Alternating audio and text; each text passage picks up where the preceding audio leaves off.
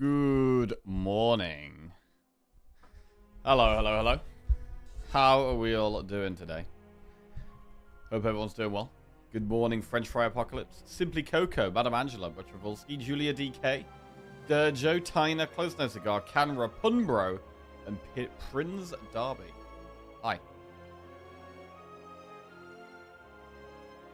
We've got a few clouds this morning, bit of blue sky, bit of clouds, kind of a neutral looking day. Not too windy, dry, calm. And in the Spire, we are currently on a 3-win streak.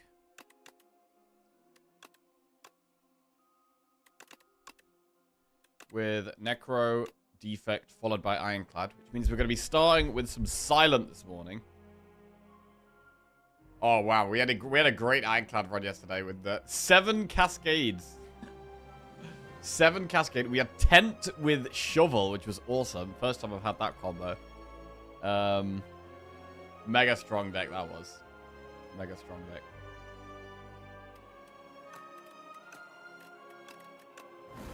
Right. Silent it is. Let's do it.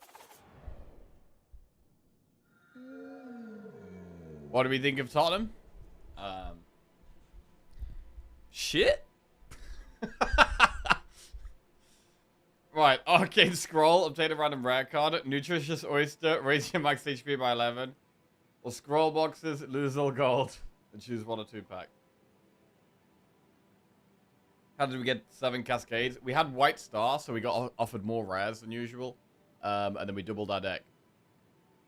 So we had 3, doubled it to 6, then we got extra 1 at the end as well.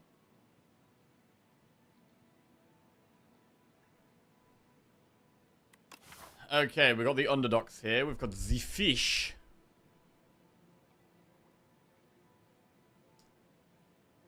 The early paths don't look that great. I mean, we could do enemy, event, enemy. And then this enemy is a bit more difficult.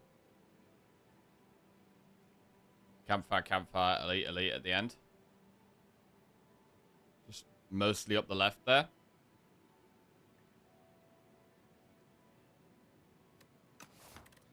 In terms of these options, I mean, I really don't love these options.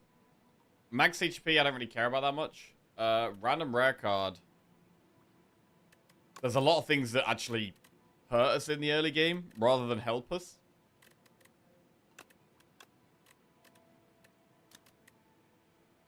Like, any of the expensive cards are just bad early on. Serpent Form, Master Planner.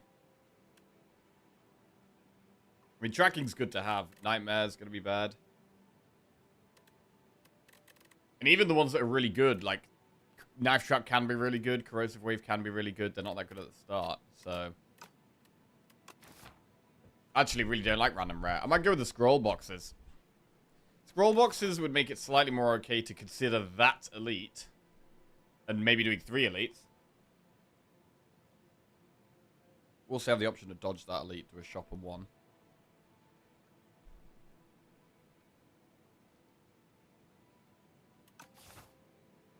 I mean, I'm actually considering the oyster here just because I've never taken it. We haven't even got the oyster. It's the only Niao relic we haven't filled in. So, maybe we just fill it in. We could just fill it in.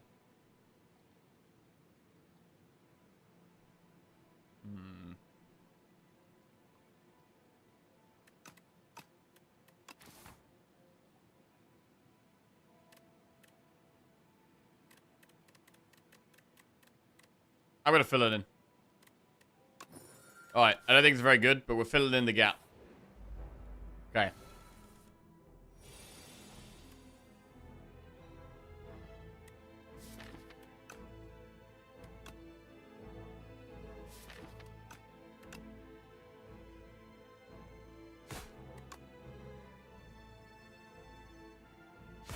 Then you have to win to get it filled in?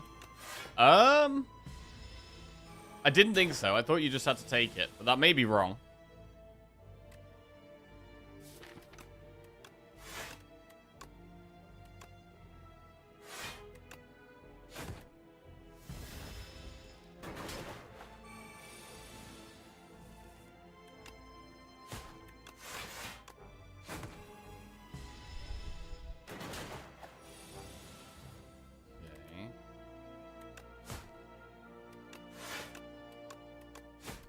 Max HP is kind of fine on undocked if you can get lose max HP for extra block event relic.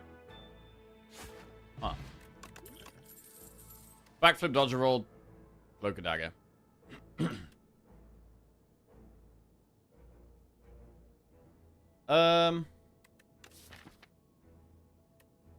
Floor 2, cloak a dagger's okay. Backflip's probably the best card overall, though.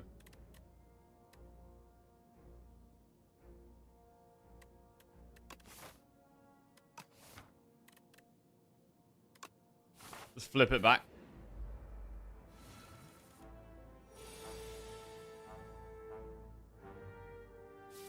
I think it's unlikely we're killing one next turn.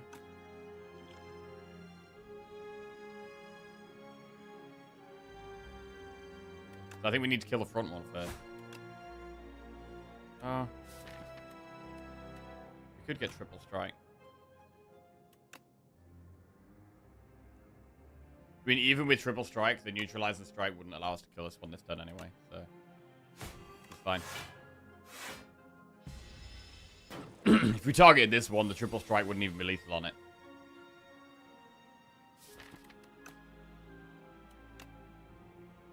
So we'll block a bit and double strike that. I actually want to just draw strikes next turn, so I'm not gonna backflip.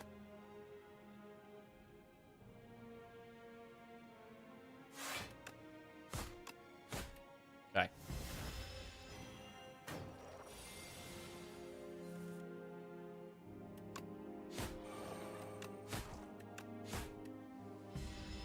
Want to try and block this turn if we can. 14.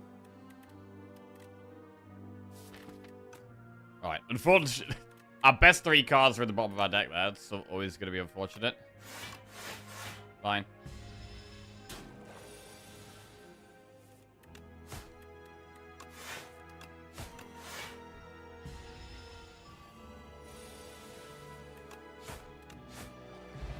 So, I mean, with the Nutritious Oyster, we have to be aware that it is a bit of a weak start. I do like Hidden Daggers.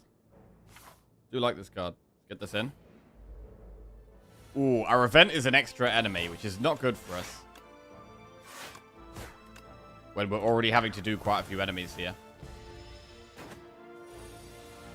Might need to use Poison Pot earlier than we'd like.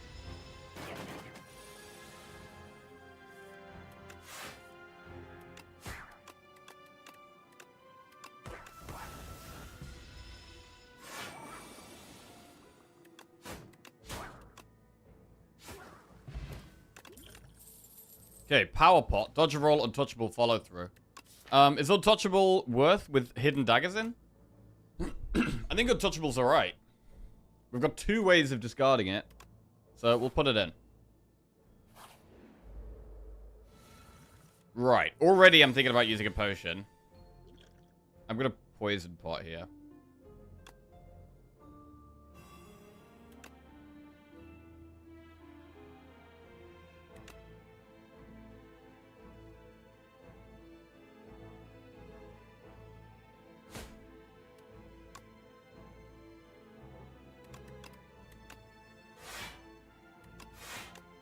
Do we manage to block all that?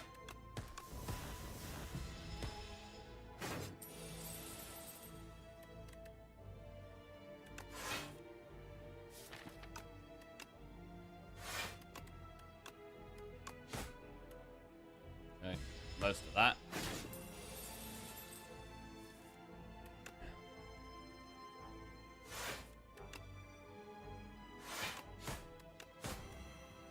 All of that.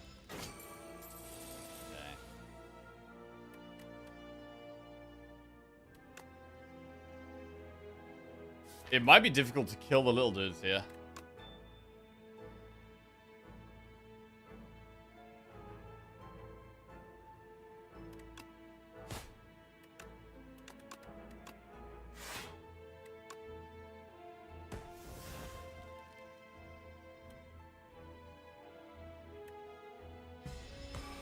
Alright.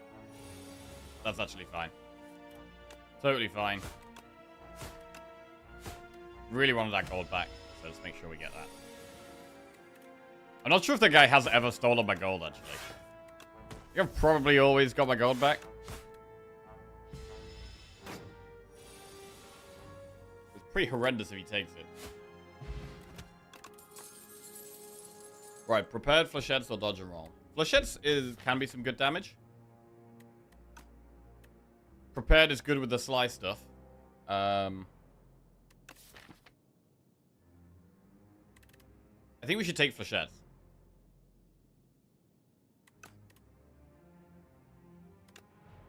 Let's take a flechettes.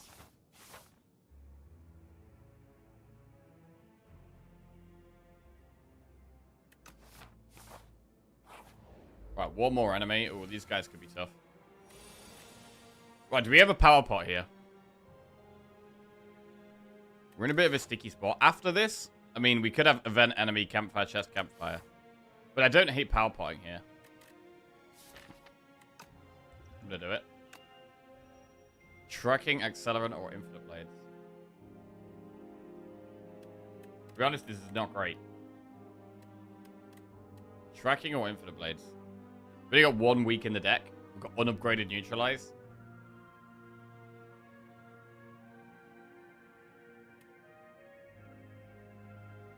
I'm just gonna get the blades.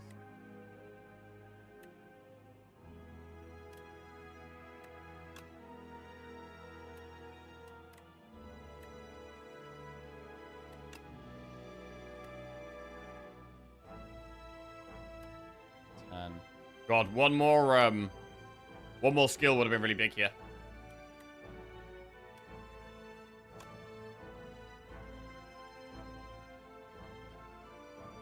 Gonna just try and block most of it and play the blades. Morning, Atusa. How are we doing? That's damage. Hidden daggers could draw untouchable. We'll discard it if we could find it. Nope. This is really rough. I mean, I'm definitely glad we used potion because this is rough.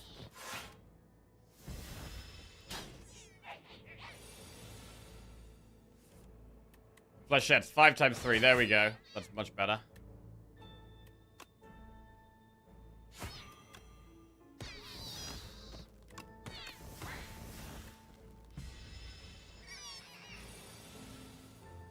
I mean, actually, should we ever have killed the one summoning there?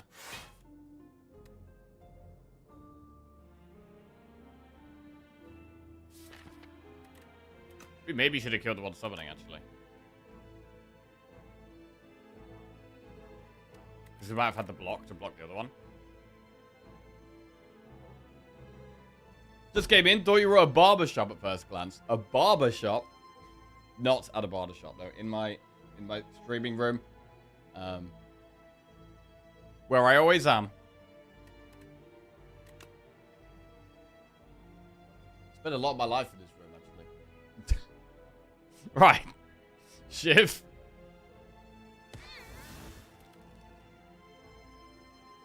Double defend is solid. We block most of it.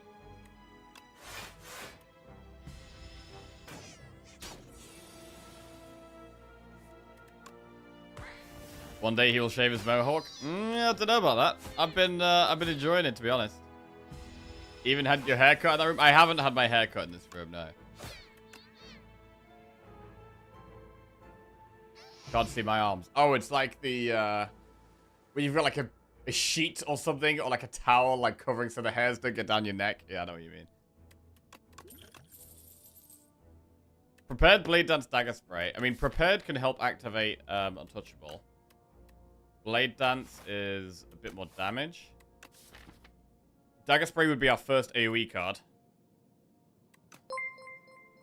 It's kind of nice to have some AoE. Kmonski just subscribed. Hey, Kmonski. Welcome to the Jack-Offs. Cheers, mate. Thank you.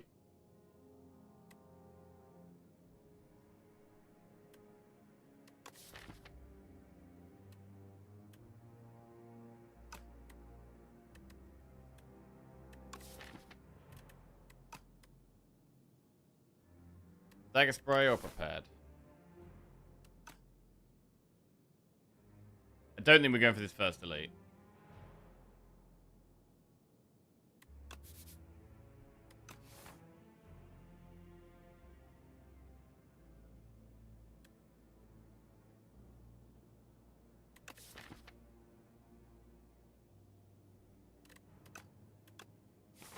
I'm going to take prepared because we do seem to be building some slice energies here. Ooh, gain 59 gold or 354 and get greed. If we went for the greed, I think we would go straight up and then we'd go to this shop. We'd dodge this elite and we'd do the second one. And we'd be going into that shop with a lot of gold.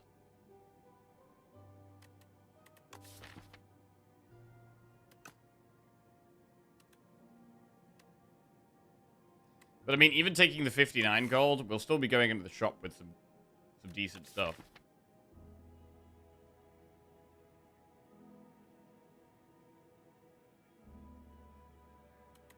And we're not forced into the shop. We could maybe do the elite.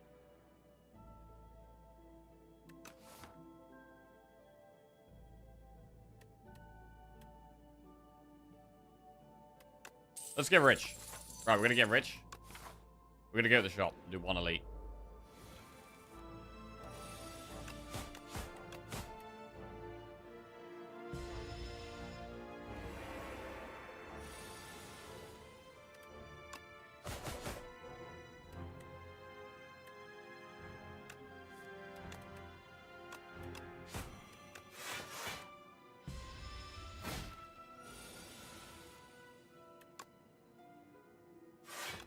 Damage. Our damage is very slow here.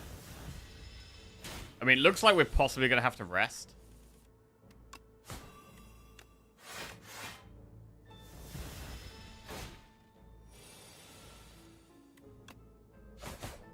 Lethal. Big lethal. Okay. 13 gold, add a card. Speed still untouchable, leg sweep. Leg sweep is kind of too hard to turn down, I think. We'll take a leg sweep. Right, so we upgraded the first campfire. What's the first upgrade? Is it prepared? Is it flechettes? Flechettes is our best damage card, really.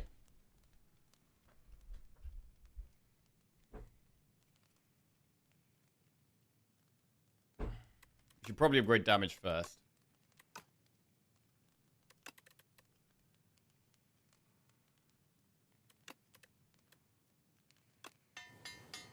Alright, we'll do flechettes plus.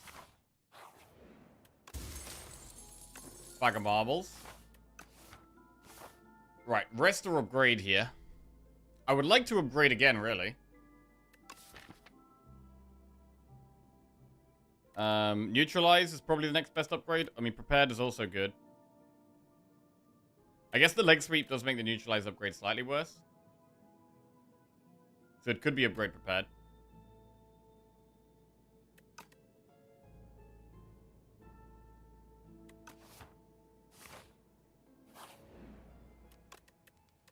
Alright, prepared plus. Then. Choose 2 of 8 random common cards or lose 14 HP and obtain the chosen cheese. Well, our max HP gets massive with the chosen cheese. But, I think it's bad. Losing 14 HP right now is really bad. We're already on low health. Okay, what do we add here? I like backflip for sure. And then do we want to go for more slice stuff with dagger throw? Or should we take leading strike, which is kind of the most damage in one card? I think backflip dagger throw looks fine, right? We're really going to be looking for more sly things. Dodge and roll is also okay.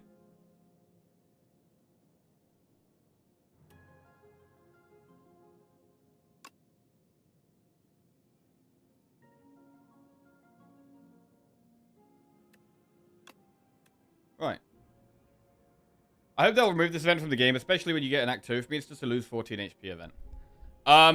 Well, I think you should change that immediately. And I think you should always click the 2 common cards instead of clicking the lose 14 HP. Yeah, I think it's almost never right to click the cheese.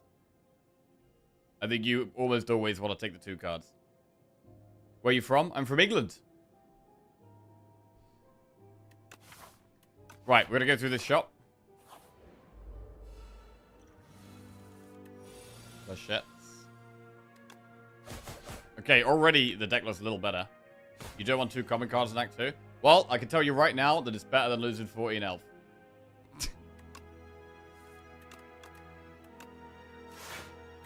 There's plenty of common cards that are fine to have in your deck. Like, having, like, more backflips or more prepareds or, you know, more shrug it offs, you know, it's not bad. It's not bad at all.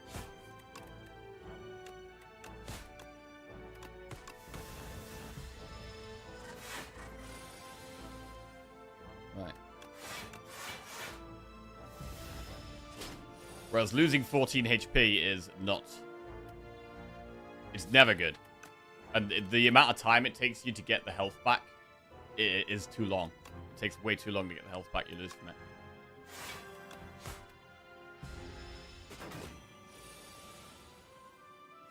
Maybe if you've got some, like an insane amount of heal relics or something. Right, Deadly Poison, anticipate leading strike.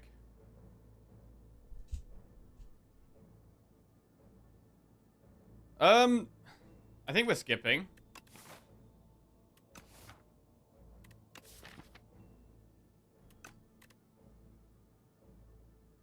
Let's skip. Sure. Right, Outbreak. Untouchable. Giria, you can now gain strength and rest sites. I mean, Ghost Seed is very good, right? Strikes and defense gain ethereal.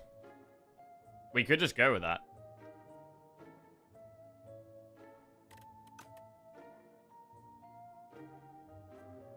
But what else do we do? The rest of the shop doesn't look that good.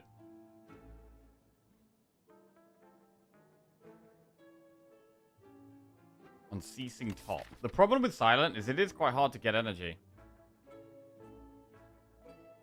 I mean, Unceasing Top you could draw with Hidden Daggers. Hidden Daggers can make Unceasing Top actually interesting.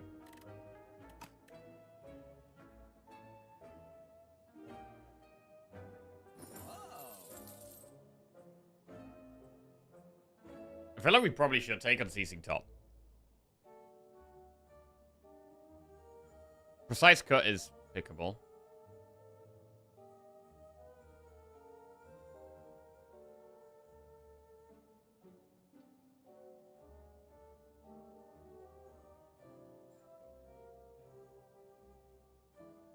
Yeah, Seeker Strike is alright.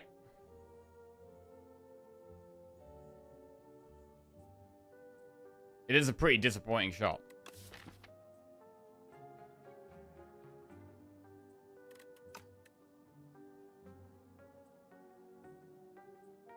We could just save our god. We could just take the Ghost Seed, maybe remove a card. Like, even though the strike has ethereal, we could probably still remove strikes. Probably still good.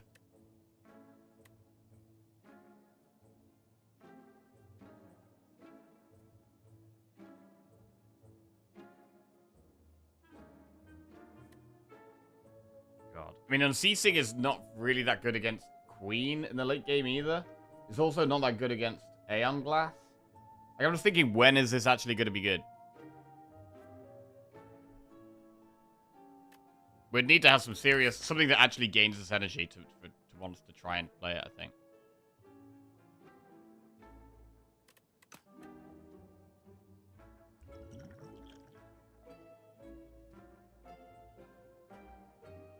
What about Giria? Strength can work with flechettes. Again, it's expensive.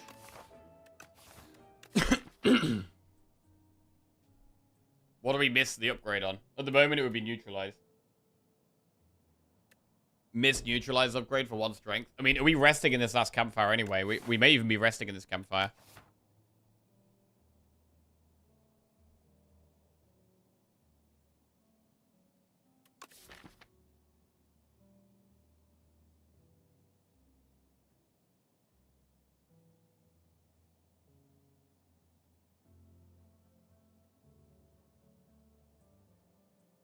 At the moment, our best damage is trying to get big flechettes. That comes through, like, having more draw. Is it ever Unceasing Top? I don't know. I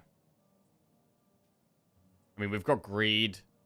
We have to have, like, a great hand for it to do anything. Basically, we have to have Hidden Daggers. It could do stuff with Hidden Daggers. That's about it.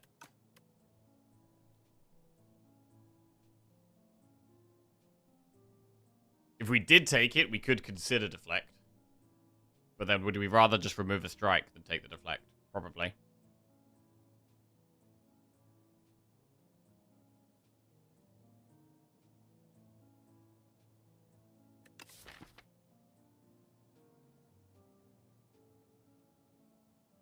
It's got a lot worse without concentrate. It has, yeah. Concentrate was really good. I guess with Unceasing Top, it does also make Precise Cut better, yeah. Deals less damage for each of the card in your hand. It is good with that.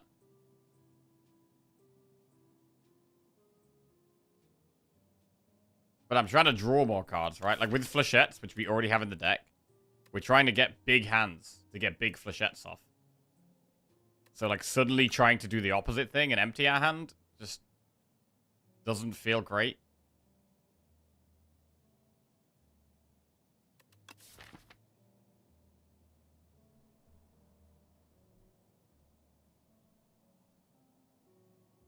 So spending gold on lifting is generally not that good. I think it's probably a save our gold spot. I think we just remove a card. Accept that the whole shop was Go Seed plus removing a strike, and then save the gold for Act 2 and look for a shop early Act 2. I think that's the play.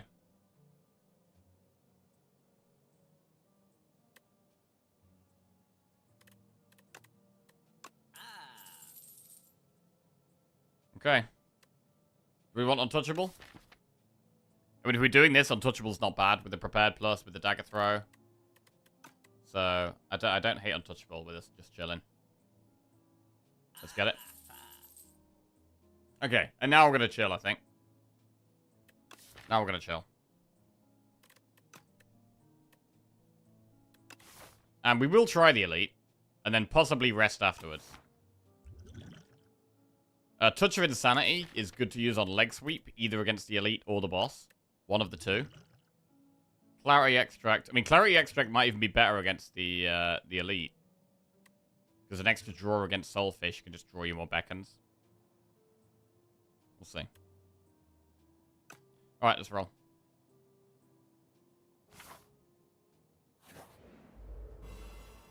Okay, want consistent block against this guy. So it's not a bad one for Clarity Extract, if we feel like that could be helpful.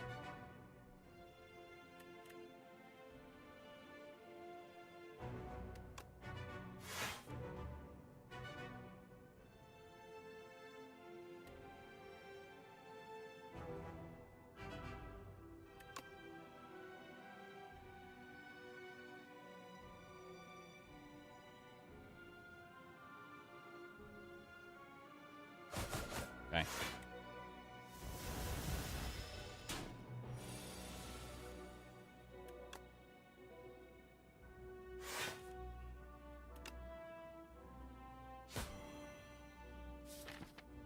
Deck is being trimmed down very quickly.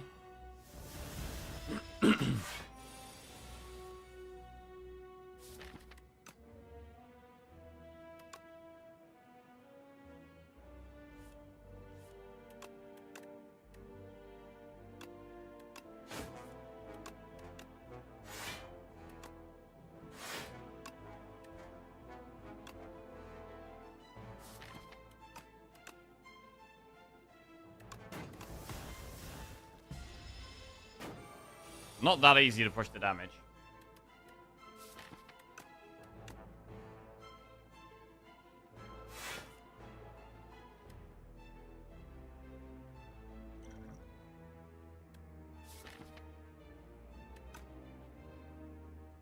Really need some more discard. Like with the double untouchable in the deck.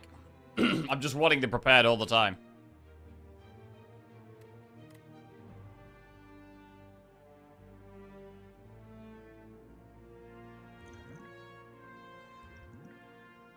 I think we're gonna play Clarity Extract.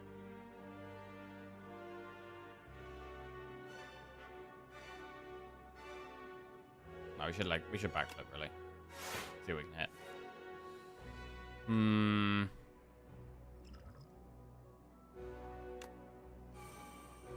Dagger Throw, that's a big one. Just anything that discarded there was nice.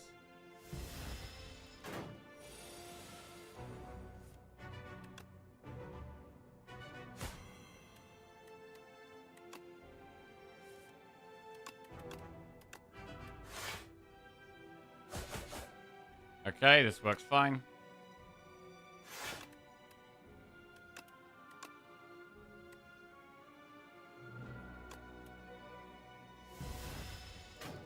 Trimming the deck down so that we can get dagger throw off with untouchable a lot, basically.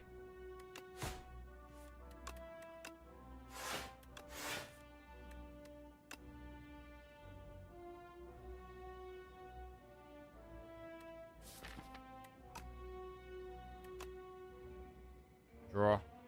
Keep it weak. Hidden daggers probably is worth there. Right, do we play this Shiv or do we hold it? I don't think we benefit that much from holding it. I think we just get rid of it. Mix for Shet's worse. There we go. Okay, got through the elite. We get Book of 5 Rings. Could be some healing later on. Flick, flack, footwork, escape plan. Probably just footwork.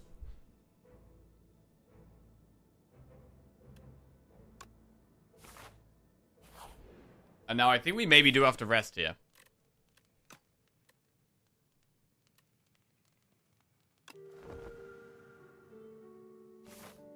Right. That is a max HP in the hour relic, yeah. The other options were the scroll boxes or a random rare. It's the first time I've ever taken it. First time I've ever taken it. Right, 40 damage off the bat's good. Also, this is the only turn it's ever vulnerable, so this is a good time to use Cunning Pot. Also, I kind of want to... I think I'm going to use all my pots here. I think we're going to use all the pots.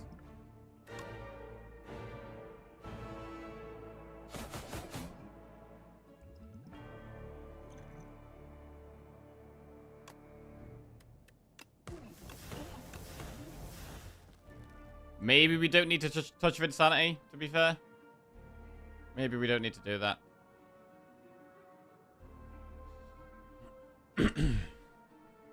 Just got 154 damage to do. It's probably fine. We should have ways of discarding the beckons.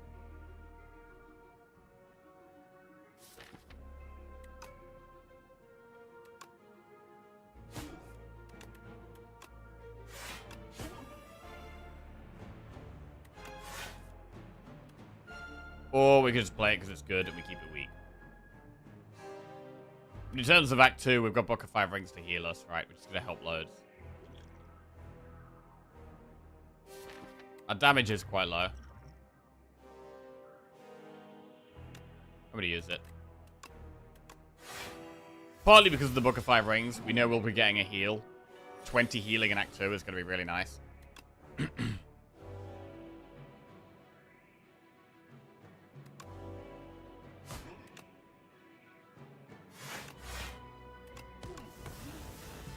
I mean, here you could actually, like, draw into Beckon, which actually could be really bad.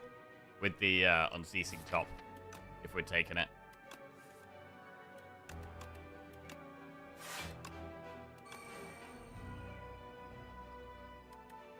Lose or keep defend?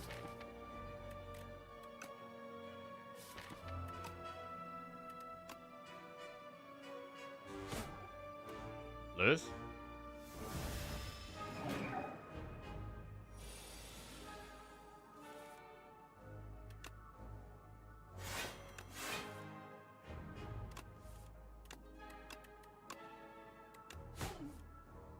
Okay. I don't think we've even lost many strikes yet. We've exhausted one strike.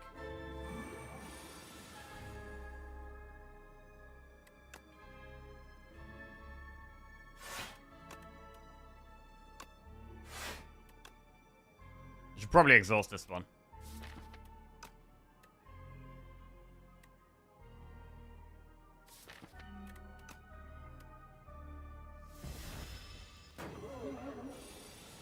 Right, I think next turn it does quite a lot of damage. Oh, this is a scary hand. I think we just take it slow. Do lose a strike. Now it does a lot of damage. Oh my god, well that's a hand. That's a hand. I mean, we should really backflip, because if we get any discard, it's great. Backflip saves us 7 health. So we should still backflip here. Ooh! Hidden Daggers, actually amazing here. Actually amazing. And the turn has not turned out too bad. We only take 10 damage in the end. Looked like it was going to be way worse.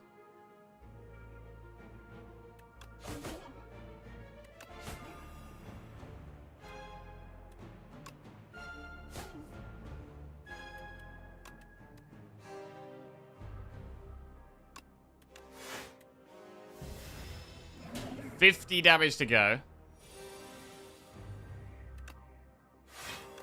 We've actually never drawn leg sweep on a turn it's actually attacking, I don't think.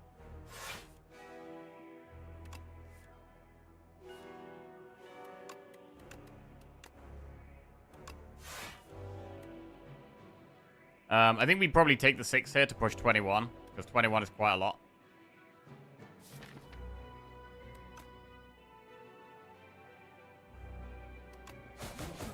Okay.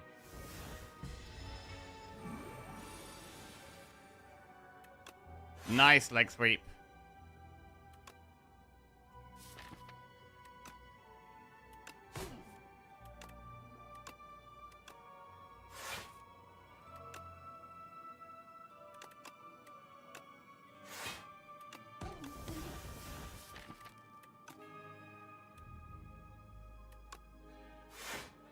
Okay.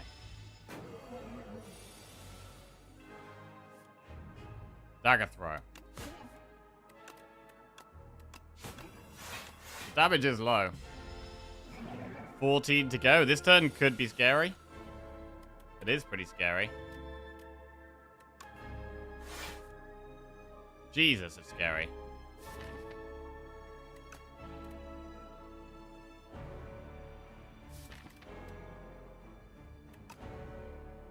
Like, the prepared and hidden daggers are so important in this fight. So we're currently taking 19 plus 18. Which is 37. We currently block 39. So we do block it. We should keep drawing. To try and hit prepared hidden daggers. Or lethal. Okay. 75 gold, power pot, add a card to our deck. So we've still got a lot of gold here. Master Planner has potential in a deck where we're doing lots of discard stuff. But Shadow Meld is really good. Upgrade that, and suddenly it's like loads more block.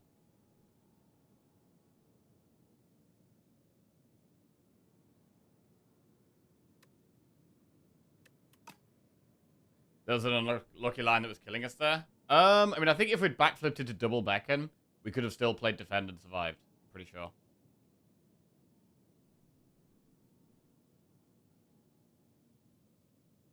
Master Planner might get better with Ghost Seed. Yes. Master Planner would be pretty good with like the leg sweep, the backflip.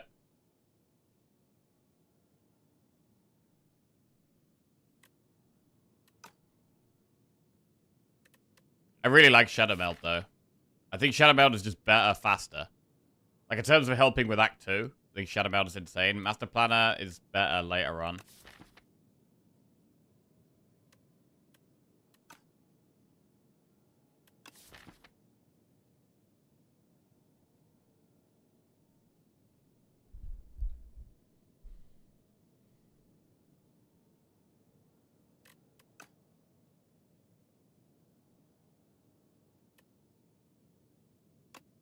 So go to Shadow Meld for now, but we might take a Master Planner later, we'll see. Right, upon pickup, upgrade 6 random cards. At the start of each combat, add 1 Luminous to your hand, or replace Ring of the Snake with Ring of the Drake. 6 random cards. I mean, the Sandcastle could upgrade Strikes to Defense. Which isn't amazing.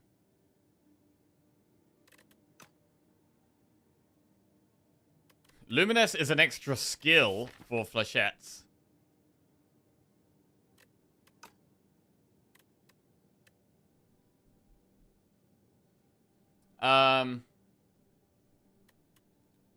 Extra draw the first 3 turns. Does get past our strikes and defense faster, right? We draw the strikes and defense faster, which means they go ethereal faster and go away faster. Which is quite good. So it could actually be Ring of the Drake. Whenever I see streamers play this game, I'm like, yeah, I can beat Ascension 10 too. Then I attempt it and get reminded that I can't.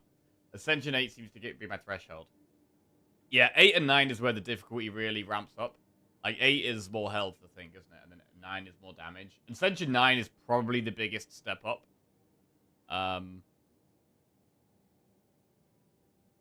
Like, Ascension 10 isn't too much different to Ascension 9. It's basically exactly the same, except you get extra boss. The step from Ascension 8 to Ascension 9 is pretty big.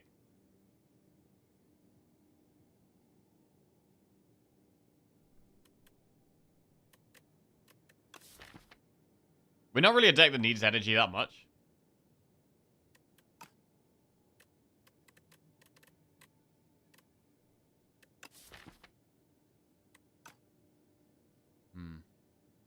I have a similar experience. I die a lot. Jackie makes it look easy. I mean, I do play a lot.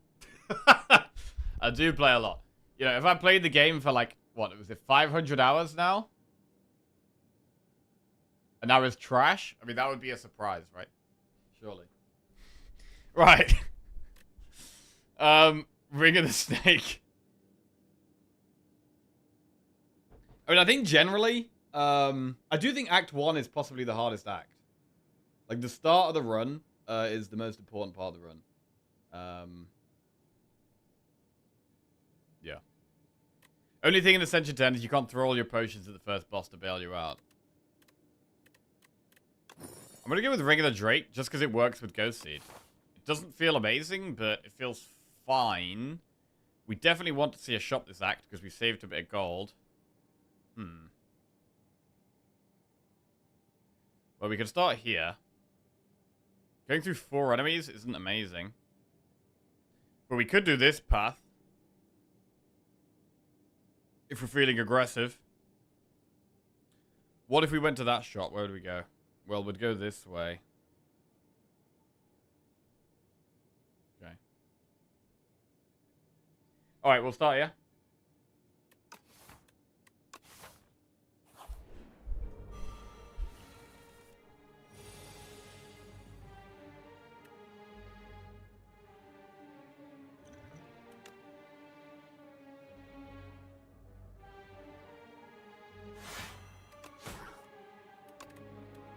So I don't want to discard strikes to defense. Gotta remember that. Don't discard strikes to defense because we want them to exhaust.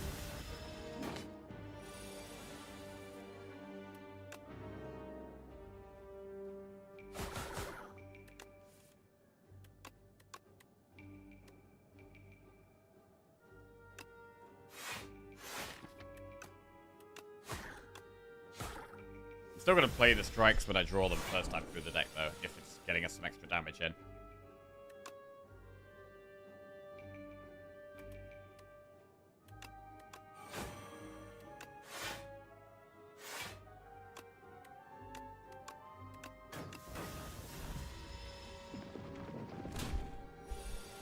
It's one of those decks where it feels like we could do with some relics that synergize with attacks.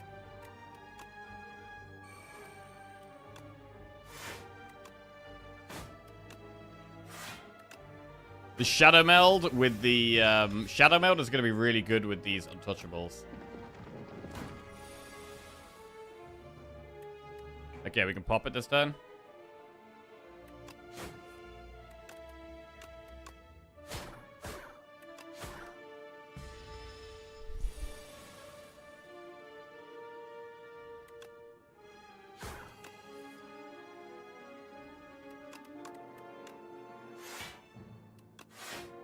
Any more damage? Small damage. Okay, I would really like to do 13 here. If we can't... Okay, we can. Good. But yeah, if we can't, our deck is quite slow. Dagger Spray for 1 AoE card, but really it needs to be upgraded. Prepared for more Sly Synergy, which we know is good in our deck.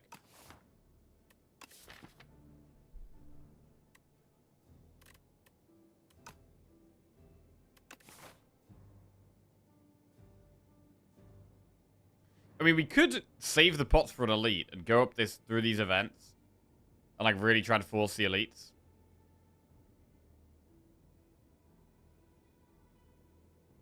It feels safer to just... I mean, it feels better to just do these enemies and go here. It doesn't feel amazing, but...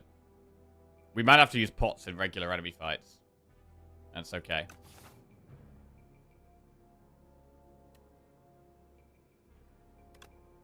What's our longest streak now? Our longest rotating streak is 17.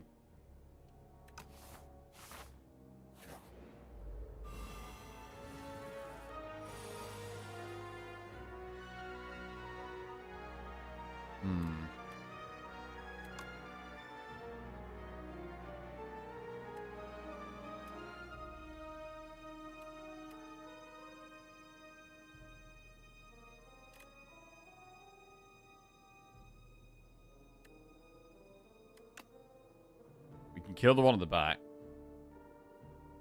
Gotta remember we've got the Book of 5 Rings. So we could dagger throw, discard the untouchable.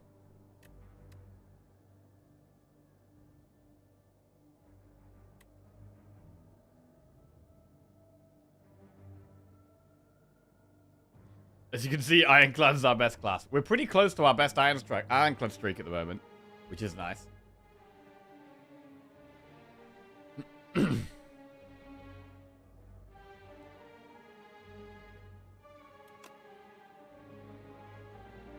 Alright, I'm just gonna kill this one. It's not... doesn't feel incredible to do this, but... I think it's fine. Ooh! Hidden Daggers is a great hit there.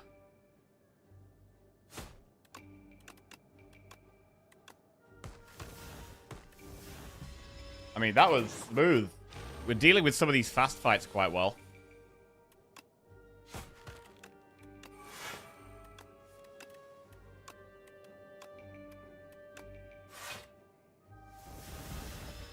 Yeah, I mean, the Ring of the Drake is really good. Like, 2 extra draws first 3 turns. Basically, our first 3 turns are all really strong. Is essentially what that means.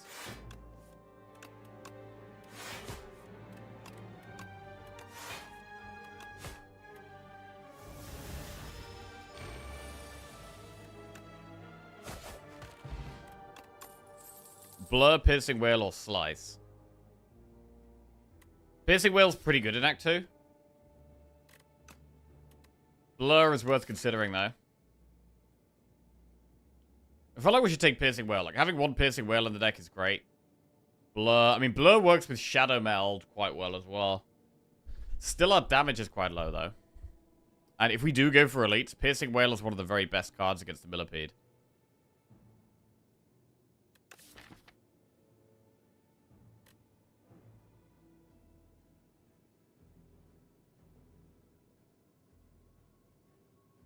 Why does Silent feel so much easier to me? Brought it to Ascension 10 yesterday with a 0 damage test subject, while all the characters feel so inconsistent at Ascension 7 or 8.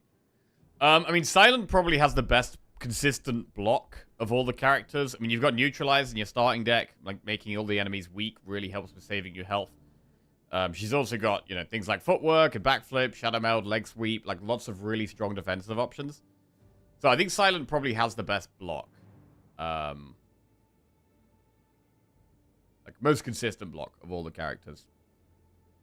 So, could be to do with that. And you don't need too many damage cards. Like, you can win with just, like, a little bit of poison. I mean, to be honest, we should probably just put a tiny bit of poison in this deck. Even though I'm trying to build around the flechettes. Just a little bit of poison would go a long way, I think. Right, I'm going to take a Piercing Whale. I feel like it solves a problem more than Blur does. These next 2 fights could be a bit difficult, especially this one before the shop. So we should be willing to use a potion in this shop. In this fight. I'd rather use the skill pot than the power pot, but we'll see. To be honest, with no AoE in our deck, this fight is not straightforward. So it might be a good spot to use power pot.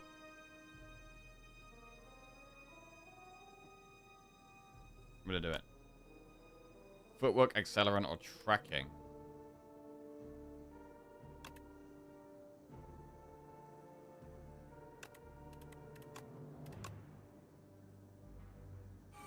Right, well, we'll do tracking. Piercing Whale can help in this fight.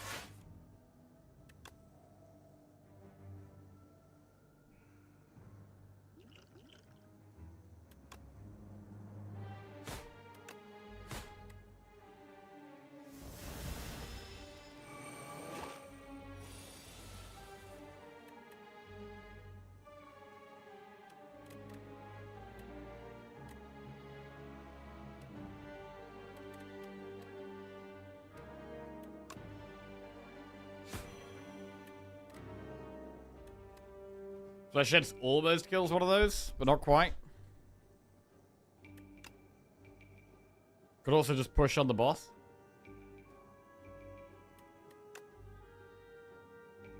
Might be the better play.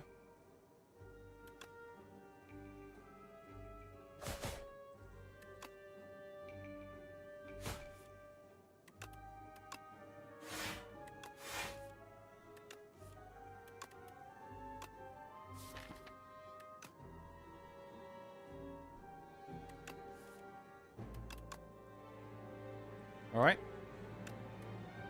Could still be a fight we use skill pot in. Morning, hi farm, how we doing?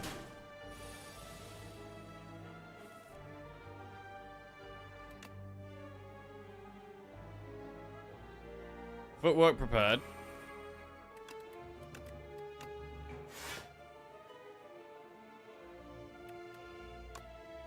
Backflip.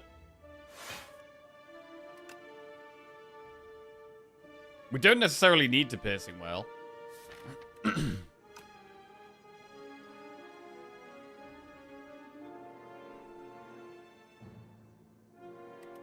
We can already block this without doing it. Let's do that.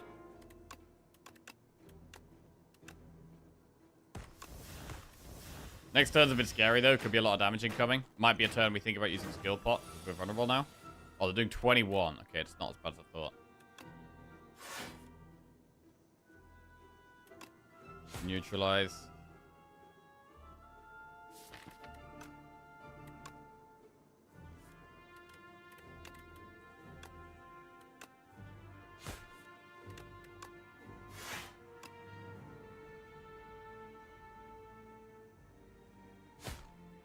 $22 damage to go.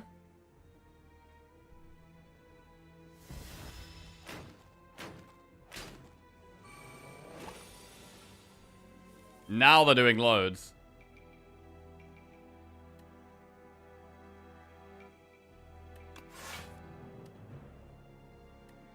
Neutralize could help us put a lot of damage, push a lot of damage if we could just find any here. Piercing Whale also could save us a lot of health.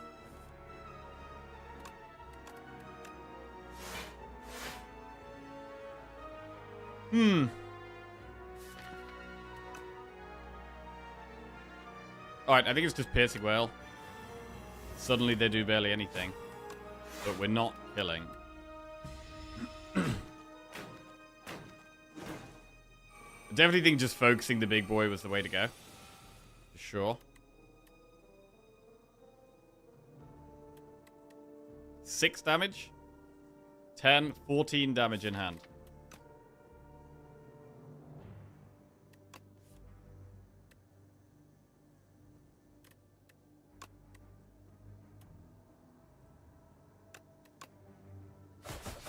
Yeah, I got there. 9 gold, ship in a bottle, add a card. Balancing Flask, Untouchable, dodge and roll. I mean, the Untouchables have been very good. It's got to be worth considering taking Balancing Flask and just having 1 poison card in the deck. When we take 1 more card, we get a heal to full, which is really nice. Doing well despite the whole Arsenal in is champs thing. Yep.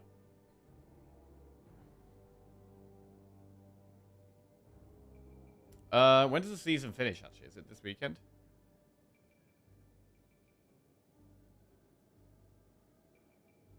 Should be this weekend, right? Yes, Sunday. Okay. And then it's gonna be World Cup soon, bro. When does the World Cup start? World Cup start date. 11th of June. That's like 3 weeks. Anyone excited for the World Cup? I do quite like getting into the big sporting events, the Olympics, World Cup, all that stuff. This World Cup is going to be so ass. Oh, no. Why is that?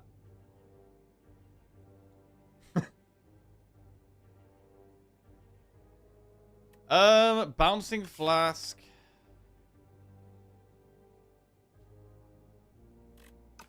Bouncing flask.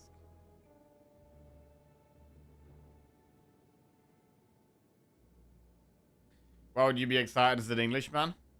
Just you know, intense competition with everyone rooting for their team. I think it's fun. Bye now. More excited than Tottenham might be going down. Yeah, that would be exciting. Denmark isn't playing and it's on the other side of the world. It's a bad time zone. Not hyped. Ah.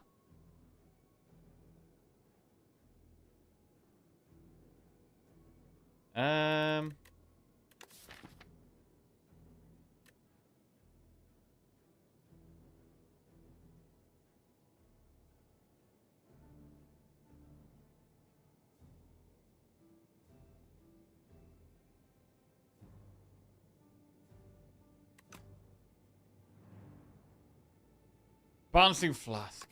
I feel like we shouldn't take it.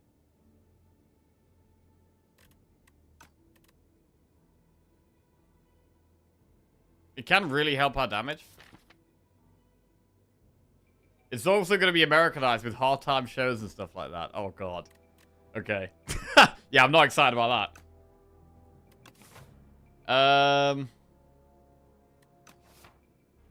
I think taking one poison card is kind of important. Against, like, the B elite, where we, like, the direct, the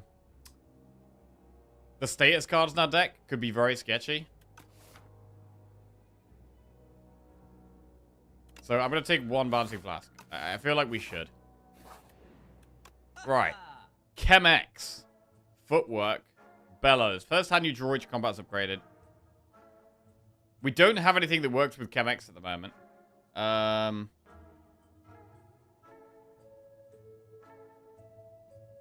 Morning, Waglini. How are we doing?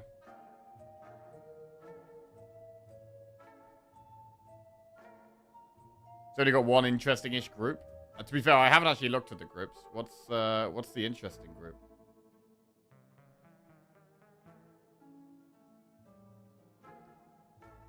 Let's have a look.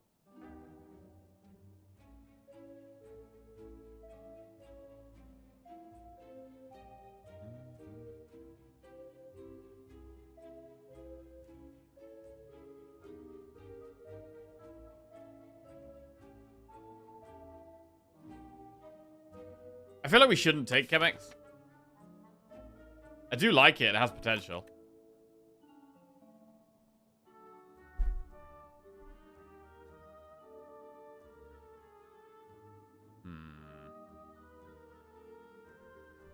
What about Chemex remove? And then Chemex isn't amazing right now, but it's got big potential.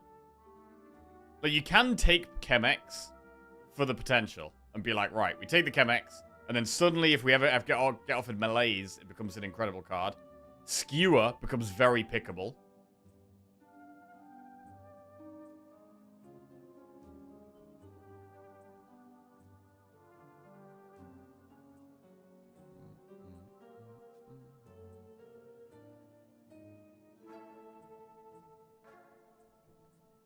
$195, $150. That's $345. 375. 384. Bro, we're 1 gold off. Chemex footwork remove. Is there another shop on the way? Only if we go this way. Which would rather not do. Because we're looking to do Campfire Elite. And then really want to do Campfire Elite again. Rather than do the shops and the elites. Also, we'll then have a chance to do a third elite. But I'd rather go the route with the campfires. Archaeos1 just resubscribed for 45 months. I wish they said my sub ran out before I got a stupid ad of some cartoon sniffing a hippo's mouth. Here's to 45. Hey, welcome back to the Jackoffs. Archaeos, thank you very much. Bellows. Alright, we could not remove, because removes aren't quite as good when we've got the Ghost Seed. And we could just do Chemex Footwork. I'm intrigued by the Chemex. Let's try it out. It has no immediate value, but it has potential.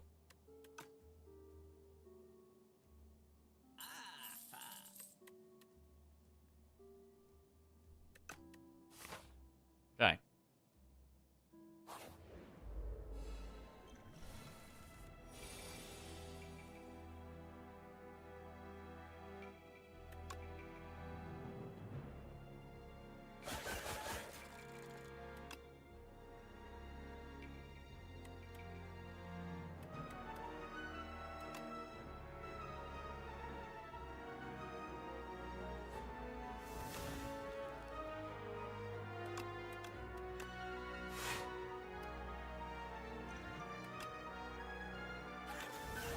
And we've already got the Book of 5 Rings back to 2 again. I do think this is a really strong relic.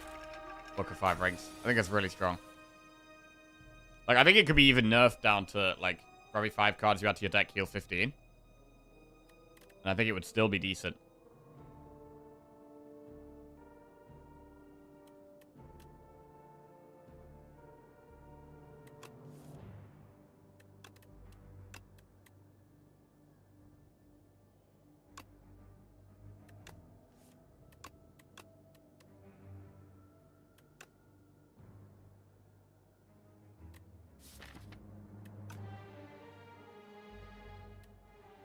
Right, let's get a Footwork in play.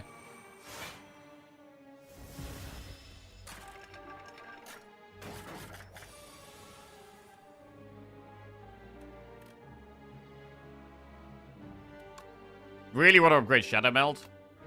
Energy, we've got slight energy issues. So upgrading that would be really nice. It'd be good to play Bouncing Flask here, but it's kind of awkward to get it in play.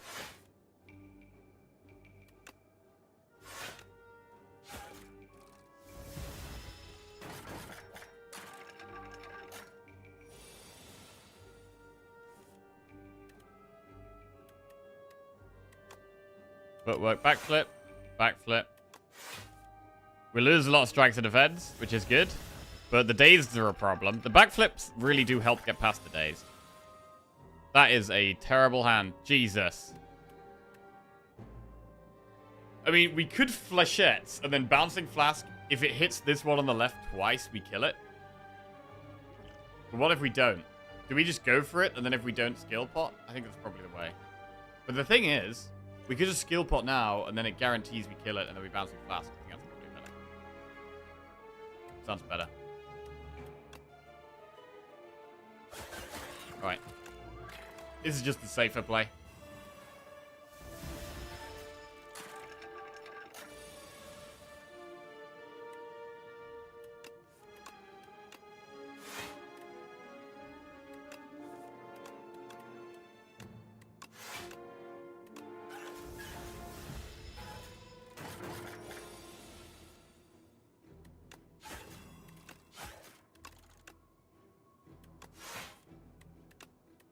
Cool. Alright, getting there.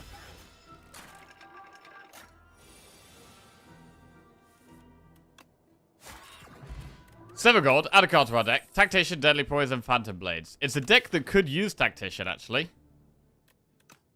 Tactician could definitely help us get the Bouncing Flask in play more easily. Let's take a Tactician. We really, really want some upgrades. We really want some upgrades. What's the best upgrade going into when we know we're going towards an elite? I do think Shadow Meld is a really good upgrade. So I'm leaning towards doing that. We're possibly going to use Ship in a Bottle. I'm also thinking about upgrading Poison, because if we get the B-Boy... what are the X cards for Silent? It's Malaise and Skewer.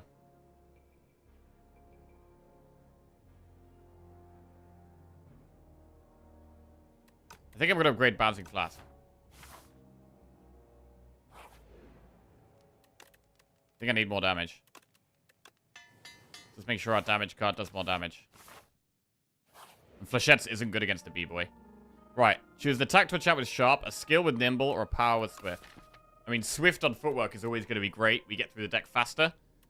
Could also put Sharp on Flechettes. For a bit more damage. Do we just want to cycle even faster? I mean, once we're cycling faster and get through our deck, we can get prepared with Tactician off more often, which is really strong. So I think it probably is still Swift footwork.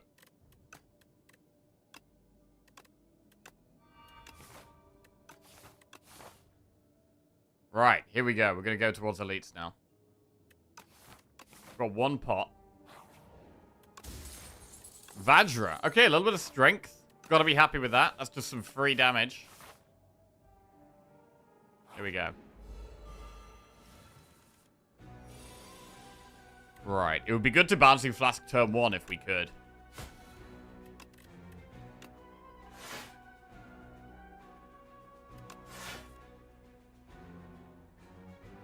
I might ship it a bottle.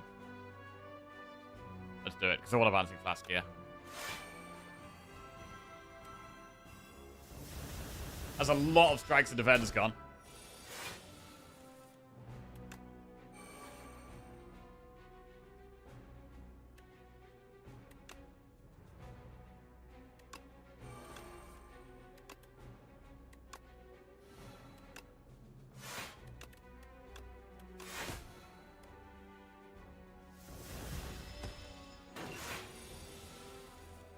Flechette's 8 times 3.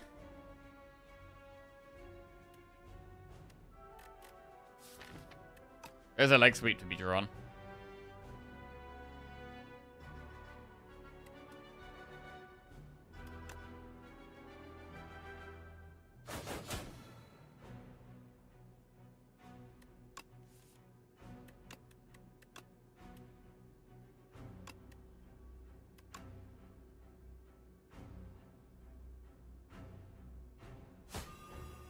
So, I mean, we could backflip leg sweep, not play the footwork.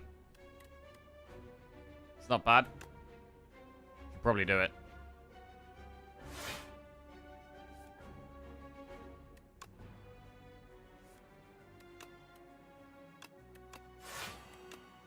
Means we haven't played one of the footworks. Was tracking a pot or we lost it? Yeah, we got tracking from a potion one fight. It was never in the deck.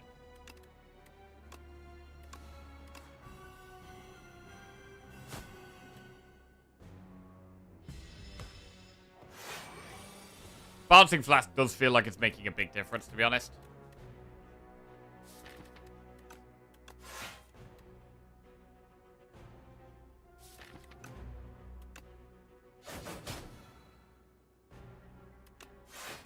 Okay, I'd like to lose that last strike. Do we ever play it here?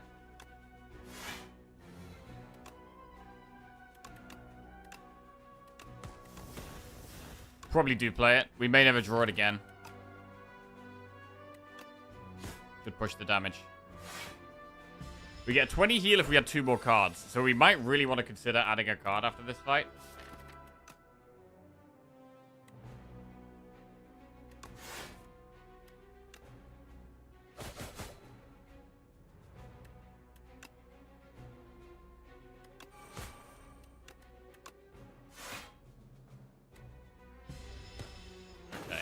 Dead.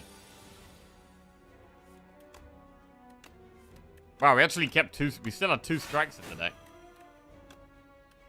Alright, pretty good elite there. Pretty good elite. 33 gold, duplicator. Always happy with a stone cracker, although it's likely to just hit strikes and defense. Untouchable, finisher, deflect. We've already got double untouchable. I'd maybe consider taking an upgraded one now, but I don't know if we should be taking another unupgraded one. I think I'm going to just skip. And then I guess upgrade before the next elite. We can upgrade Shadow Meld now.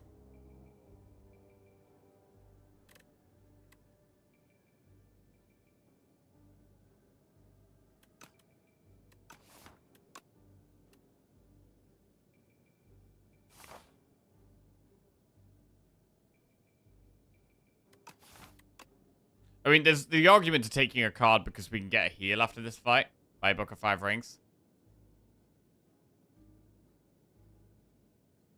That might be a thing. Take the Untouchable. We're going to want to upgrade up the other prepared again, though.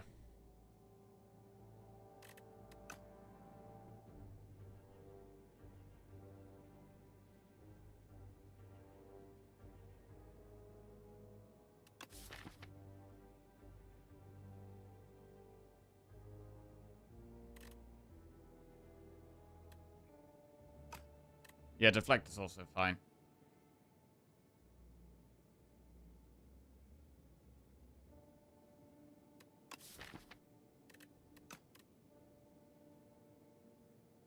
Alright, we're going to take a deflect just to move the Book of Five Rings along mostly. The heal could come important. Could be really important if we struggle on this next fight.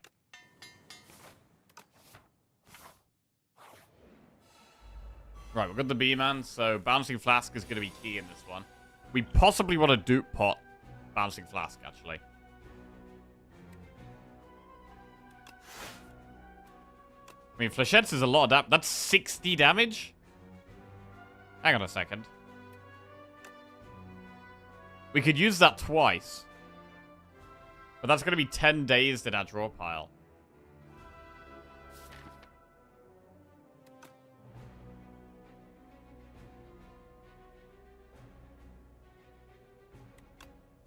$10 days.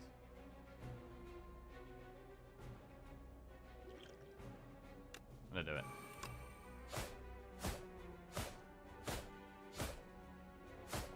We should draw 1 or 2 days to turn. Really?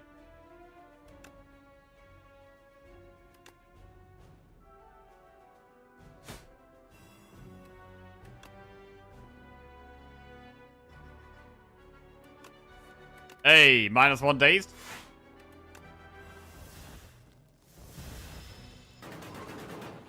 Okay.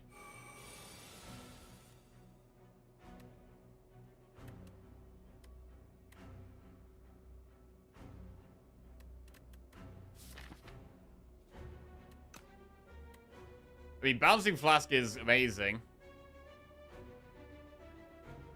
But we need to block some out.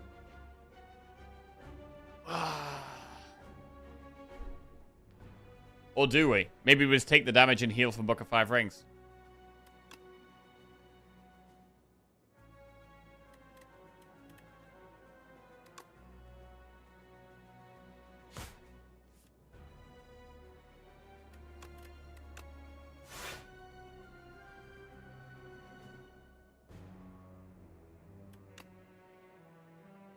That sounds out of the way.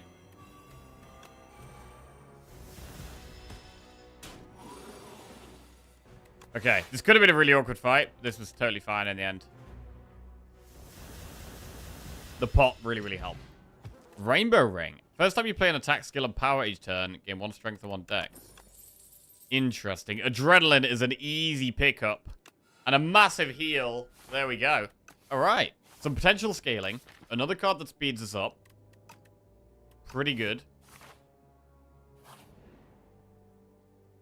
Gain a debt and divine 6 times.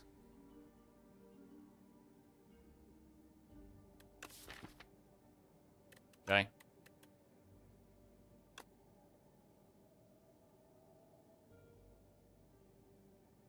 Ooh. This could be a... I mean, we know that's a common card, so this card should be really good, whatever it is. It's the rare card. Nice. Right. We could just accept the rare... We probably don't go for the relic here. It might be better to just get the stuff here and chill out a bit. We get a common card, get a pot.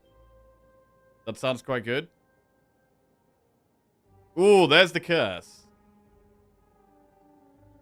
So we can avoid that now.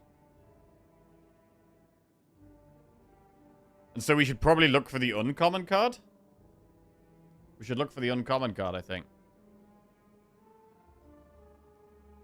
Let's have a look over here. Well, that's the relic.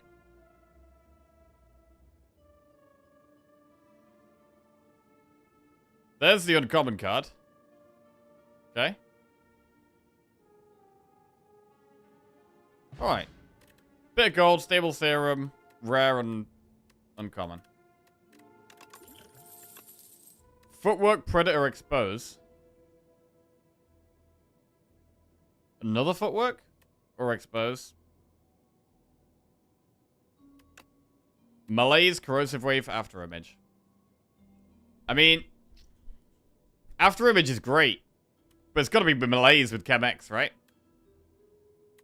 It's got to be malaise with Chem-X. Boom. Malaise goes in. We'll go with another footwork. Okay. This is the Millipede. And we don't have AoE. Our only good card against Millipede is Piercing Whale, really. Do we ever just avoid the Millipede? Because it can do a lot of damage to us.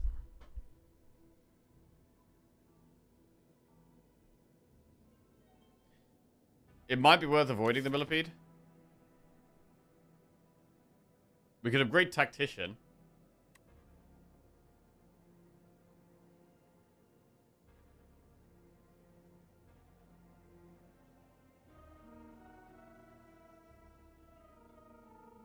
I do think it's just a really hard deck to beat with Millipede. It's really hard for Millipede, so I think we just avoid it. No fight for book value. Yeah, we don't actually want to heal after the boss. We want to go into the boss with Book of 5 Rings on 3. We don't want to go into the boss with Book of 5 Rings on 4, because then we just get a heal at the end of the boss, which isn't what we want. So we're going to do an event. Ah, it's a fight. Okay.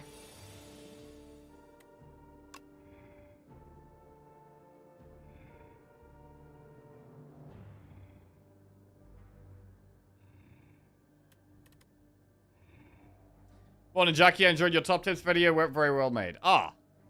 Good morning, Pennywise. Thank you very much. Yeah, it's good. Feel like I'm, we're working on improving the YouTube vid quality. I'm going to be putting some more educational stuff out there. And Lizzie's smashing the editing as well. She's put a lot of work into that. So, that's also helping. So, yeah. Going to be, hopefully, more good YouTube videos to come. Glad you liked it. Do we malaise this dude? This is not a good hand.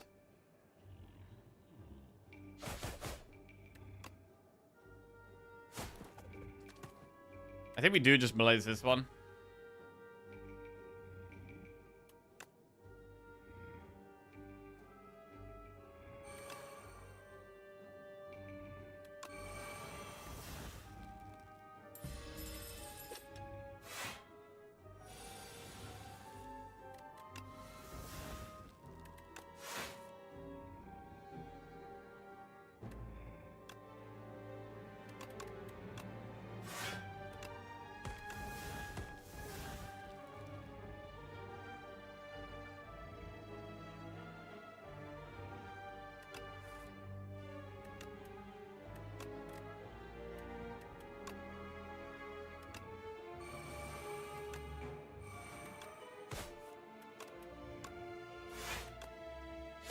I mean, our block is now pretty high. I mean, we would take Skewer, right? We definitely would take Skewer.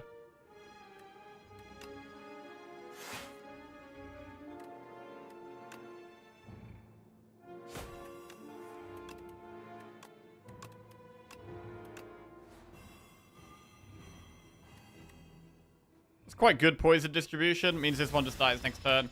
This one's got a bit of poison on it as well. Pretty good. Just ignore that, dude. Colorless Volley. Volley? Yeah, that could work. I mean, Volley hits random targets, which is a bit weird. But it does do more damage than Skewer.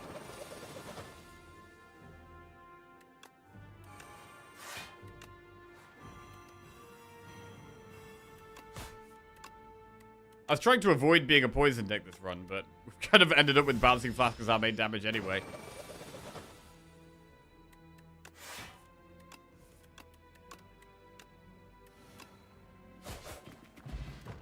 I mean, Flechette's has been good. Flechette's has been good.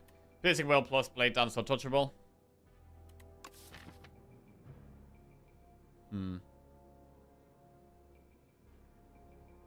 We could upgrade Malaise going into the boss.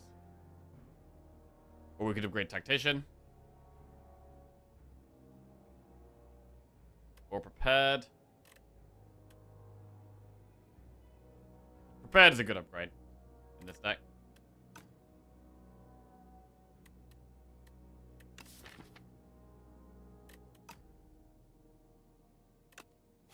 Take the whale. Right. It is good. It does mess up the Booker of 5 Rings a bit, but it's a good card. Right, do we upgrade Malaise or Prepared? I mean, Malaise is good anyway. I'm going to upgrade Prepared. Try and get through the deck faster.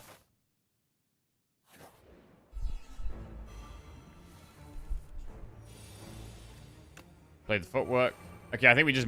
We could footwork, but we should probably footwork Malaise. It should probably be footwork Malaise, yeah.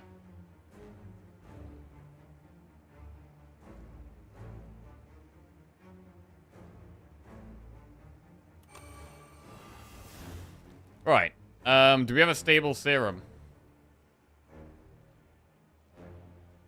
I mean, retaining our hand... We get 7 draws, so probably not, actually. We get 7 draws. Compared to stable serum, maybe turn 3.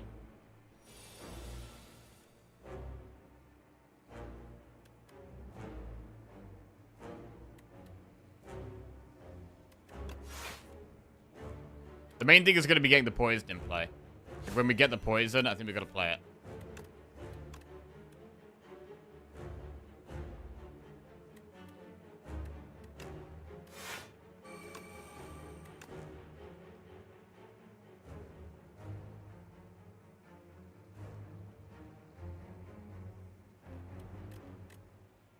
Could be worth not doing anything to just get rid of the strike.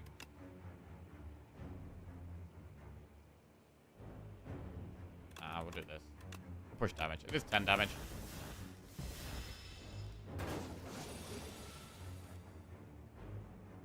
Adrenaline. Footwork. Not a great hand. This is where we lose a lot of strikes.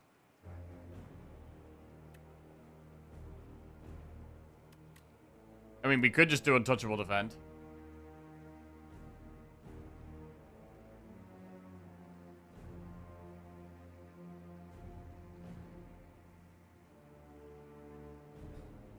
Right? We do take a chunk of damage if we strike, but...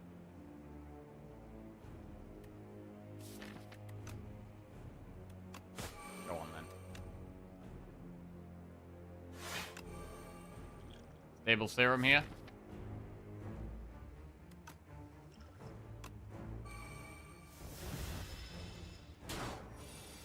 It's not the best pot. Feels like just a fine time to use it. Ooh. Well, we definitely want a Bouncing Flask. And we should probably Flechettes as well.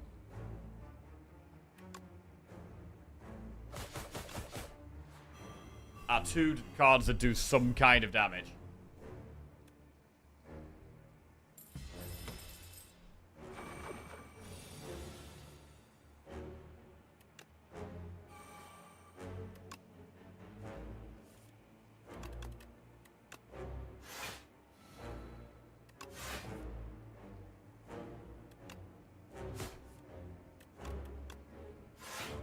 Okay, I think playing the Frantic Escape is fine here. It costs 2, but we can just get rid of a lot of these strikes of defense this turn. Get rid of 2 defenders and a strike.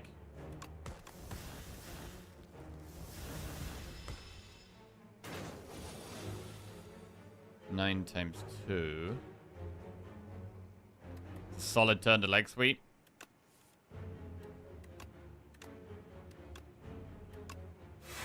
Frantic. Right, kind of need to draw the Bouncing Flask again. Okay, we need to play the Bouncing Flask here. That's a 1-cost Frantic Escape.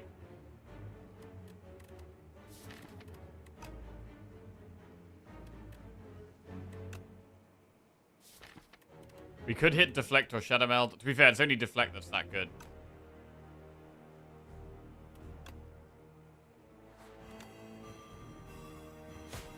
So we should survive it, really. Right, 21 poison does speed our damage up a lot now. And this looks like just a double Frantic turn, to be fair. Could backflip to try and hit Flechettes. And then just play the 1-cost one. It feels like a nice turn to play the 2-cost one, though. because I might not have to play any more 2-cost Frantics now.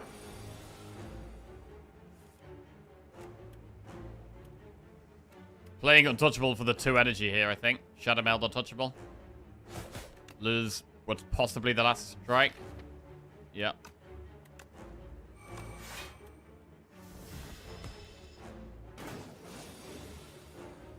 Man, it would be nice to play the Bouncing Flask, but we take a lot of damage here if we do that.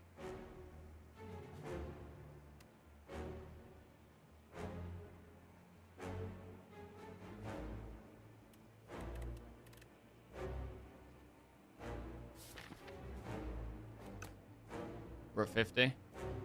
We are at 50. Well, we take damage no matter what, so I guess there's not really a choice anymore. We could Frantic Escape, but at this point, I think it's better to just speed the damage up. Take the hit. Crazy that with so much block in the deck, we're still taking damage here. We've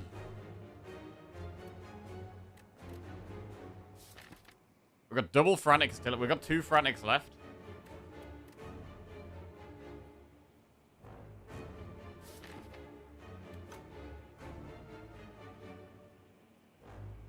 We might have to play the 2-cost Frantic, yeah.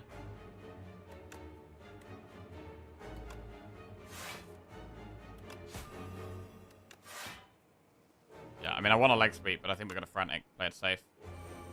Okay. Now it should die, as long as we don't die this turn.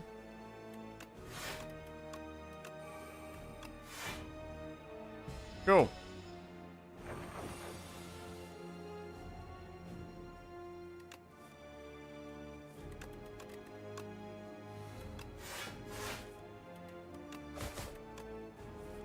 Deck could do with some more stuff. Deck could definitely do with some more scaling.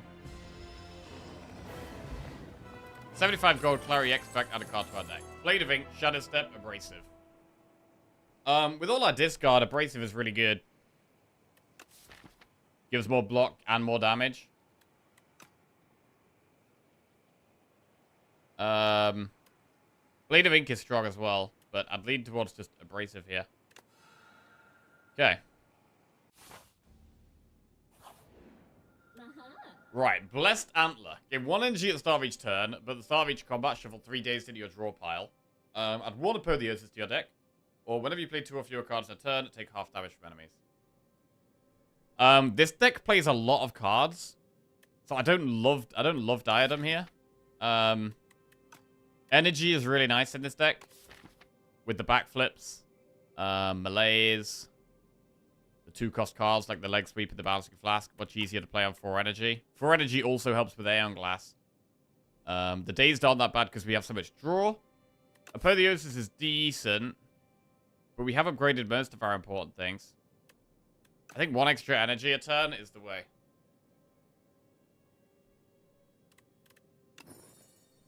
Right, we have the draw to make up for the downside of that. Right, we'd definitely like to do 1-shot this act if we can.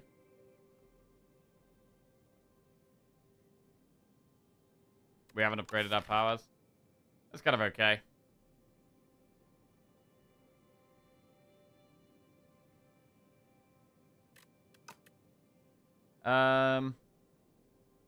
If we went through this shop, we'd probably do... I mean, I don't love the idea of elites. What time do patch notes usually drop? It's usually around, I think, midnight my time. So, a long time away. It's been about 15 hours. So for me, I don't get to play on the new patch till tomorrow.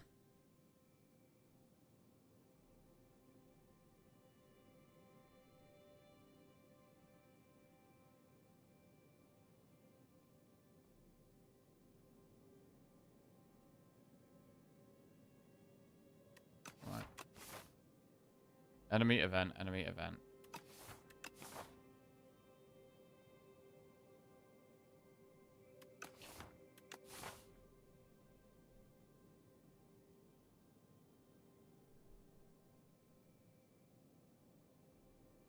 This shop is the easiest. We have the most options with this shop. So we might just do that one. This is the only shop where we could potentially do 0 elites. Knights are quite scary. Okay, let's go this way.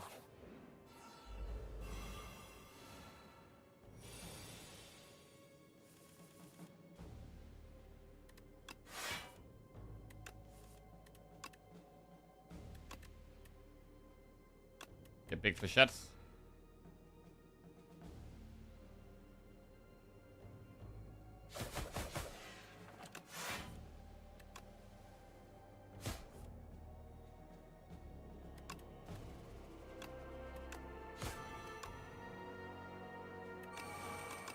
Alright, pretty good.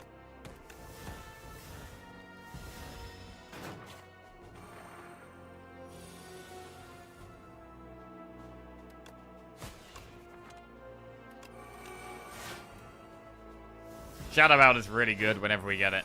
It's super good, bro.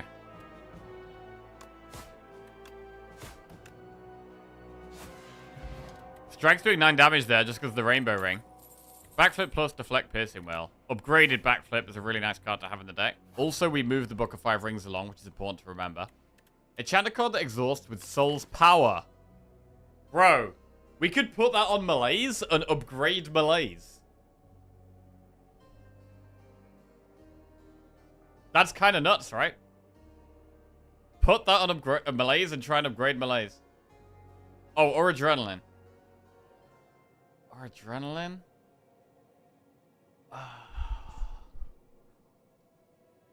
Bro, Malaise is really good with the Chem X, bro. Surely it's Adrenaline. I mean, without Chem X, it would definitely be Adrenaline. But with Chem X, I think it's Malaise. Definitely Malaise.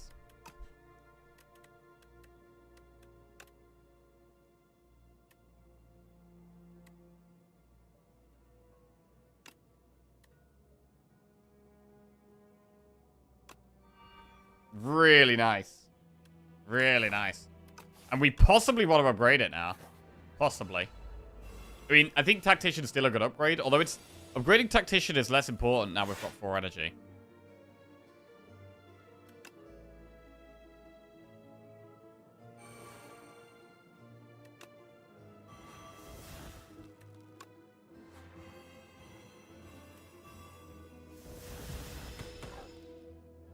I don't know if there's any... What exhaust relics are there that we can get in Silent? We've got so much exhaust. With the Dazed, the Curses, the Ghost Seed making strikes and defenders go away. Is there even any... It's all Ironclad, right? The exhaust synergy stuff.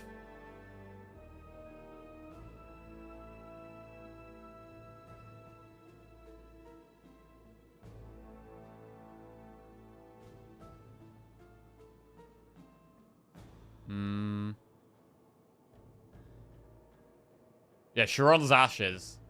That is Ironclad only. When you exhaust, deal 3 damage to all enemies. There's a shot one?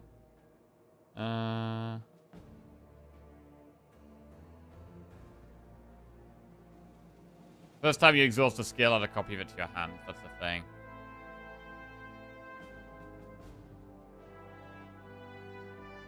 That's kind of it. Find the event that gets us clad cards. To fulfill no pain, yeah? Sounds good. Oh, Joss paper. Yeah, that's the one. Thought there was something. Where is it?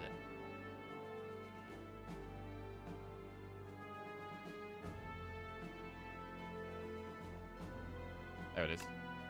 Every 5 times you exhaust a card, draw a card. Yeah, this would be good. This would be good. Or, and if we did get the choice between cards from another class, we definitely would click Ironclad, without a doubt.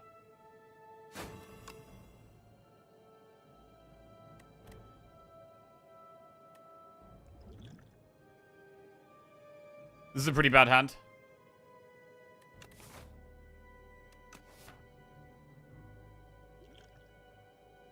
I don't really want a potion in this fight. Just take a small amount of damage. We do have curses in the deck.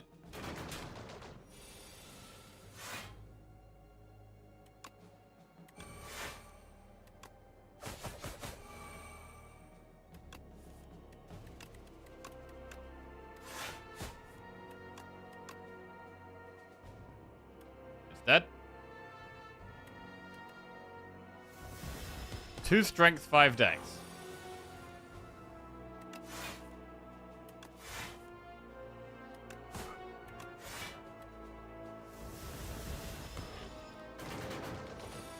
I mean, how many cards have we added to our deck that actually do block? Because it's just it's the 2 untouchables. And then it's like, what, 3 backflips? And then 1 leg sweep. I do wonder if we want more.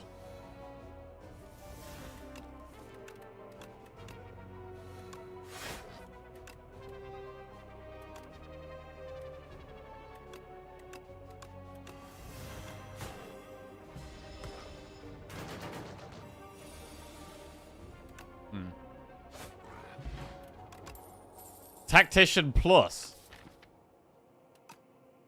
It goes in. It goes in. Dagger throws removed from your deck.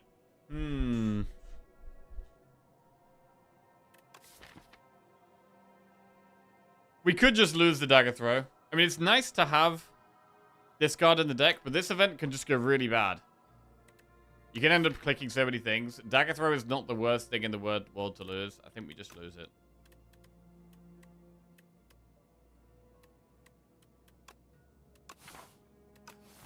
Right, we'll go through this shop. Hidden Gem. Hidden Gem can hit the strikes or defends that get ethereal, so Hidden Gem isn't as good as normal. Bag of Prep and Chandelier. This is just more energy or draw. Blur is worth considering here. Same with Backflip.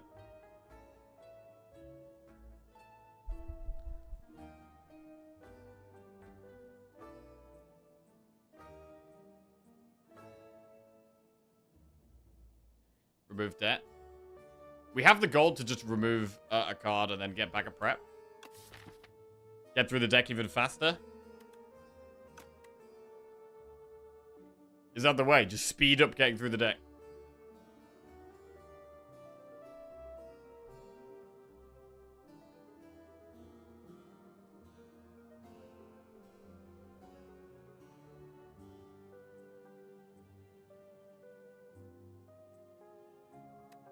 Blur definitely is not bad. And I do like more backflips.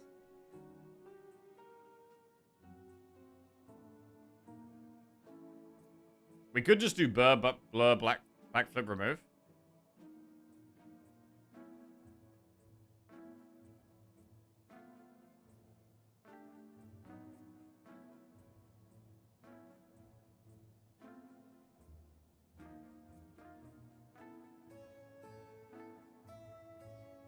I don't know how you ever skip Hidden Gem. If I can afford it, I buy it. Bro, I really do like Hidden Gem. And I do take it quite a lot. But when you've got Ghost Seed, it does get quite a bit worse. So I'm not going to take it in this spot, I don't think.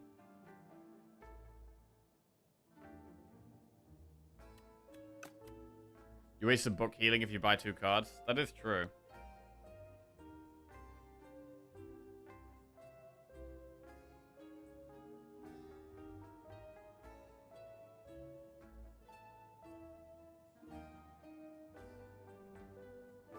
We have 39 cards. We do have 39 cards.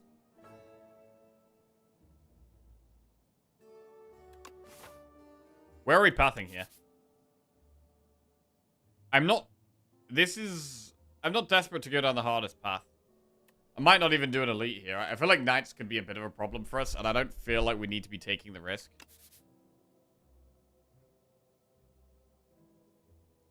So it might just be this way.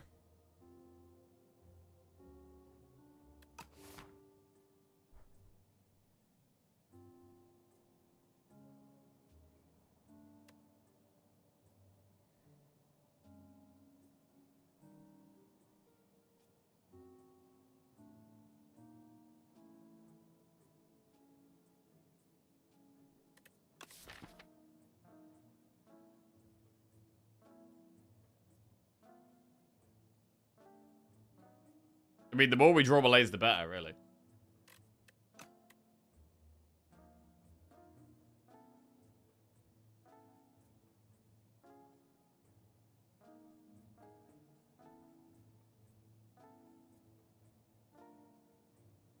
Imagine replay on Malays. Would be nice. Would be nice. I do love Hidden Gem, man. I do love Hidden Gem. If we were going to take Hidden Gem, what else would we do? Can we afford Hidden Gem bag of prep? That's what, 300 and... Wait, that is exact gold.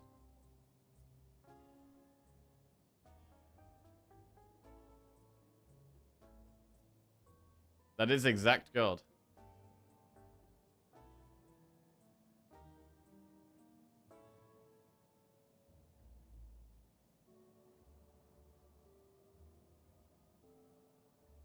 Huh. Kind of spicy. Is it just me, or if your deck isn't really, really strong, the knights, 3 knights in Act 3 are insanely difficult? I die to them whenever I can. They are quite tough, yeah. You don't have to go for them. Like, a lot of the time, it's just not worth the risk of going for them, because they can be really tough for some decks. If your deck's really strong, you can just smash them sometimes, sure. But, yeah, this deck doesn't have loads of damage. Like, you want a lot of damage, really, so you can kind of rush them down quickly. But this deck doesn't have lots of fast damage. So, I don't think the Knights would be a very good fight for us. Hidden Gem, you've never had it once in 150 hours. Really? Wow, that's unlucky. We are low on damage. Like, the main thing about this deck is that we're low on damage, right? We've got quite a lot of draw. Our energy is a bit better now. Our block is mostly really good.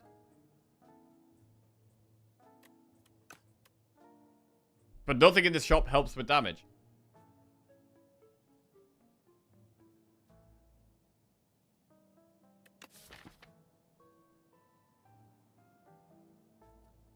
Blur could be great. With the amount of dexterity we're going to get, Blur could actually be really good.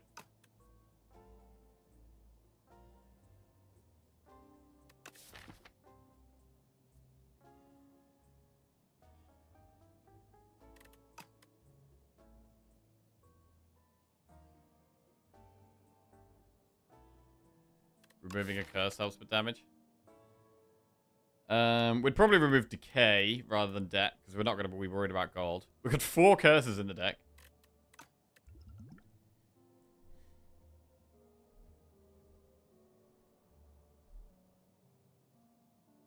What are we scared of? We're kind of scared of the first phase of test subject. That could be a problem for us. Bag of Prep can help with that. So I do think I like the Bag of Prep here. And we could just do Bag of Prep remove. That is the play. I think we would take Skewer if we were offered it.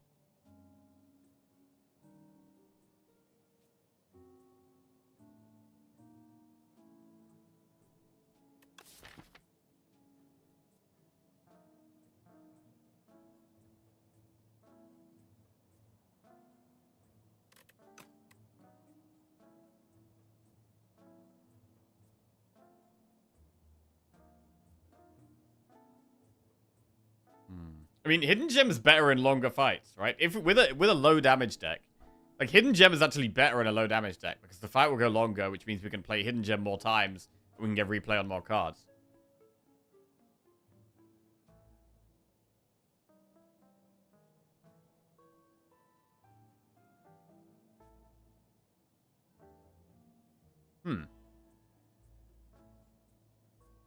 Okay. It's in. It's in. Right. Let's go.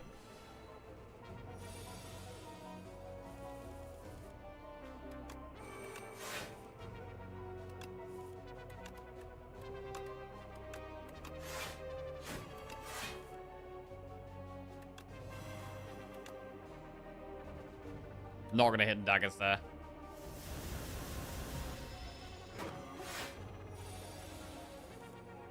Footwork.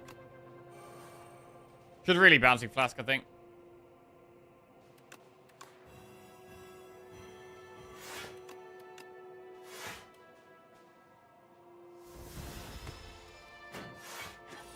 Our second cycle through our deck is going to be should be a lot more consistent.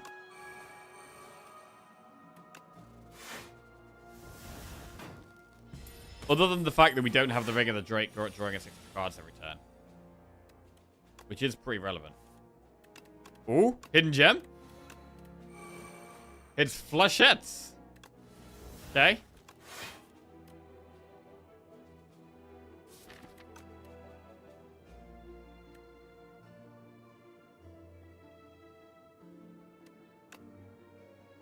I want to draw it again, I think.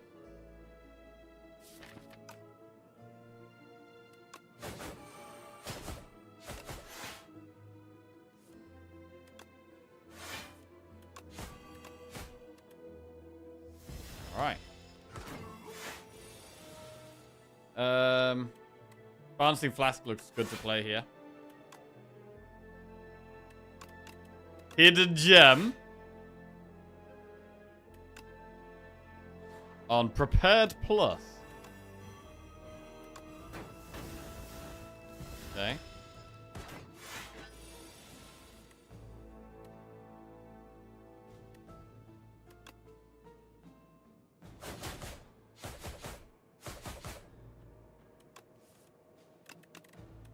Then we can just max melees here. I mean, the fight's basically over.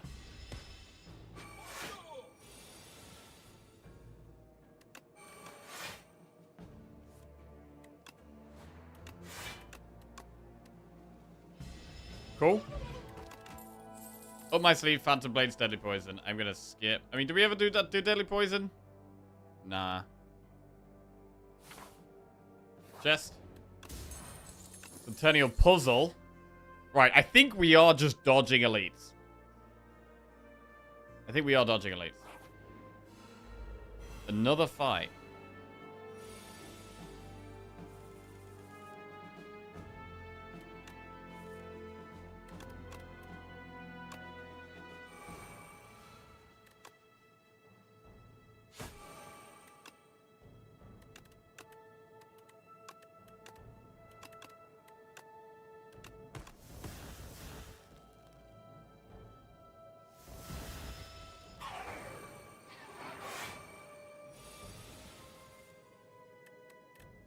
Hidden Gem hits Shadow Meld.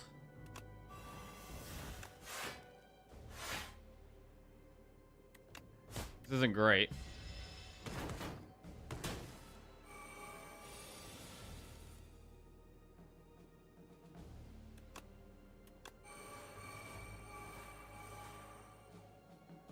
W block gain this turn 3 times. Interesting.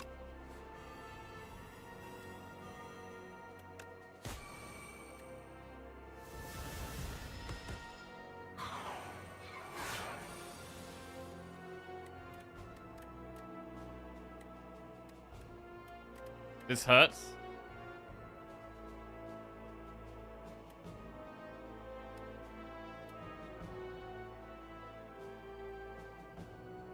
So it's gonna hurt.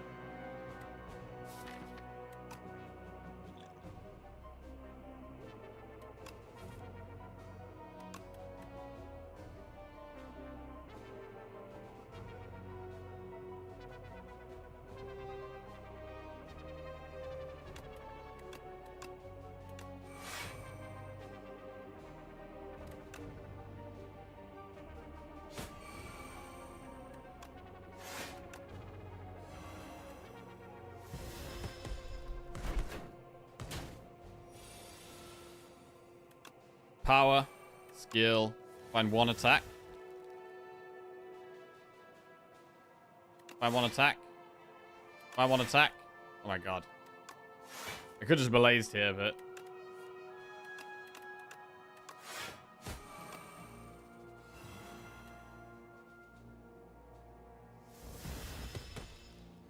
Alright.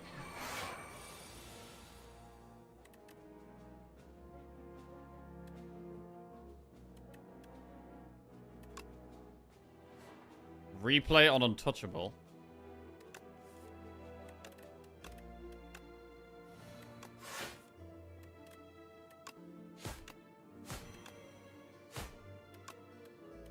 God damn it, I can't even kill it.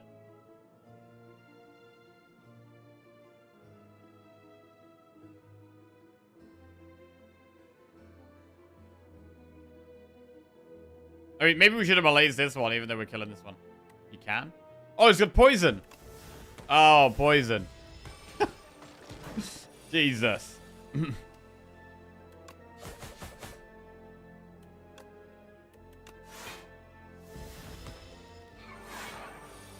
Okay. I mean, God, our draw still feels a little inconsistent.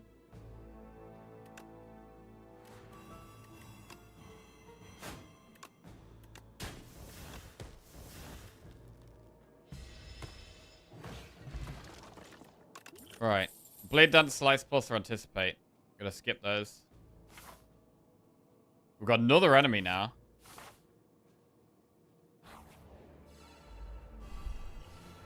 Footwork Plus and Hidden Daggers Plus there.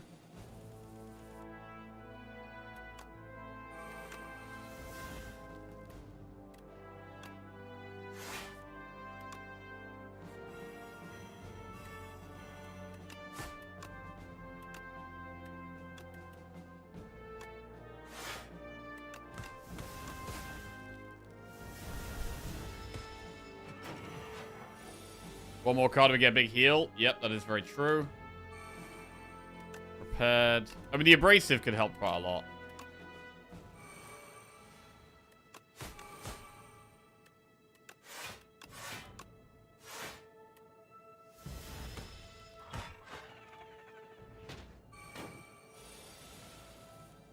Malaise.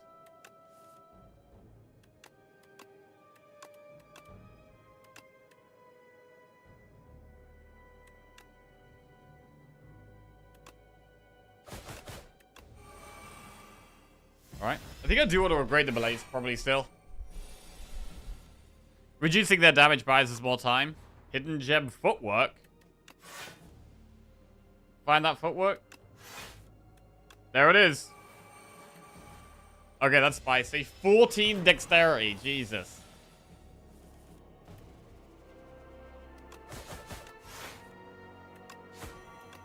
Malaise. So we just win by, like, getting loads of decks and reducing their strength. That's basically it. The deck doesn't really do that much. Other than slowly buff us and slowly make them weaker.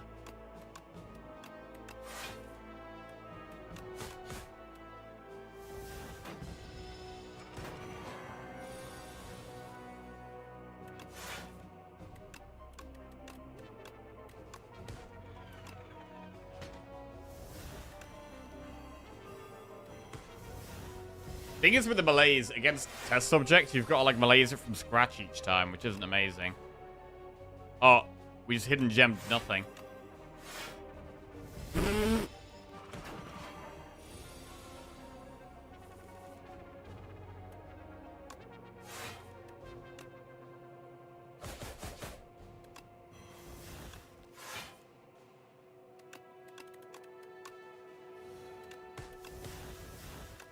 Alright. Swift pot, possibly better than flex pot. Accuracy plus. So, I mean, accuracy is scaling damage, but I've only got one Shiv card. It only works with hidden daggers. I think the next upgrade is abrasive for more thorns.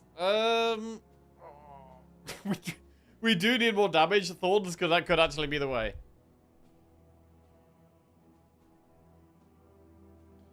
Isn't Phantom Blades better? I don't think so.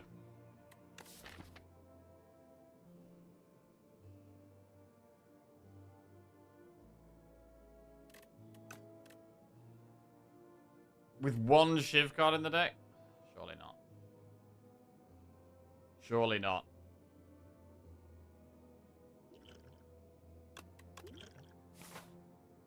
Right, we would like to take one more card, though. So the next fight, I would like to take a card.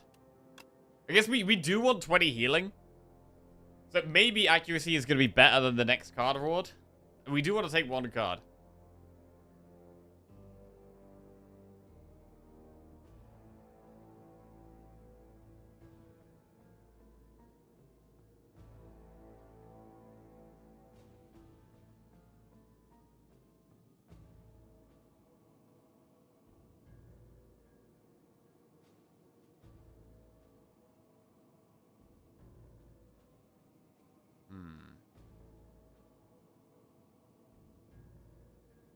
I think we take something in the next card reward, probably.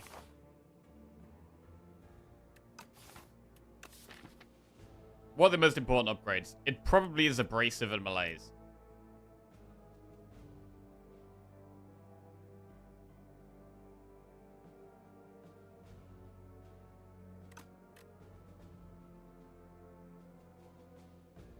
Let's skip.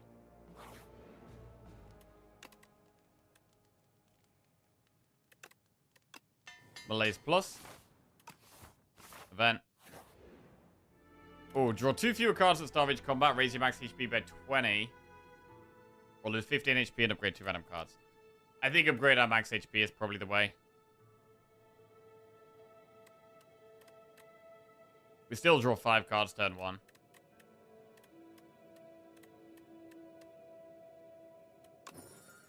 Right, and we get big. 7 cards turn 1? Oh yeah, we still get 7 cards turn 1, true.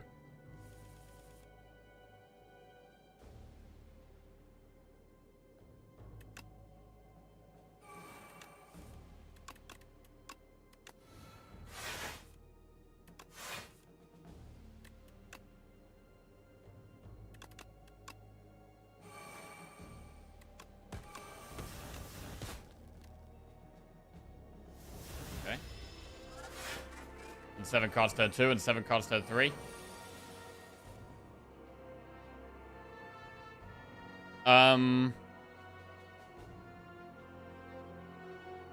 Which should we debuff here?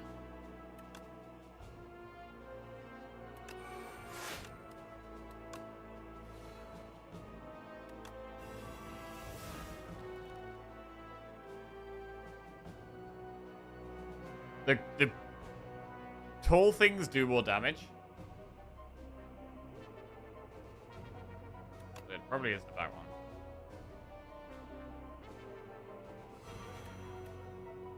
Alright. Because they do 12 times 2 pretty soon. So having less strength for that is really great. Okay, this guy does the multi-attack first. Interesting. Power. Skill.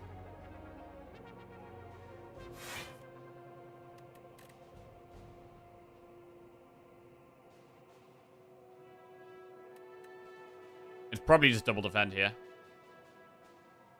But then it's going to take us ages to kill them. If we don't start pushing damage.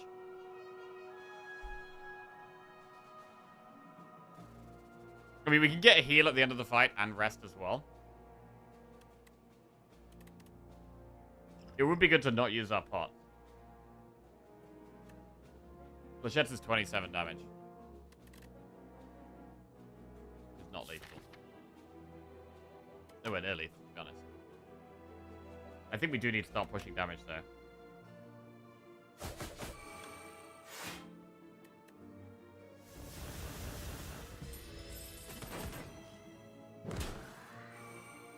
This felt right. Okay. Hidden Gem can hit one of these. Strike? Well, that's a bit of damage, I guess.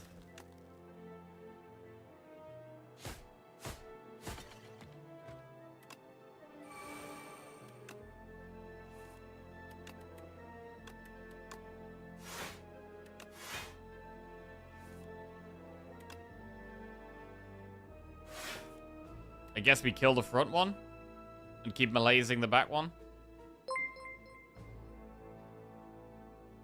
Ike Forter just resubscribed for 37 months. Nice top tips video, less than 3. Hey, thank you, Ikea. Appreciate it, mate. Welcome back to the Jackoffs. Thank you. 11 times 4 is quite a lot.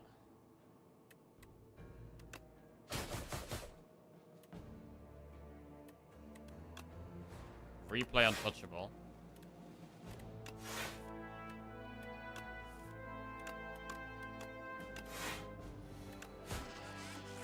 Lane. Last one.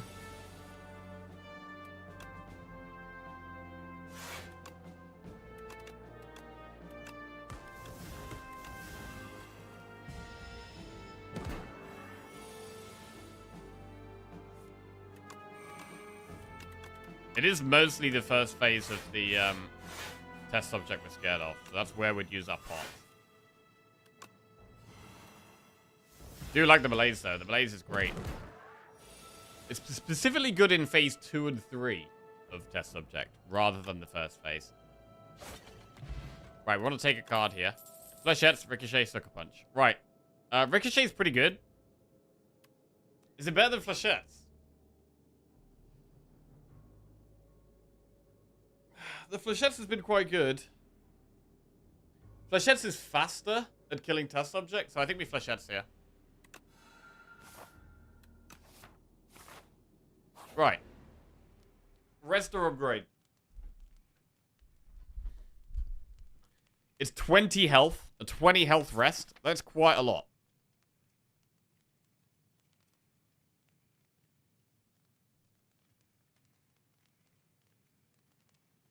Like, abrasive is interesting. But I think 20 health is too much to turn down. Okay. Here we go. Boss time. This guy's got an artifact we're going to get through. Malaise.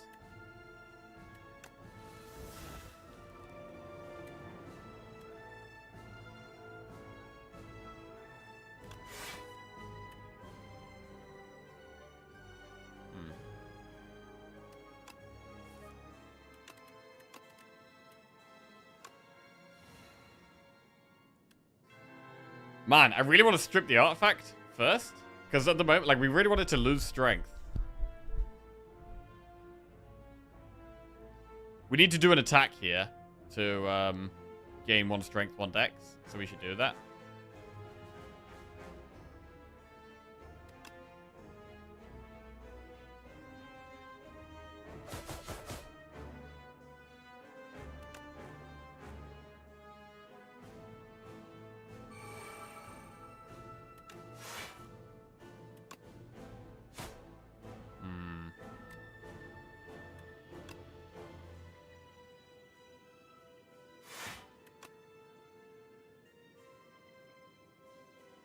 Not the best malaise. It does just keep it weak for a while.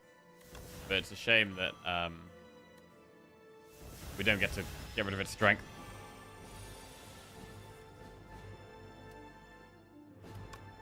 Abrasive is solid.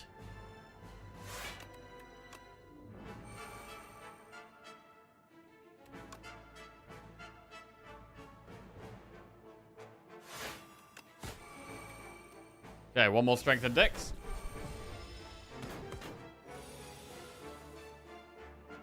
Power. We're going to take damage from 2 withers here, but power skill attack definitely seems good.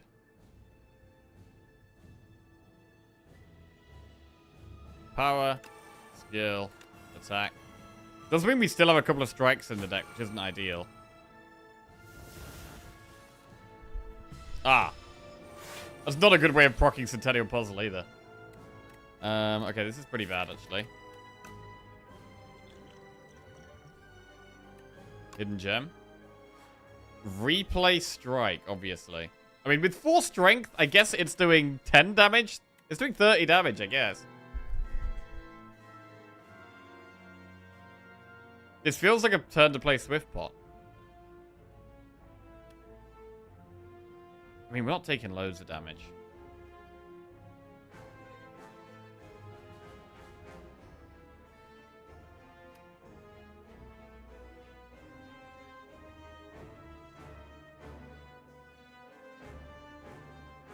Maybe we just take the hit here.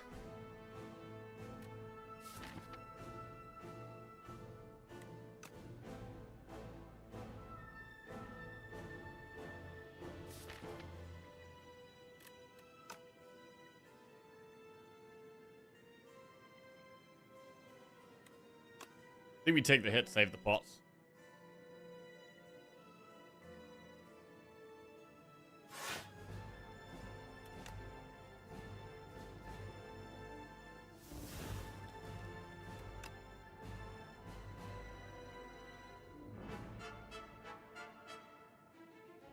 I don't need to play anything else, to be fair.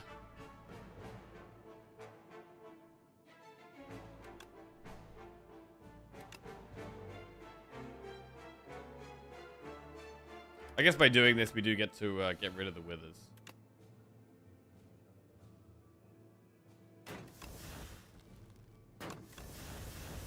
Alright. 12 times 2. The strike plays multiple times. We're strength and dex down this turn.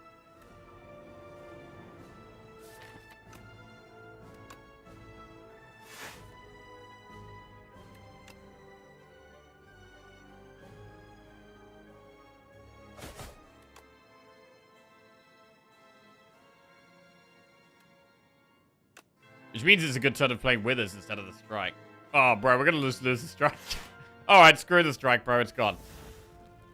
Strike's gone. All our gold is going away as well. Not that we need it.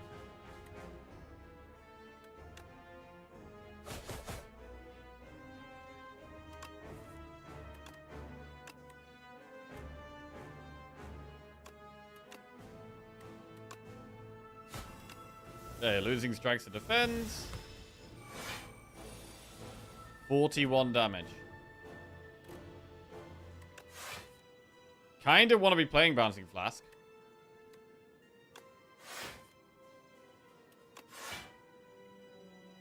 So we do it.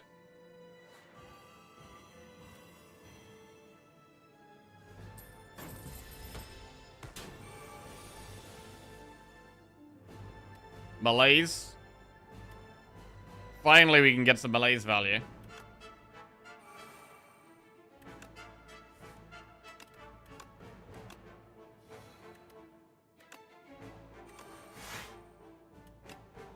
Goes from 21 times 2 down to 11 times 2. Damn.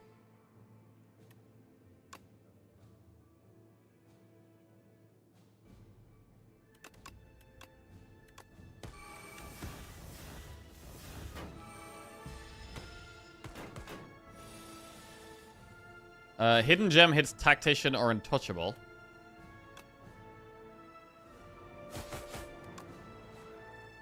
Tactician. Interesting. We'll just play the Withers here. We lose another strike. So that could be loads of energy with if we draw it with Malaise, which would be insane. Gem. Replay on a backflip.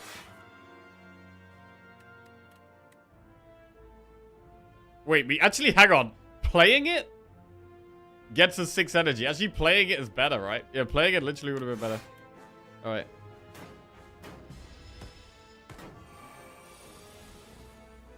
Ooh, another Malaise.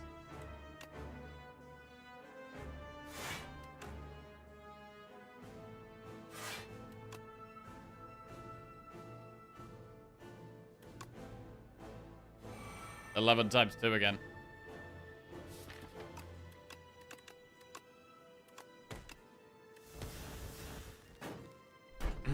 So the Tactician can help us play the Withers. Got it below 200. I always feel like once we got it below 200 health, we're pretty much there, it feels like.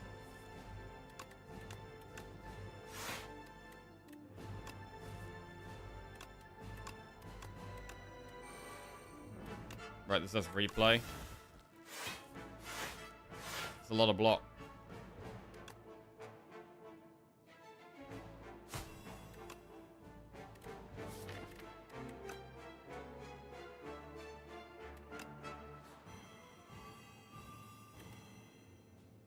Alright.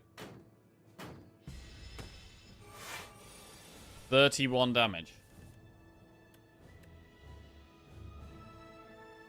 No Tactician?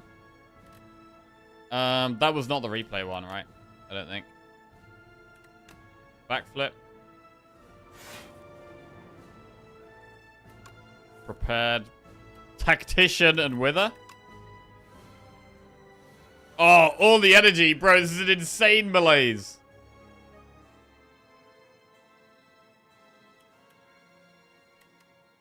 It's going to lose 10 strength.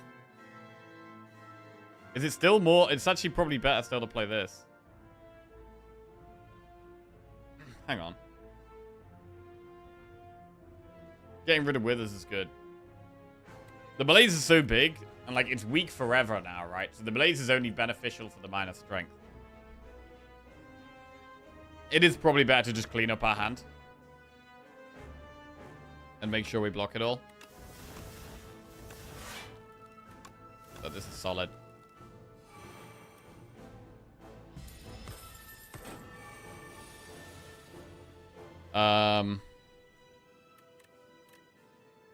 Balancing Flask. Defend. Survivor. Cool. So this fight was like a little bit grindy because it's quite a low damage deck, but we get there. We do get there. The next fight is a little more awkward. Next fight is a little more awkward. Right. Hidden gem. On backflip. God, we've got loads of replay backflips here. The millions of draw. I mean, the fight's already over. Oh! The Malaise replay. We got it. Not that it matters. Fight's already done. Okay. Right. This fight, the next fight is a little bit more scary because it does scale damage a lot faster. And the first two phases are scary. We're probably going to use both of our pots quite early on in the fight. It may even be worth using Clarity Extract on turn 1. Is it worth using both on turn 1? I mean, it's vulnerable turn 1, so if we got Piercing Whale, that would be really strong. It could even be worth doing both on turn 1.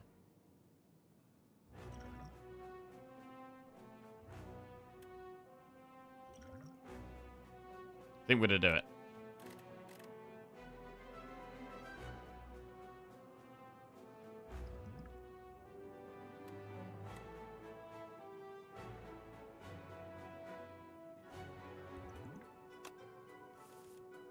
Right, footwork. Clarity Extract. There it is. Wow, what a pickup. It's a huge Flechettes draw here.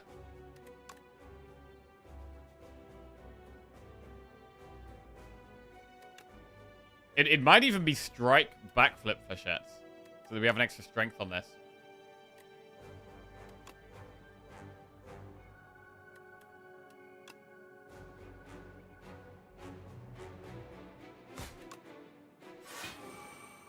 Oh, we drew both of them. What?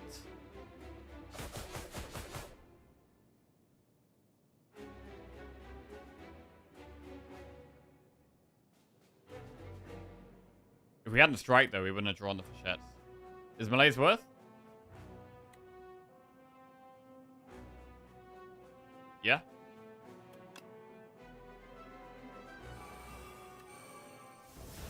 Okay. Right, well, not too much damage to do. Not too much to do. What do we want to do? We want to try and get a Hidden Gem in play. We want to get our powers in play. We'd like to try and get some Rainbow Ring procs. I mean, the fact we've drawn Malaise early does mean that it's going to be hard to get it for the start of Phase 2 now.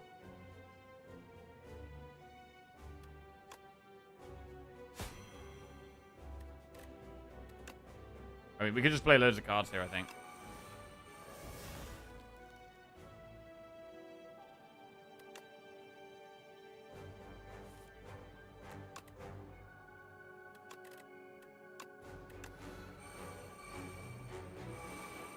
Alright, got some more strength and dex.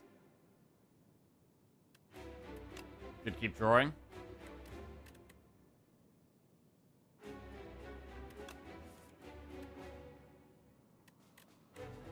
So strike will kill.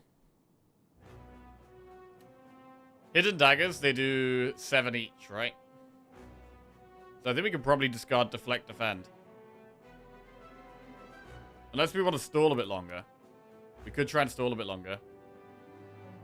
In which case, we'd not be killing it here.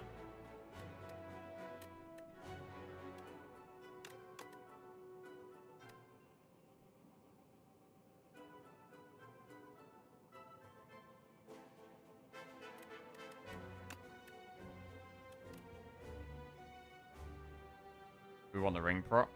That is true. I'm just gonna work out the ways we do lose this fight, and it's by just the second phase getting out of control. The second phase.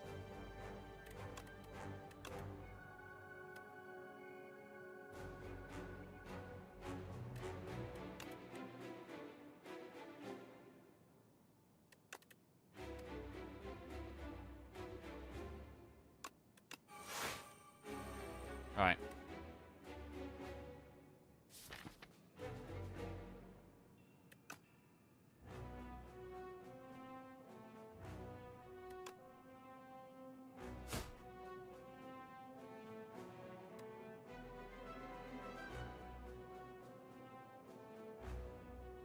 Four more damage. I mean, we can't actually guarantee that we have 4 more damage. We have, like, no damage in the deck here.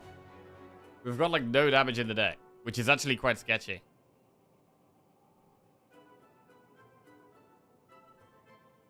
It's only Bouncing Flask. Abrasive doesn't even kill it until we've taken damage. So we are quite scared of the second phase here.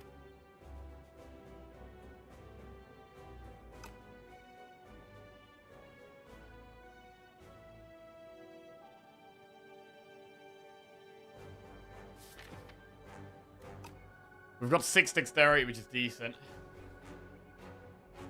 Abrasive would do it. Abrasive only if we can take the hit, though, which we can't guarantee. We've still got 3 curses in our deck here.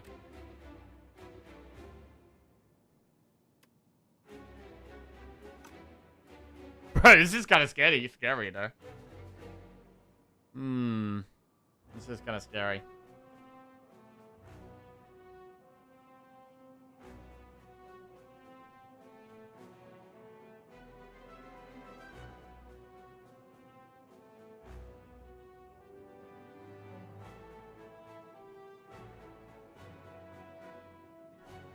Still has 7 draws. Wait, is this still active? I don't even know what turn we're on. Oh, turn 2. Oh, yeah, so actually we do get 8 draws. So we probably are fine, right? Let's chill then. 51. Okay. Well, this is quite spicy. Because we can hidden gem Bouncing Flask. It's good to get Abrasive discarded. Subscribed for 22 months. Just watched your top 10 tips videos and I will never lose a run anymore, I'm sure. Haha. Well, goodbye to the Jackal Stranger. Appreciate it, mate. Thank you. I think Hidden, and then Survivor, Abrasive, and Bouncing Flask is solid here. Tactician. Just got replay. Fine.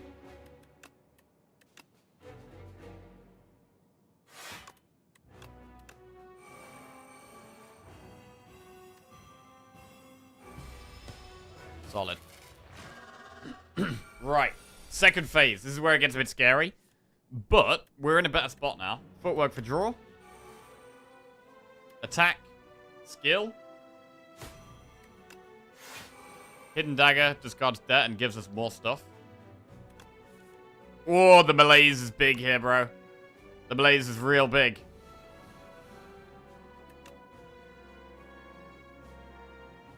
It's a massive malaise.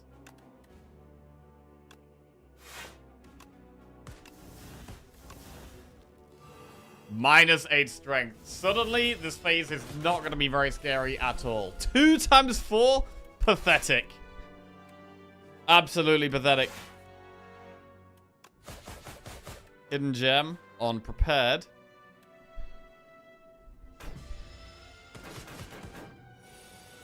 Bro, the malaise has been absolutely nuts. Shadow Meld, prepared the untouchable.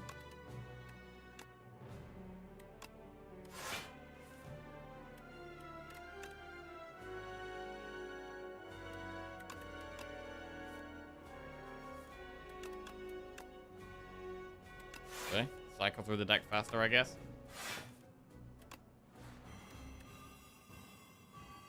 2 times 5.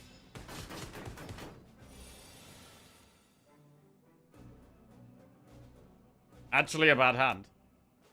A rare bad hand.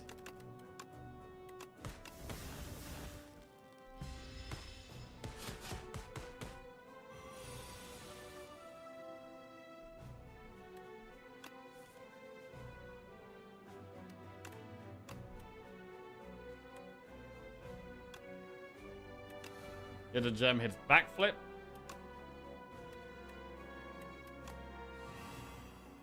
Zero times 7.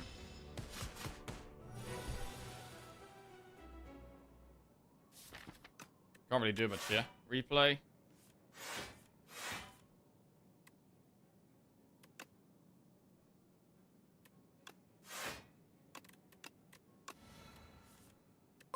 Is that replay? The tactician? A Ninja just gifted 5 subs. Hey, Cyan with 5 gifted subs. Appreciate it, bro. Thank you very much, mate. Ivan Rod, Soul Scry, B Squared X, Shodan 17, and Dat Ho. Welcome to the Jackoffs. Much love, Cyan, bro. Thank you. That does mean we've reached our Fancy Friday goal. So we're gonna dress up fancy tomorrow, I guess.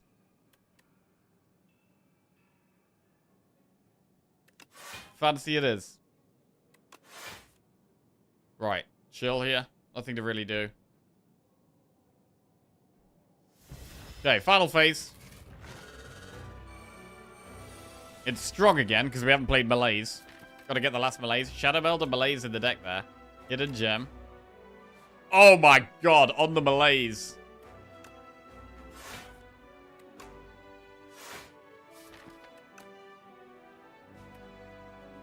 It's beautiful. It's beautiful. Oh wait, we gotta discard more cards. Okay. We could find more energy? No.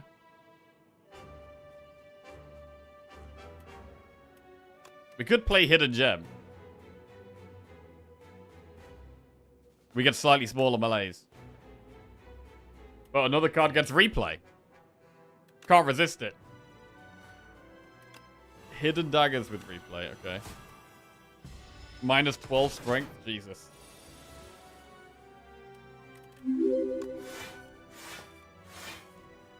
That's what we like. We can hit it this turn as well.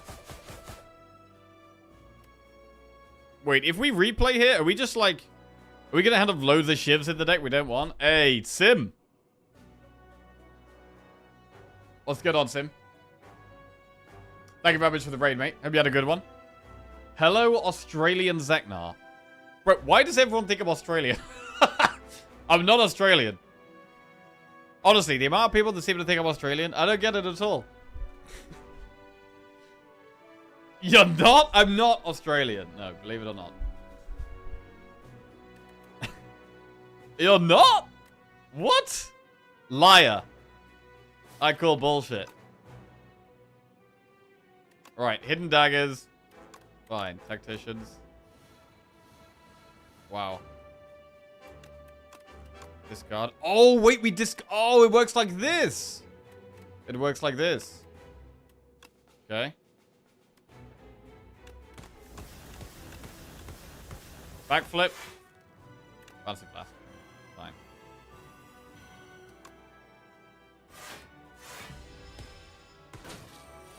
So this is a pretty crazy run where we've got a Cup of Tea Zeknar. Oh my god. Neutralize. He's clearly not Australian, otherwise the face cam would have been upside down. Would I like tea? I'd love a tea. God, I'd love a tea. I'd love a cup of tea. Yorkshire, please, yep. Alright.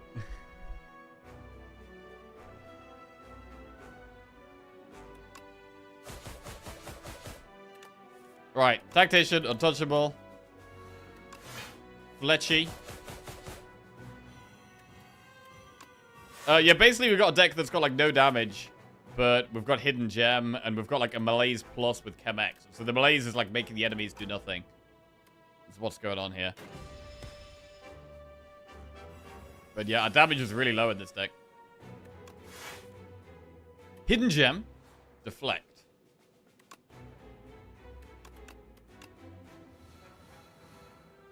Wait, we have to discard shivs to get shivs. Wow. Crazy. Oh yeah, we did also remove the exhaust from Malaise. Yeah, which has been it's been beautiful, bro. It's been amazing. It's got replay now as well. Minus 30 strength. Oh my god, minus 30 strength. It's amazing. It is malazing. Absolutely malazing. Absolutely malazing, bro. Well done, chatter. Good job. Right.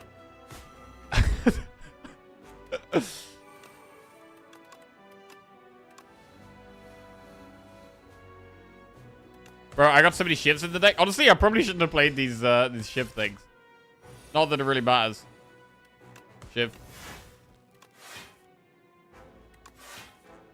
Okay. Oh, I got no energy to play all that. Well.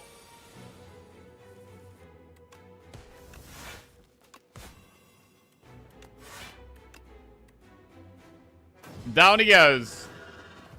Fantastic stuff. Fantastic stuff right there. And a lovely run. It was quite a long run. I mean, the deck was... We didn't have much damage for most of the run. Like, we didn't get any of the good early poison cards. We took some slice stuff, but didn't have, like, insane synergy. We were very good at staying alive. I'm glad we added the Bouncing Flask. We may have been able to win without it, just with Flechettes and Abrasive at the end there, but... The extra poison did help quite a lot in a lot of the fights.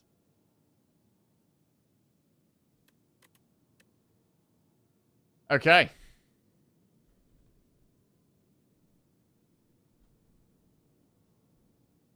Oh.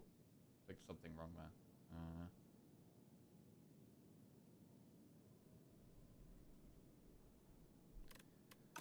Lovely stuff.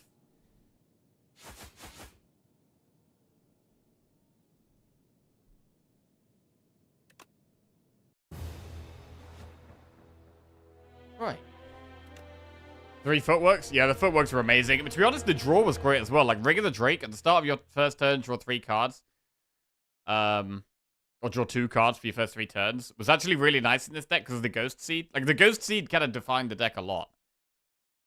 It made card draw way better. We had Nutritious Oyster. The first time I've ever taken this, bro. First time we've ever taken the Oyster. 100% win rate with Oyster. 100% win rate with Oyster.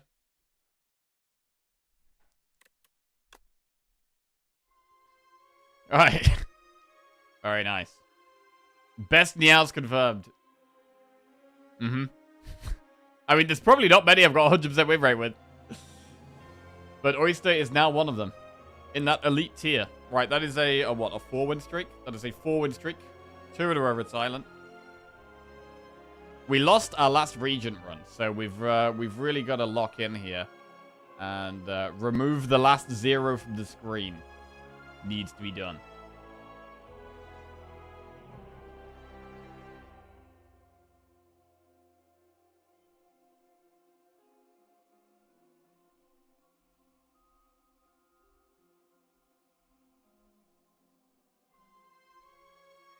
Right.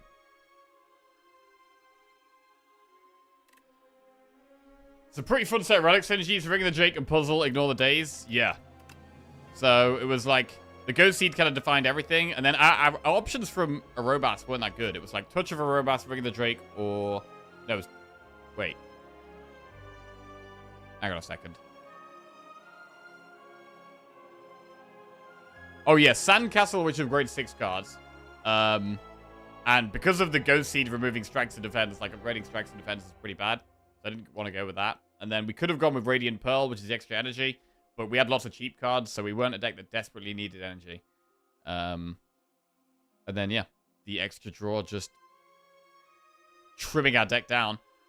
Because we had so much draw, it made the Antler a pretty solid pick. And the energy really came in useful. It was pretty good. We could have even been more consistent, to be fair. There were some turns where we didn't draw any block. We could have just taken a big hit.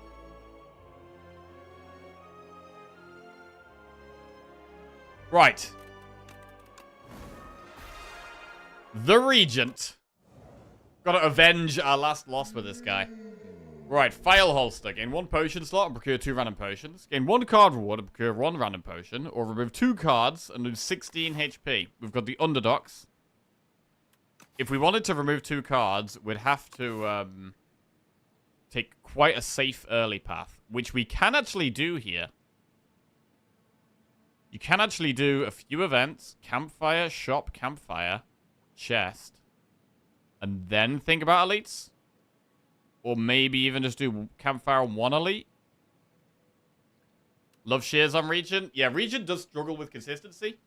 So yeah, I like it as well. I'm pretty happy to just get rid of 2 strikes, to be honest. And then we could just get Venerate Falling Star off more often. So I think I'm going to go Shears here.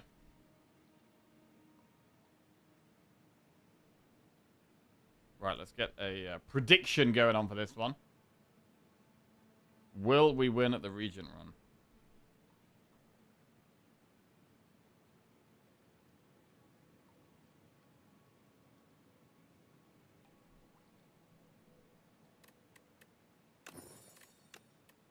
Right, that is 2 strikes gone. 2 strikes gone.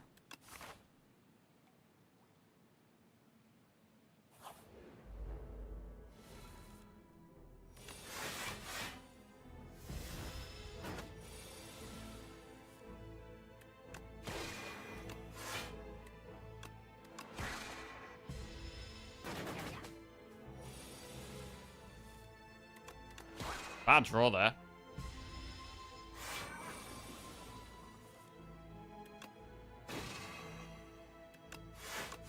Don't need to play Venerate this time.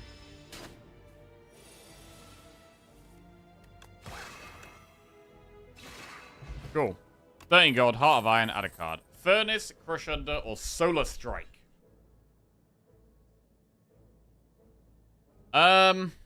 I'm not a massive fan of Crush Under, but I feel like in the early game, we should probably take it. Furnace is very slow, more of a pick for the boss. A floor 2 Crush Under is probably fine.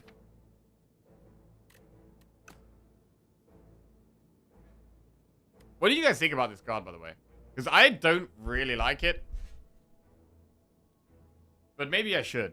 Maybe I should like it a bit more. I mean, upgrades to 8 and lose 2 strength. So you're mainly upgrading it for them losing more strength. Thank you.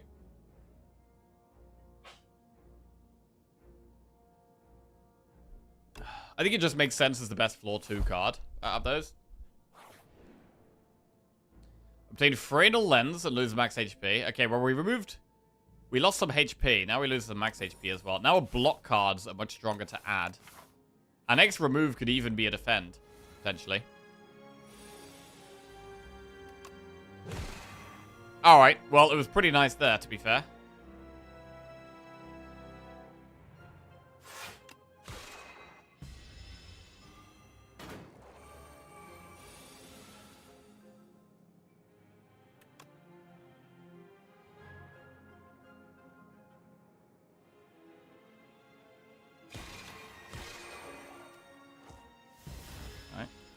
Definitely above mid. Above mid. Okay.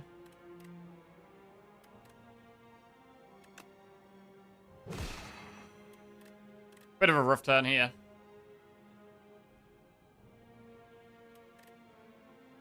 Double defend.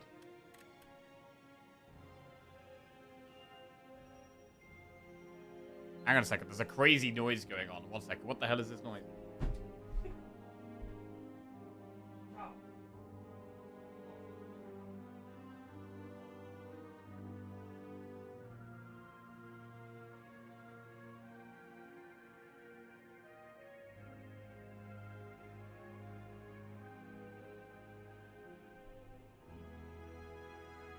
Okay, everything's okay. Probably a kangaroo. Yep, it was a kangaroo. Sorry, just had to, yeah, it was a kangaroo leading a squad of koalas. Yep, I just had to shoo them away. They're gone now. Right.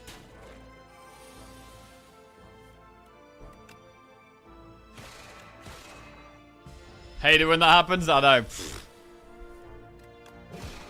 Typical Aussie nonsense. Right, Hidden Cache, Gatherlight, Crush Under. We want some block. Gatherlight is stronger than it normally would be here. Definitely makes sense to put the Gatherlight in the deck. It's now by far our best block card. More than twice as good as a defend. It's twice as good as a defend, plus it gains us a star. Great card.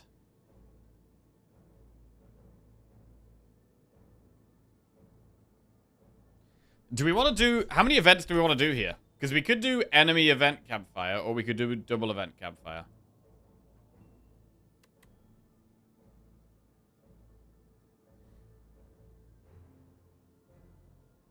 Enemies are good for card rewards. With the Freinal Lens, card rewards are slightly better.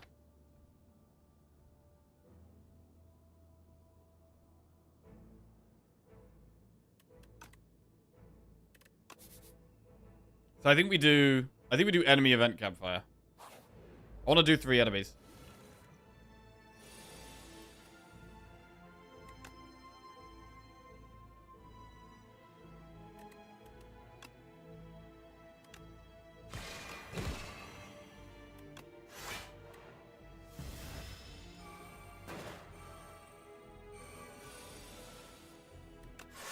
Lovely 10 block.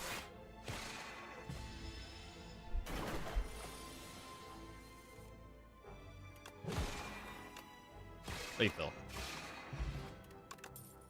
Conqueror, Furnace, or Solar Strike? But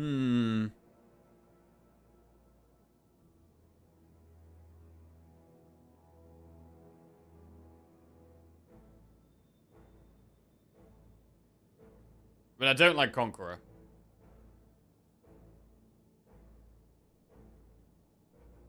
We don't really need Solar Strike right now. Do we just take nothing? These are all bad right now. We could take nothing here. There's an argument for taking Furnace, as it, like, in a longer run, just having the sword, a sword that scales up could be okay.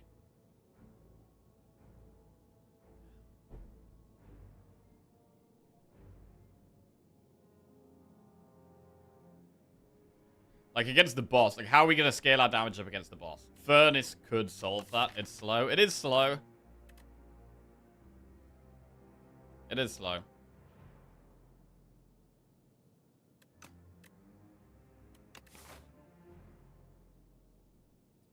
But I might do it here. I'm going to do it. I'm going to take a Furnace. Right, we're doing an event. Which is an enemy.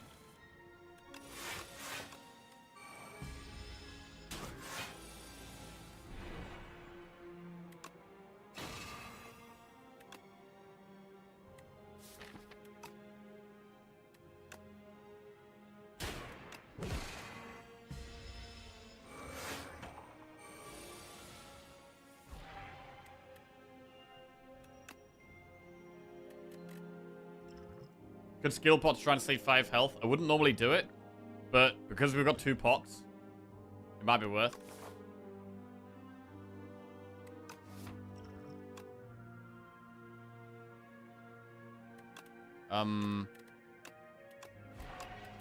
Okay.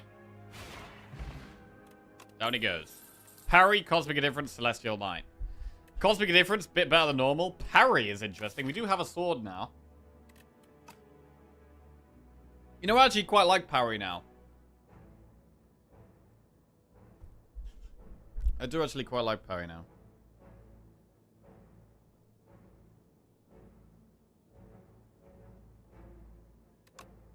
Let's do parry.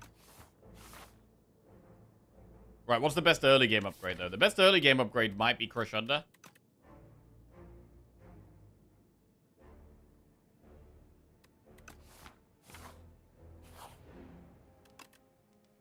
Let's upgrade Crush Under. Shot. Cosmic Indifference, Gather Light.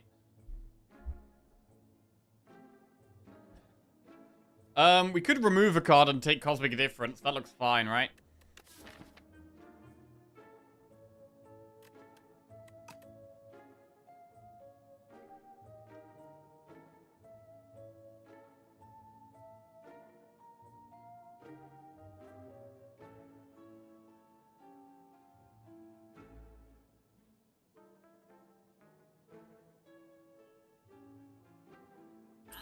Right, Cosmic, remove strike.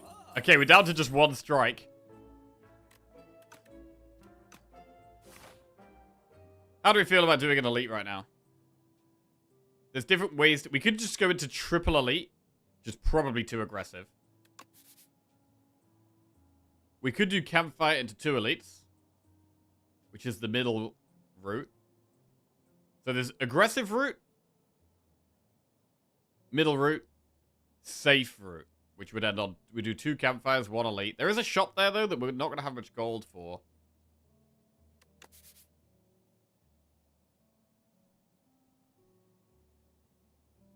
I think the middle is probably the best here. 1 campfire. And then do 2 elites. We haven't got loads of health.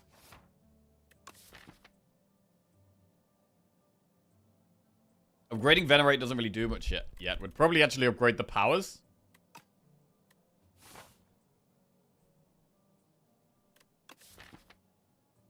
Without damage being low, it might actually be upgrade Furnace.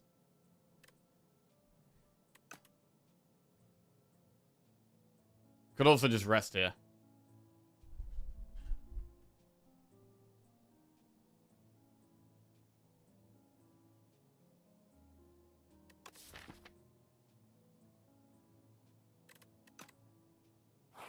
I'm gonna upgrade Furnace.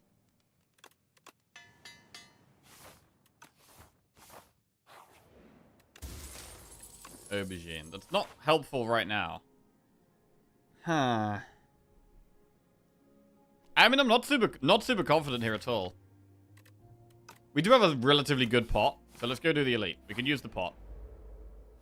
If we need to.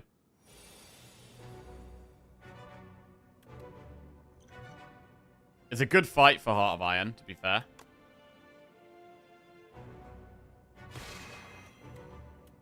But do we want to use it turn 1?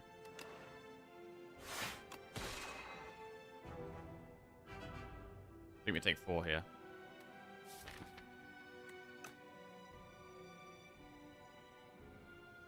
Nah, I'm going to use it now. Saves 4 this turn and can save more on following turns.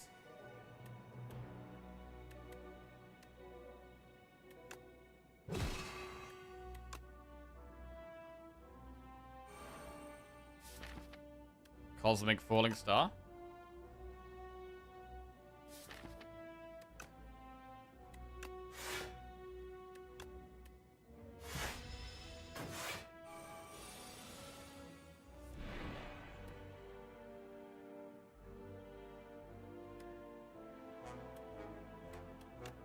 Parry Falling Star Sovereign Blade. It would be good to push the damage this turn. I guess the good thing about saving Sovereign Blade is that we can, like, parry this turn, and then Sovereign Blade is 10 block whenever we want it. So that is kind of nice to have that. It's quite slow, though. However, it might be the way here.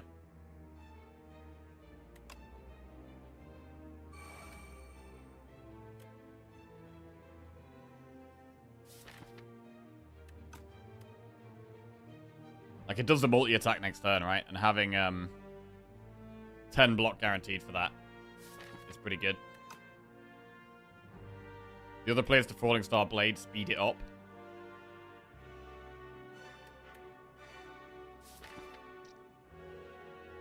We know we're going to get at least 2 block cards. We'll have at least 10 block next turn.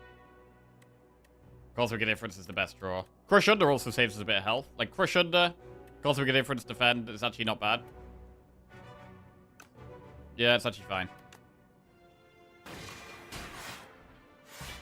We have Plating as well. Okay, so Crush Under actually maybe saves the most health here. Actually, no, it doesn't save the most. But I like the damage push. Cosmic the Sword on top. Only take 1 damage there. Pretty good. The potion has been really good. The potion has been very good here. Sword, and then we Cosmic the Sword on top. And then we get there. Okay, this elite went pretty well. This went pretty well. We get a power potion. Very good pot. Pocket watch could be very useful, actually. Neutron Aegis. Know they place a royal gamble. God, weird rewards here. Weird rewards.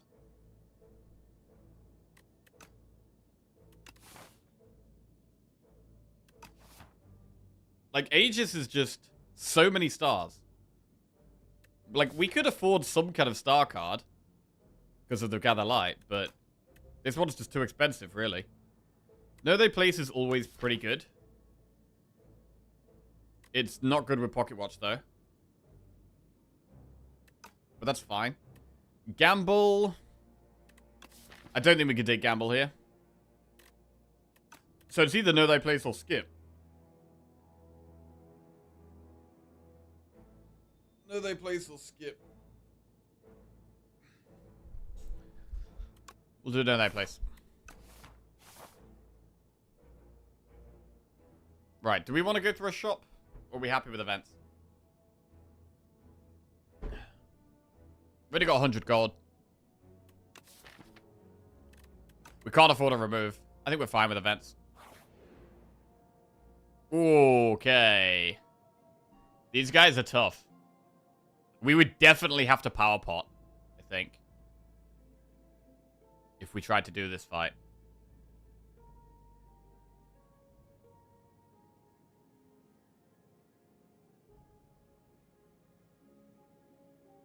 It might just be injury for Relic.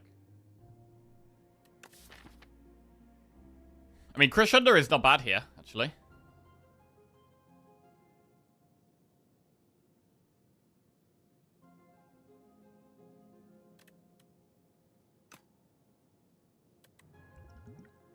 Power pot.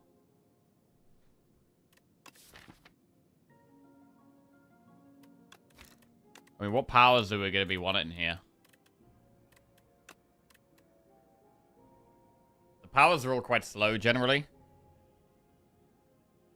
They're generally all quite slow. The power pot isn't that insane in this fight. We'd want the sword stuff. We'd actually want the sword stuff.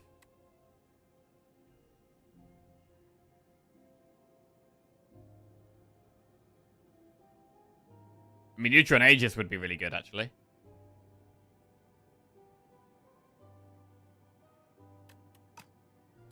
Wait, what do they do? Do they even attack turn 1? I feel like they do nothing, and then they do like a 16 damage, and then they do like a 6 times 2 or something.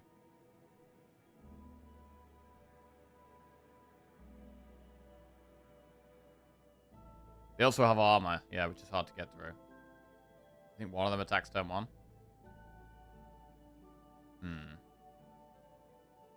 So it's like nothing and gain block, then do a big hit, then do a multi-attack. We could reduce the multi-attack a little bit with Crush Under. They have one artifact, right? The artifact is a bit of a problem.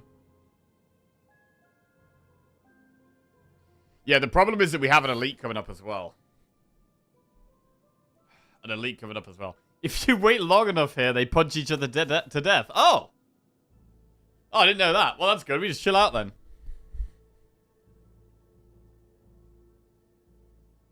God, I really want the rewards, bro. But it feels like it's probably not the way.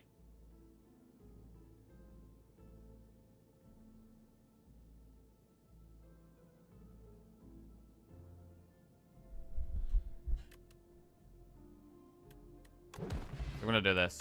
Okay, Anchor is a pretty good reward, to be honest. You successfully nab the relic, or so you thought. A right hook clocks you in the face. I mean, Anchor is definitely a good one. Gotta be happy with that, to be honest.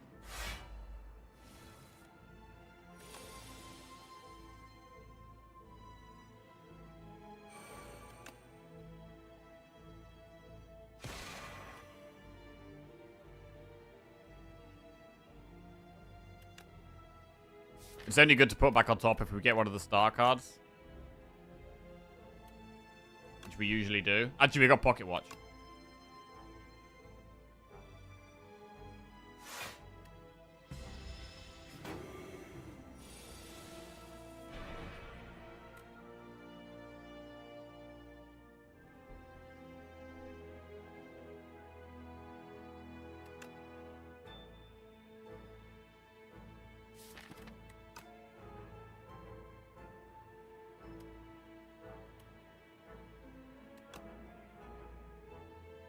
Do we want a parry blade?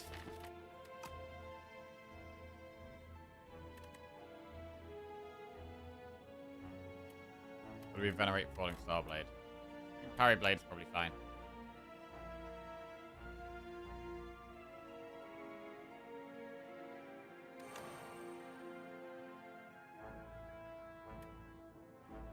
be fair, maybe we hold the blade. Yeah, holding the blade is decent here, actually.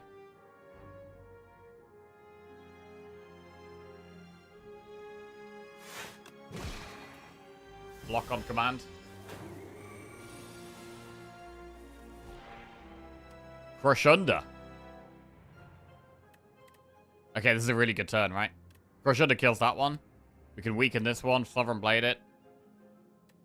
Really good turn.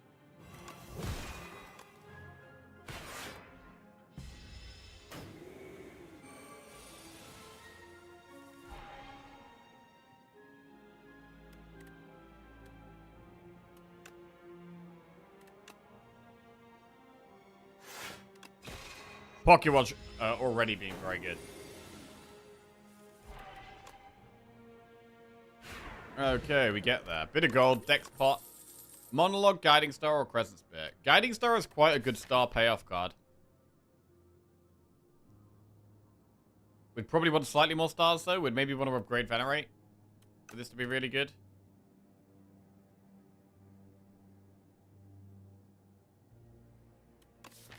But I think we do it. Guiding Star with Pocket Watch. I mean, yeah, you could argue that you don't need Guiding Star, to be fair. Because we have so much draw already. But I do think Guiding Star is really good. Right, so we should think about using a pot in this fight. If so, which one?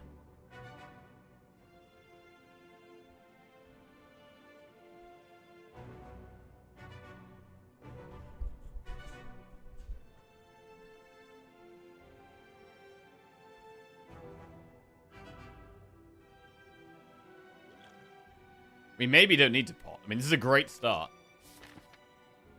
This is a great start.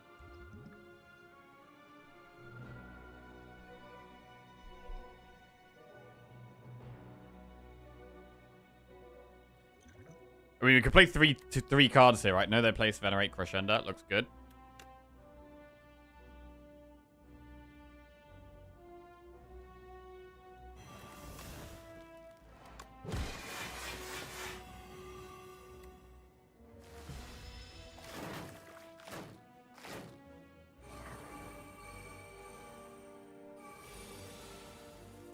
Interestingly, the Furnace has actually helped. It's very slow. But I do think it's been kind of important. I think we're not going to get Pocket Watch value this turn, but we try and kill one. Falling Star plus Guiding Star. We have the stars for it, and it does kill the one at the back.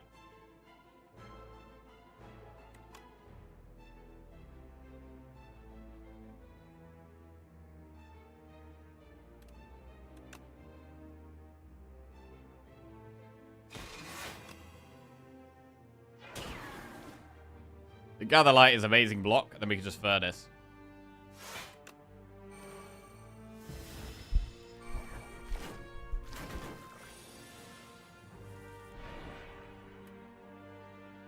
Parry makes the sword block 10.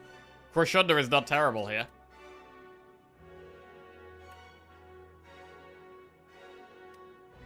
Bro, the Crush Under's been really good in this fight, to be fair. To be fair, it's been great in this fight. Might be a card I need to take early on more often. Just seems like maybe it's just a good Act 1 card.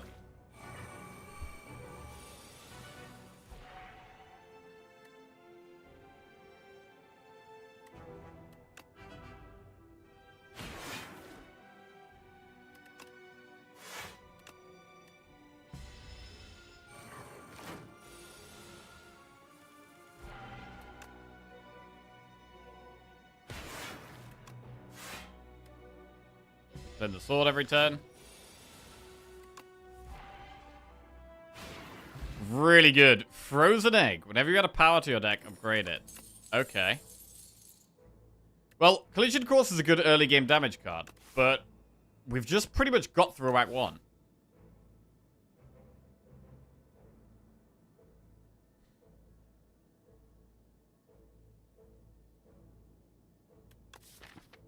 It might be worth chilling.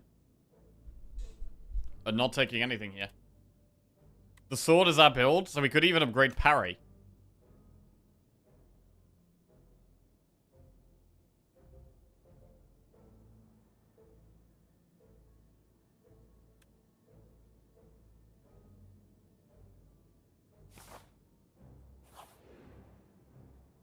Lose 8 HP and add a random forgotten relic from the past, or 100 gold and a random forgotten card. Well, we could do the 8 HP and rest.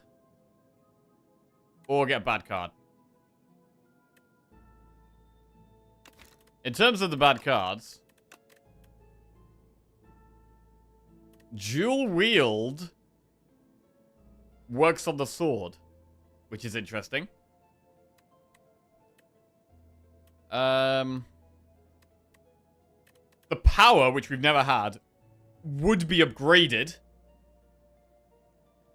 Either of these powers would be upgraded because we've got Frozen Egg. So it does make the card slightly less bad than usual. So we could actually go with the card here.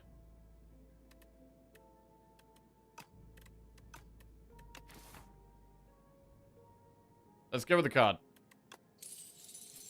Fuck! Oh god, it's Clash. Oh god, that's bad.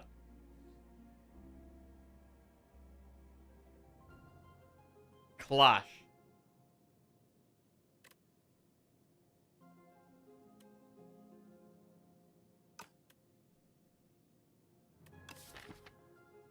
Painful, bro.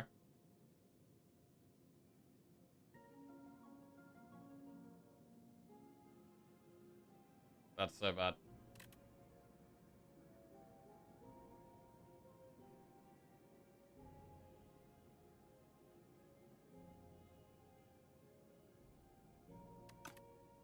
Alright. Well, we move on. I'm gonna upgrade parry. Okay.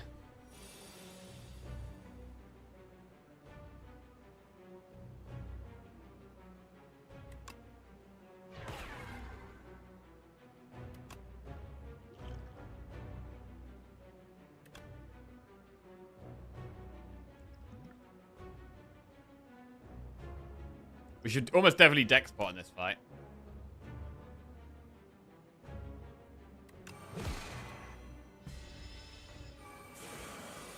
So we could do with some of the stuff that like exhausts cards in our deck. The transforms and exhausts feel like they could be pretty good now. With us having a bit more trash.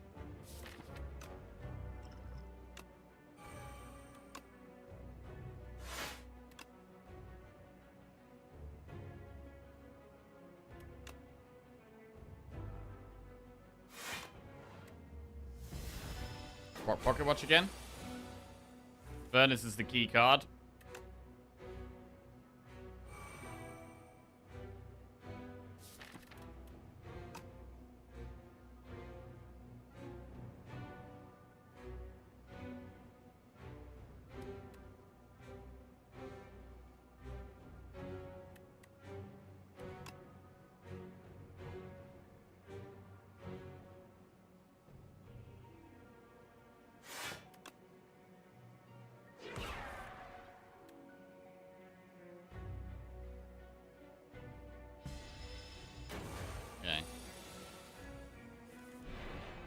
Finally get the sword.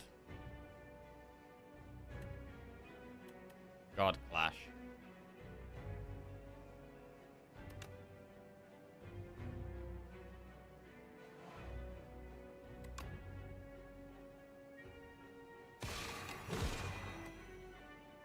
I'll play the sword on a turn it's attacking. Because it is 16 block.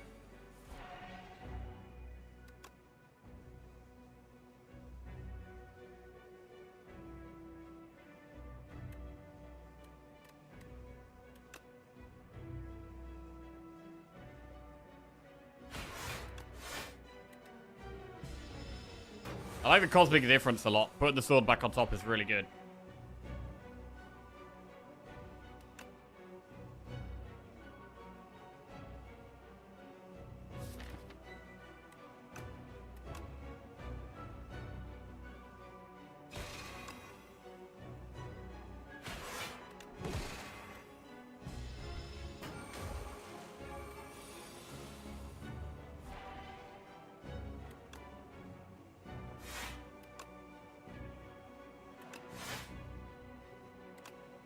Cool. Do Falling Star Sword.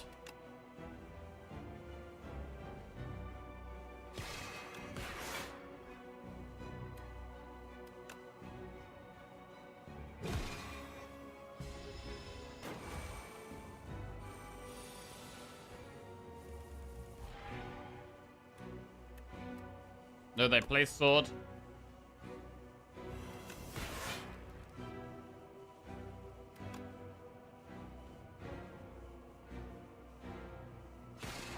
Cool.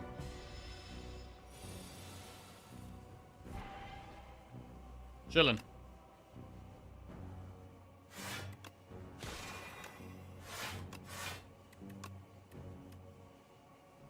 Right. Well, we got through it. I mean, we've got some pretty good relics. Pocket Watch, Fresnel Lens, Anchor, Frozen Egg, all really good relics. Any powers here could be spicy. Bundle of Joy, Genesis Plus, or Dying Star. So Genesis already upgraded. Could solve all of our star issues forever.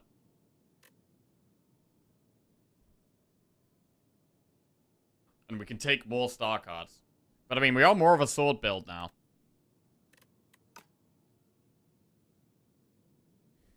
It's kind of good turn 1 with Anchor, but that's kind of it. Dying Star. The thing I like about Genesis, you have to draw it before you reflect and stuff. Yeah.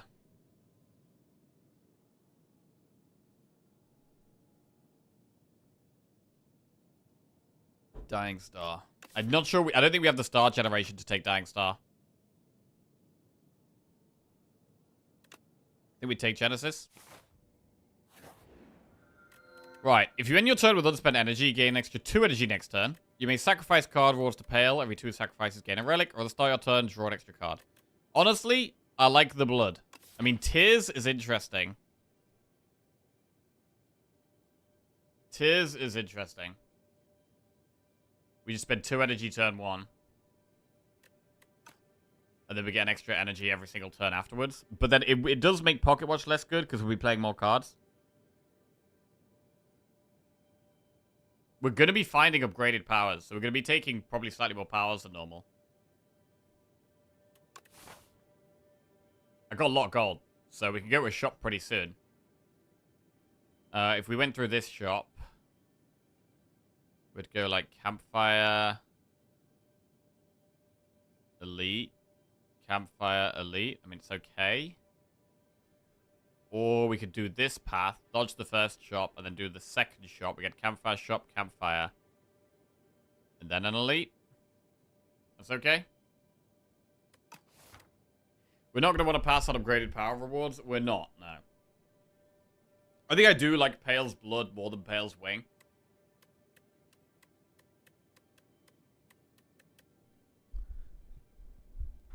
We do want energy, though. We do really want energy. To play Sword more frequently. I think Tears is pretty good. We just spend 2 energy turn 1. Which is maybe more okay than normal because of the Anchor and the Pocket Watch, right? So we just do a little bit of stuff turn 1. We already block loads. And then we get loads, set up loads of draw for turn 2. And then turn 2, we've got 4 energy. Well, we have 5, but we probably spend 4. And then we just spend 4 every turn. And, like, you can spend 4 every turn with Pocket Watch, right? You can do, like, a 2-cost card and 2 1-cost cards. So we might want more 2-cost cards. I mean, we have Genesis. I think Pale's Tears kind of makes sense. I'm gonna go Tears.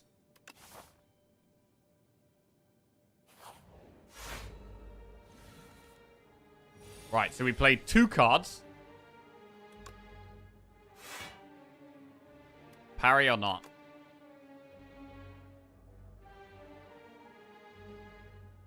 Probably not. Just take no damage. We have time, and we have draw. 1. 2.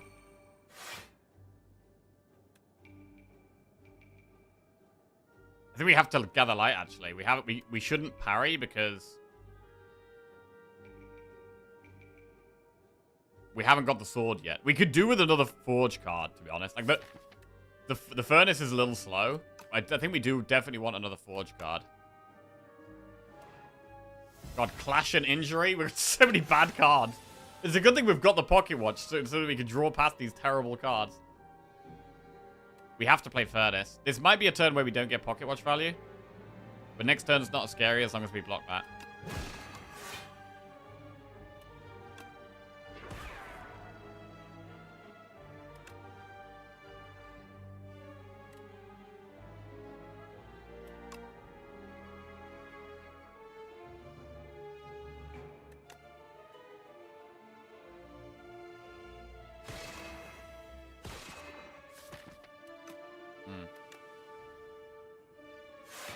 Okay, put the card draw on top. We spent all our energy as well, but this is a bit of a nothing turn. We don't do much here. 1, 2, 3.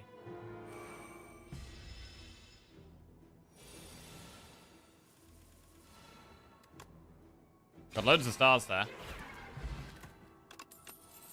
Spectrum Shift Plus. Quasar or Collision Course? I mean, Pocket Watch is going to get worse as we get through the run. Spectrum Shift Plus we should probably take here. Quasar, we do have the stars for it. But the power's already upgraded. The power's already upgraded.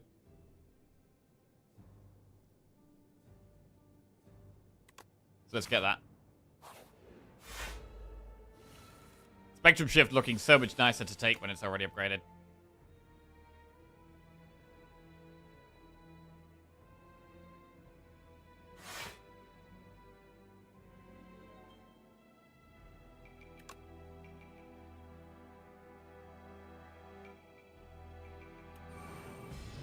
Not Crocketeers here. We lost parry. Oh, shit. We need that, bro.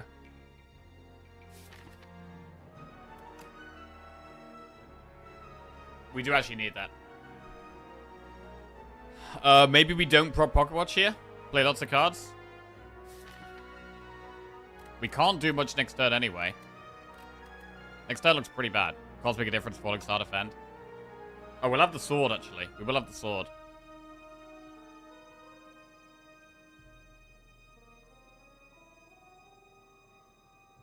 Damn it, bro. I hate this.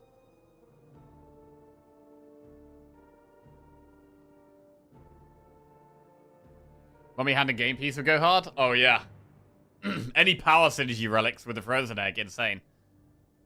Bro, I want that parry. Do we have a power pot? I don't want a power pot in this fight, really. Alright. We can have a bigger next turn now. It takes half damage. Bolas. So with Bolas, we can forget about Pocket Watch. We do get an extra card every turn now anyway, so it kind of makes up for not getting Pocket Watch value.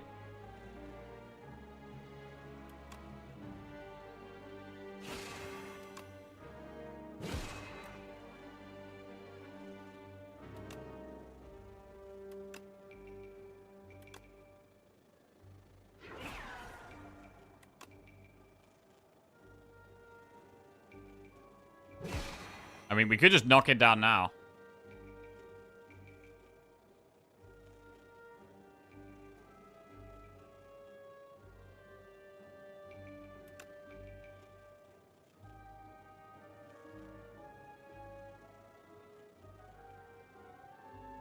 Okay.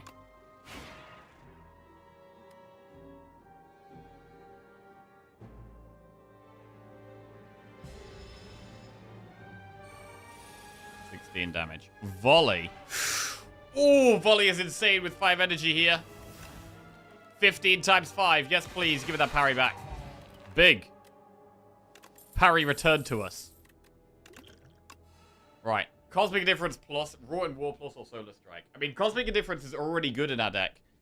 I did want another Forge card, but I think another one of these that's also upgraded looks very nice. So we'll put that in. Pick a random doll or lose 5 HP and choose one of two. I mean, one of two, we could get upgraded powers. We could get 2 of each upgraded power, right? If we get Bing Bong. Right. Door of the Wind or Bing Bong? Oh, God. The problem with a big deck, right? The problem with a big deck is it's harder to get the sword back. It is harder to get the sword back. But we do have 2 Cosmic Indifference to help with that. Do we Bing Bong it up? Do we Bing Bong, bro? Oh, could it screw us? Could it screw us? I mean, the bigger the deck is, the less likely we are to draw Clash. That's the thing.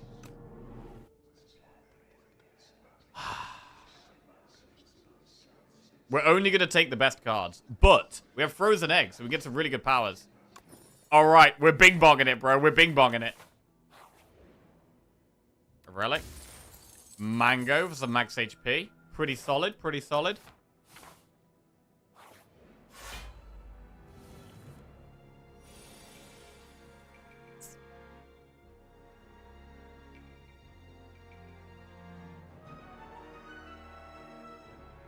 Hard to not take damage here. I mean, even with the anchor, our turn 1's been sketchy. Bro, the anchor has been insanely good. The anchor has been insanely good.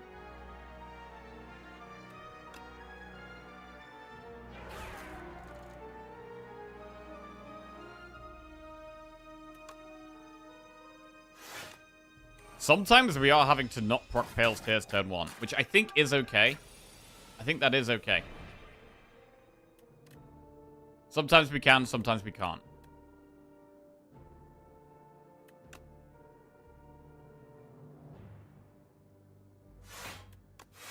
And then once we have more energy, then we can do some big stuff.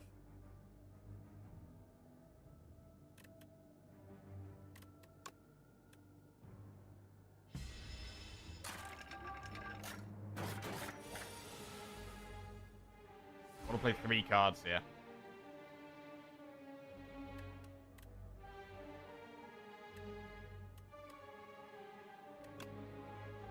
One, two, three.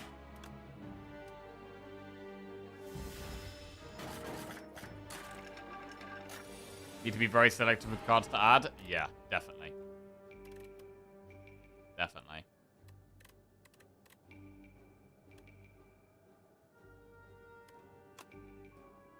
We might spend all our energy here because we don't need a big turn next turn if this is dead.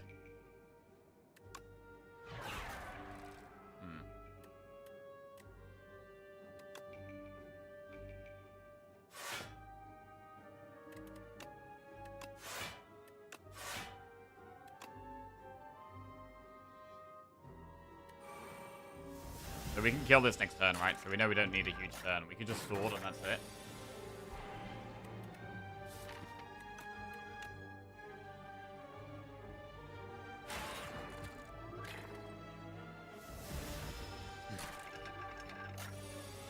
Why in the blue hell did you pick Clash? I did not... Okay, I didn't pick Clash, right? I took an event where we were given Clash.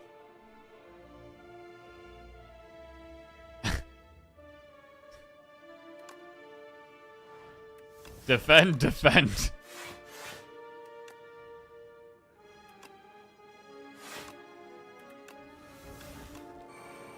Okay.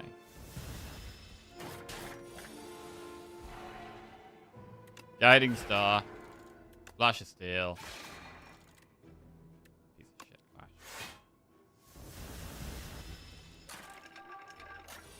Right. 52 damage sword. King's Courage. Child of the Stars plus. Know thy place in hegemony. I mean, Child of the Stars can be loads of block. In terms of spending stars, we have Guiding Star and Falling Star. It does kind of make sense to take that. With it being upgraded. Like, the Frozen Egg really added to us taking the Bing Bong. It being upgraded is super nice, right? All right. Powers are going into the deck. King's Courage does speed us up. Might be better than the power pot. We're going to do Campfire Shop Campfire here. We want relics in the shop, really. Maybe relics and removes. Can we remove Clash over Strike?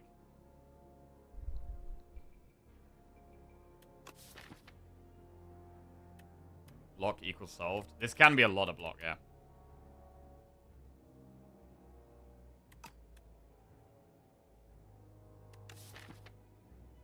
We'd need more ways of spending stars. I mean, Genesis gives us stars. This just gives us block when we spend stars. The only spending stars we have is the one guiding star and the one falling star. So we'd like to add 2 of a copy of a strong star spending card. Maybe Reflect, maybe Gamma Blast. This deck gets Orbit Infinite so easily. Orbit Infinite. Okay. Sounds good.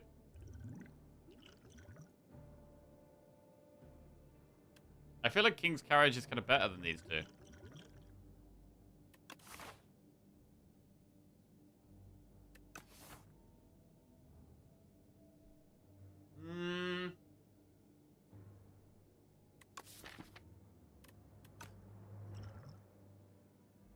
We're drawing loads already. Right. Upgrade. I think we upgrade the Guiding Star. One of our only star spending cards. Right, now we have a shop. We've got a lot of money in this shop. Black Hole Plus. Tent. Lantern. Black Hole Plus. Whenever you gain stars or spend stars, deal 4 damage to all enemies. Bro, that's AoE.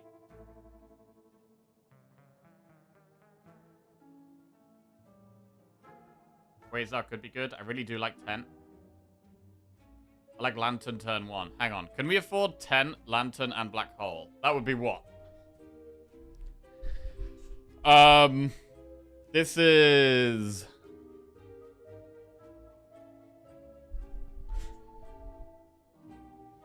$194, $294, $344, $343. Plus Black Hole. Yeah, we can. We could just do Tent, Lantern, Black Hole. But yeah, we can't afford to remove Clash. That is true. Glitter Stream is also not bad. I'd prefer it to be upgraded, though. I really only want to take upgraded cards.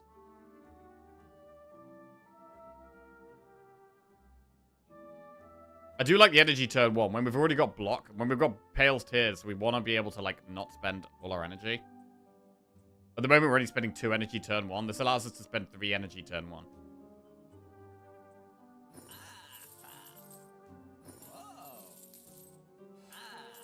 Okay, 2 black holes in the deck. What about Glitter Stream? If it was upgraded, I would definitely take it. Unupgraded, do we still want it?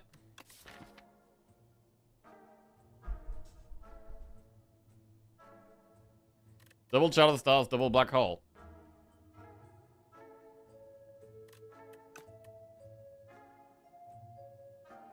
I feel like we possibly should take Glitter Stream.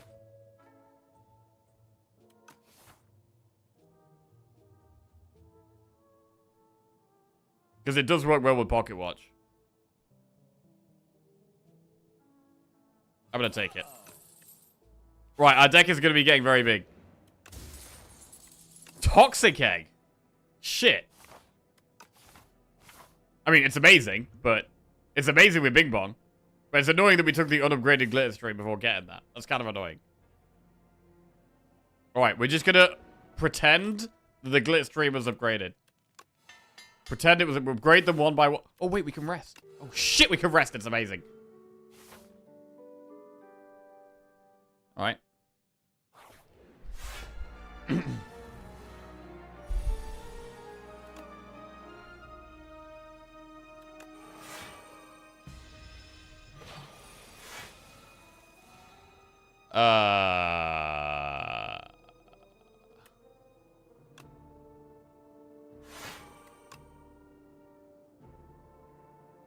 Does this thing scale?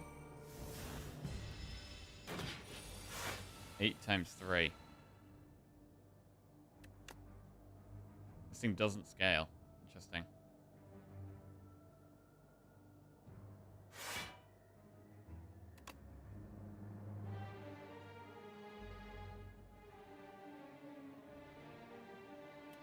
We could not get pocket watch value here. We do want Pale's Tears value, though.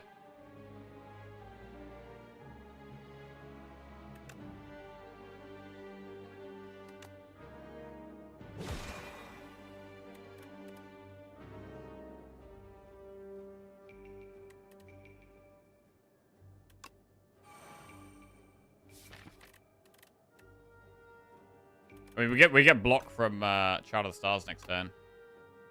We can play this.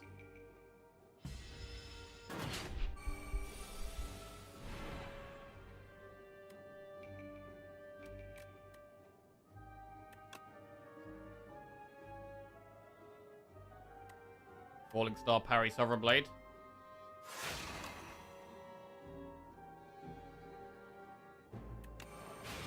Right, this was an order, but whatever. Okay. Interesting. Glitter Stream, definitely solid. Spectrum Shift, Cosmic Indifference, and Sword back on top. Yeah, I like the Glitter Stream. Do like the Glitter Stream with 5 energy, to be honest. Boulder?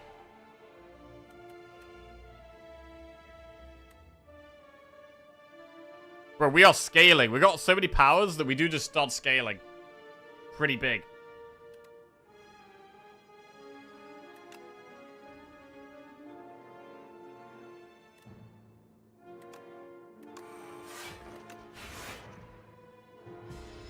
Boulder's about there. Fasten.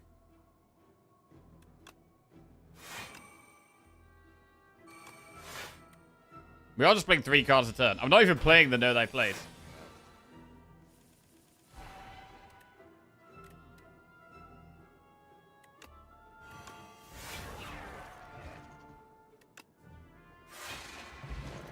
Alright.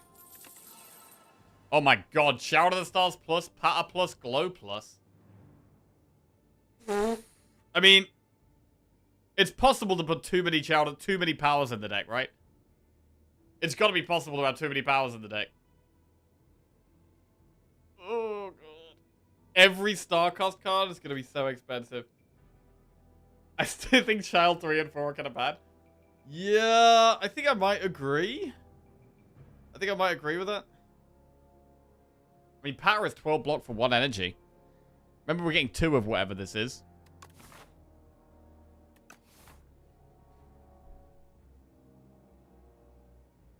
I mean, Glow is alright, right?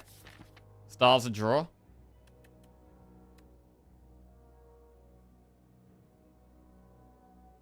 Because sometimes we, sometimes Genesis is at the bottom of that deck, and then we can't play the stars, right? So I think Glow is solid. Let's glow it up. Alright, that's double Glow. Now we have an elite.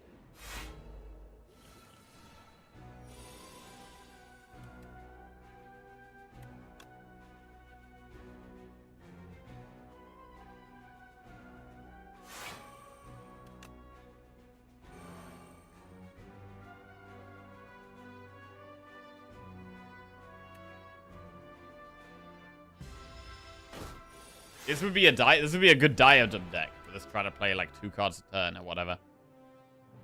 1.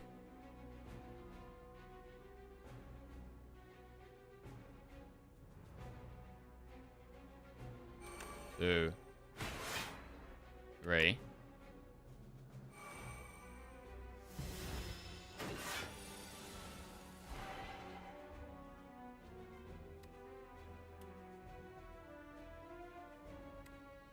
1. 2. 3. Maybe play a 4th here. It's fine. Do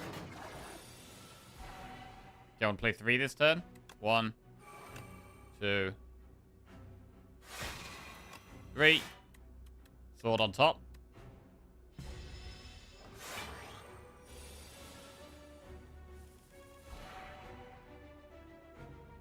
1, 2. Counting stream. 3. Spectrum shift finally goes down. I mean, it already feels like we have too many powers. It does actually already feel like we've got an overload of powers. 1, 2, 3.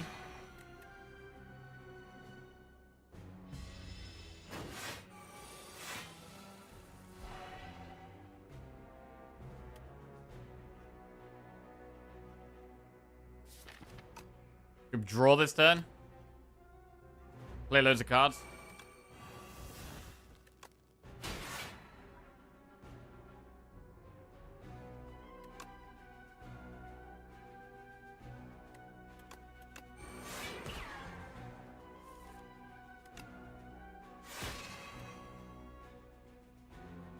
Alright, that's nice. 1, 2.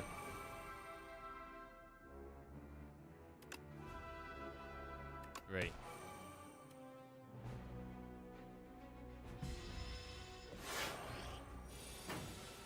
Any swords? There's a sword.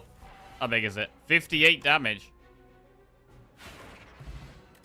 Very good. We get some more max HP. Got loads of max HP with the mango and the pear. Quasar Plus. Supermassive or Hidden Cash Plus. I mean, Quasar's pretty big. It's another way of spending stars. But we're never going to get Pocket Watch value, but maybe that's fine, right? Like, how do you not take Quasar Plus when you've got double Child of the Stars, double Black Hole?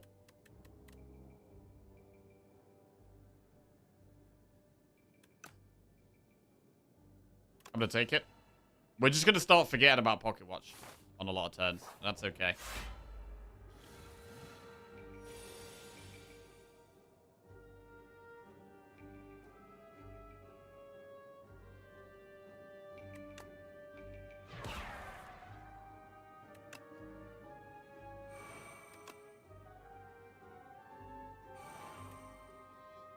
Okay, Pocket Watch active. This is an awkward fight. We could definitely do with more energy.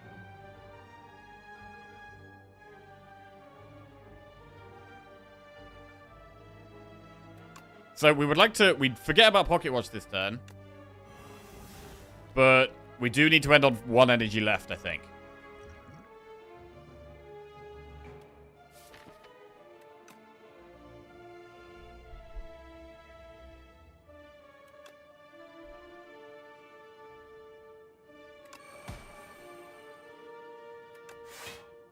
Discovery Plus.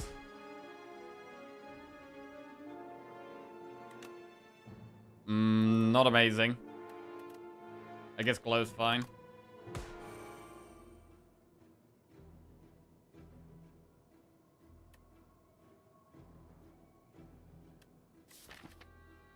Cosmic Indifference Discovery?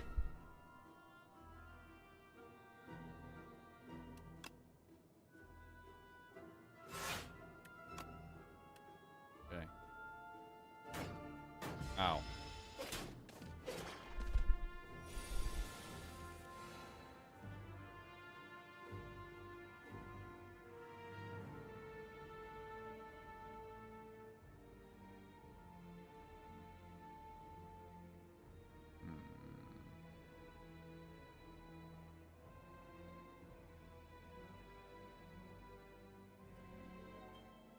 Yeah, Shadow Star's fine. Mods in this channel are purely aesthetic. I do almost nothing. True, actually. No mod in this channel has ever lifted a finger.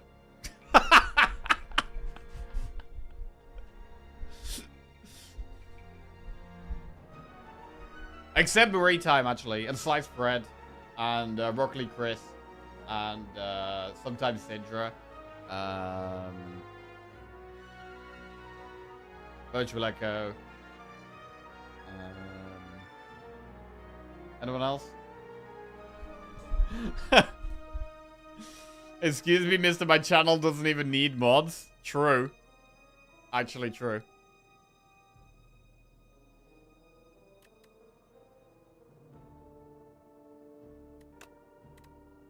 Dying Star. Pretty nuts.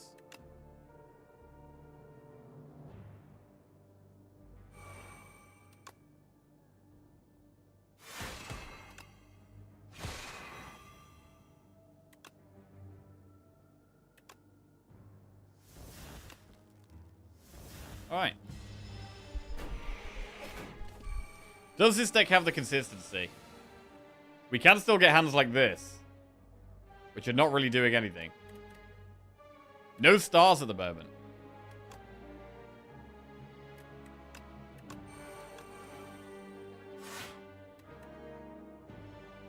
Wait, where's the sword? Wait, do we even have the sword?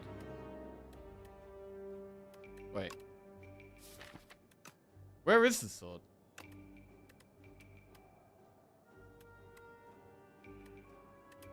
Put discovery on top, I guess.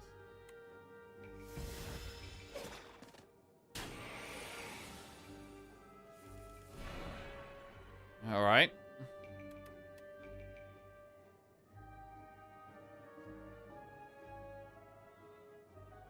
Glow Quasar does what? 16 AoE damage and blocks 12? That's pretty good.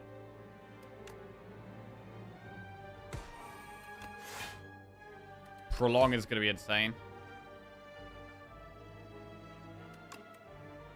Oh, it's a comet. GG. Nice. Wrought in War plus Monologue Hegemony. We're not going to take any of those. Gather Light is removed from your deck. I do like the Gather Light.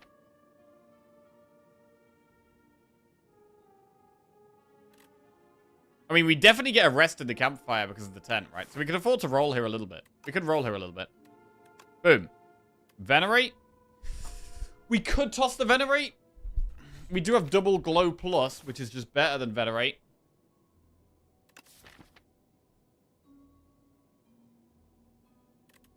Okay, Venerate could go.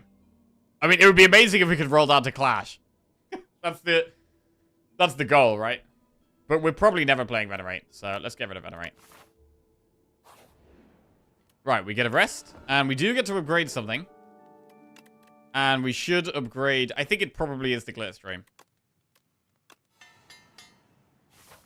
Right. How do we play this fight? Do we want one less draw return? Upgrade Clash.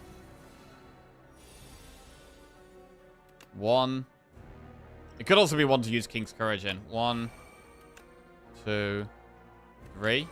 Love that turn 1.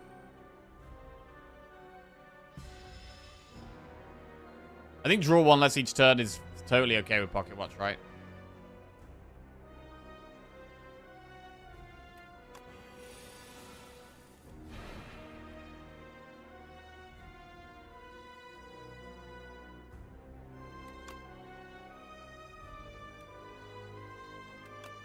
Very good to get powers in play.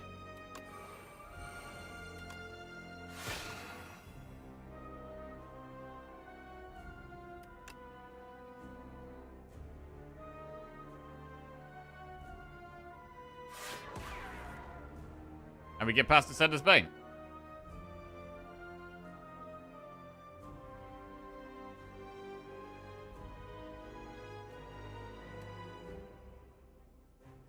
Okay.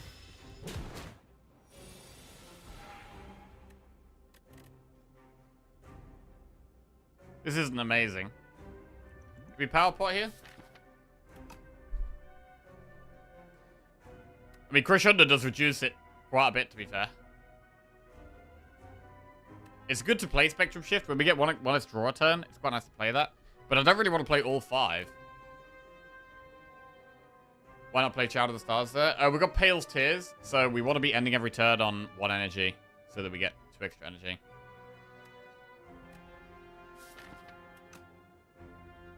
I mean, I feel like the fight should be relatively straightforward. But I will play King's Courage.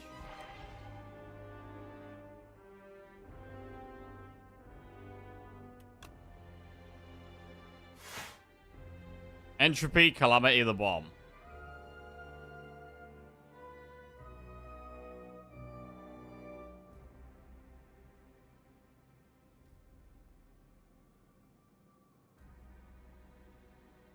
Bomber.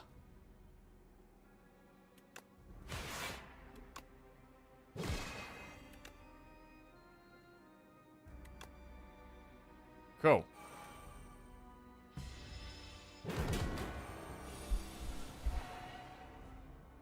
Black hole is great. Cosmic. We probably cosmic the sword back on top. Sword is still just really good. The biggest damage card and has a lot of block attached to it as well.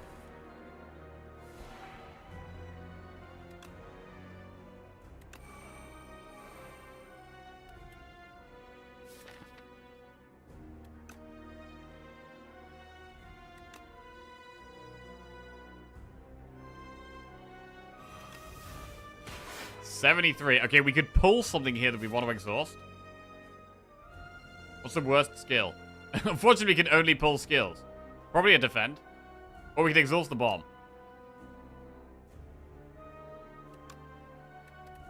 Let's pull defend and purity the defend. Okay. Can't play more than 3 cards a turn. The end of your turn takes 7 damage.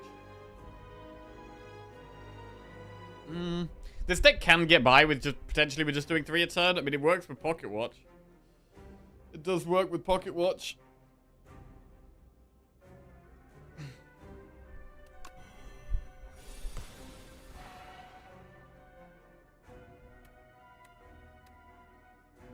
One.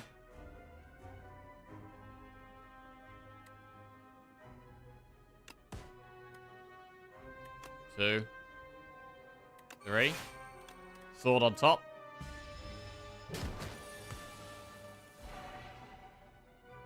Oh man, falling star big here. 1. 2. Crash landing.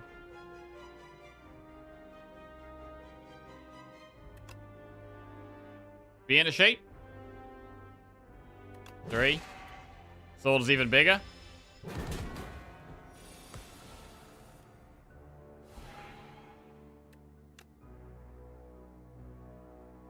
1, 2, 3. Bomb is down. Bomb might kill it.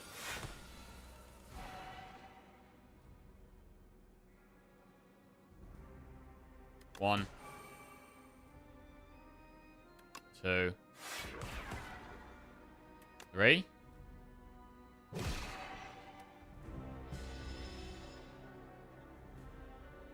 Okay, we take the damage now. Finally, we take damage at the end of the turn, but the boss is dead.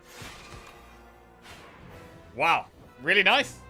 Really nice. 75 gold, 15 gold, add a card to our deck. Heirloom Hammer, Make It So, or Bundle of Joy Plus.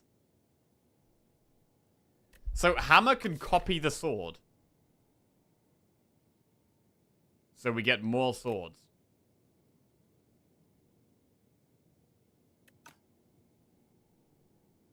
It's expensive, though. Big bonk. We are going to get 2 of whatever we take here. We are going to get 2 of whatever we take. I mean, generally, I think Bundle of Joy is pretty good.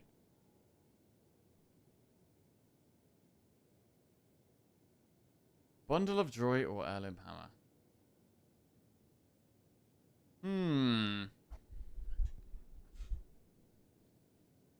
I do like the more swords approach.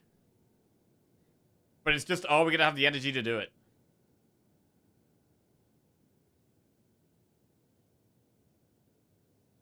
It's kind of crazy that, like, in terms of, like, Forge cards, we've still only got Furnace. It's the only one we have. The single Furnace is all of our sword scaling.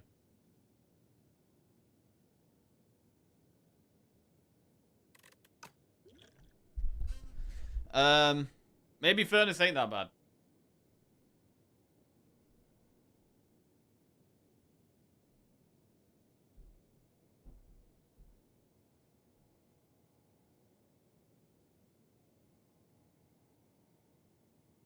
Hammer.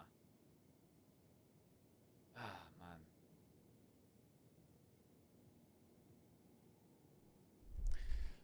Bundle of Joy just feels like it's going to give us so many more options. Hammer, we're only really going to want to put it on the sword. And we don't get the sword for quite a while.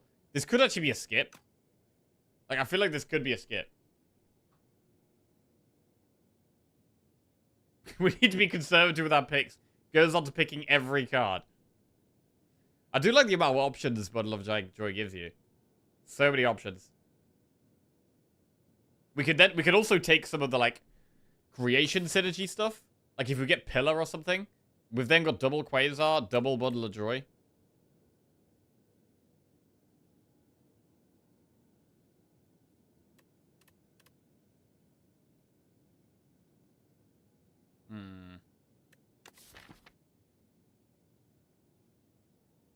I guess the problem with Bundle of Joy, right, is it adds unupgraded cards to our hand. Whereas, right now, most of our deck is upgraded. We're only taking skills and powers that are upgraded.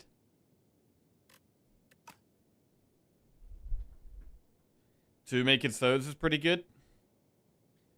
We're kind of limiting how many cards we're playing. Like, we're trying to do, like, sword and 2 skills a turn, or, like, a power sword skill is kind of how we're playing it.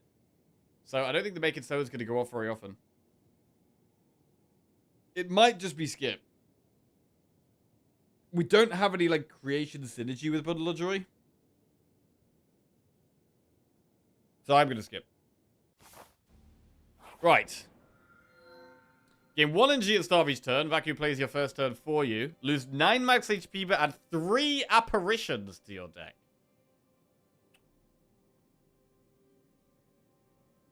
Which would be 6 apparitions to our deck that are also upgraded.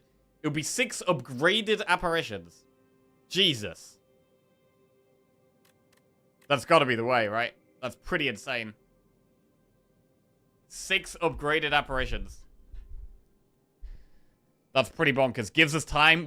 Gives us time to be more greedy and take more powers. Apparition to stay alive. Play 2 powers. Oh, yeah. There they are. There they are. Right. Now what? We've got 264 gold. Probably want to see one shop this act. Okay, there's 2 up the left. But the left-hand path has no campfires. And we've got 10. So I don't like that. Which really means we want to try and get to that shop. But actually, even if we go that shop, it's like up this path, which doesn't look amazing. It would be much nicer to do this path, the campfire, then elite. So I might do loads of events at the start to try and hit a shop in one of these events. Farm events for the duping. Definitely want to try and hang on to some powers. Boom. Boom. I mean, the bigger our deck gets, the harder it is to find apparitions.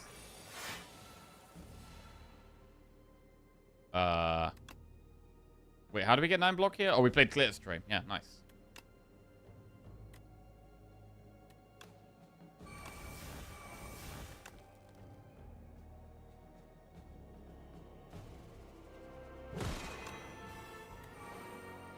Black Hole can carry this fight.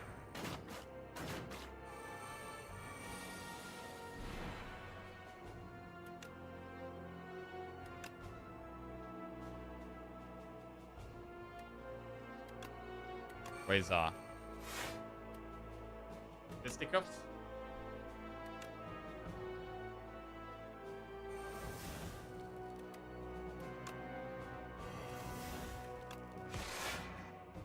Still intangible for one more turn.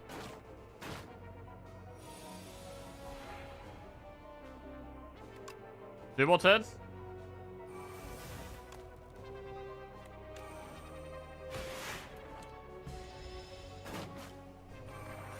I mean, there can be events that give curses, right? Curses would be a bit of a problem. Both our black holes at the bottom of the deck here. That's not great.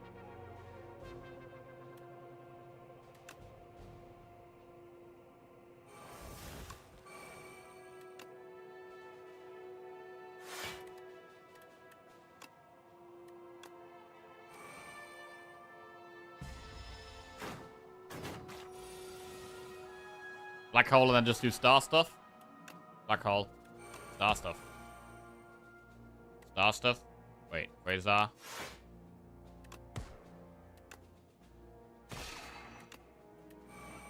Cool.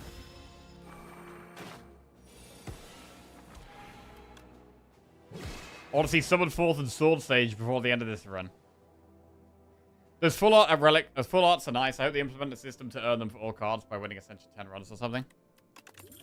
Yeah, the apparitions are very nice. Begone. I mean, Begone is a way of getting rid of Clash and the curses, but we're never going to proc Pocket Watch.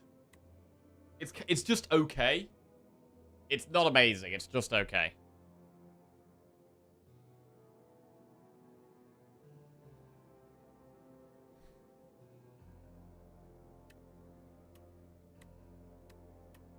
It gets rid of bad luck once we duplicate our deck. That is true. I think taking Begone is fine. I think it's fine. Alright, event. Choose an attack to a check with Sharp, a skill with Nimble, or a power with Swift. Power with Swift on...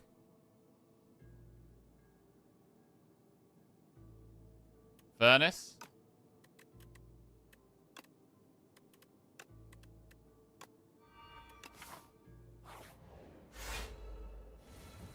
How are we going to do against this guy? Well, we don't need to Apparition.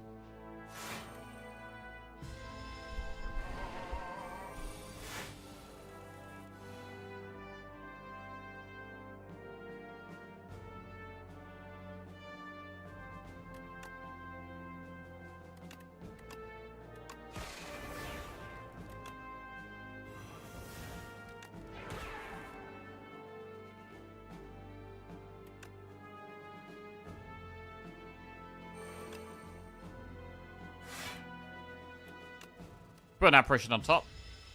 Just so we know we have one next turn. Don't think we need it though, actually.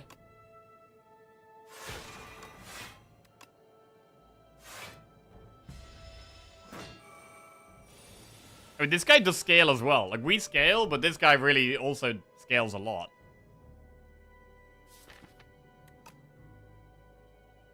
One, two.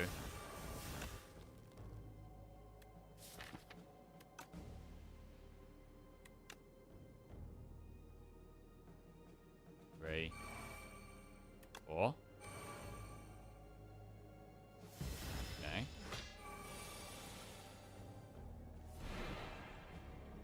Takes us a long time to play all that stuff. One, two, three. Could we just end on 3 here? Not do 4? Get the Pocket Watch to try and hit Apparitions. Okay. Double Apparition. Now we can chill a bit more.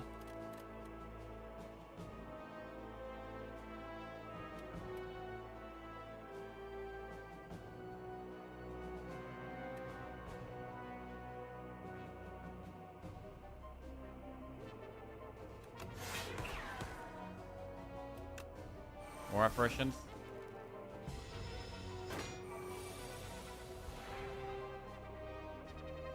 Parry.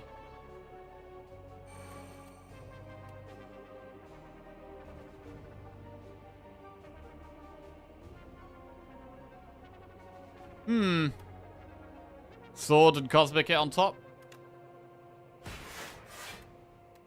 Fine.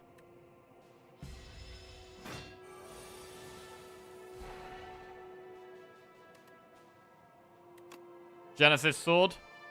Bro, it's gonna do loads of damage next turn, you know. Oh, we have an Apparition, though, guaranteed. Okay.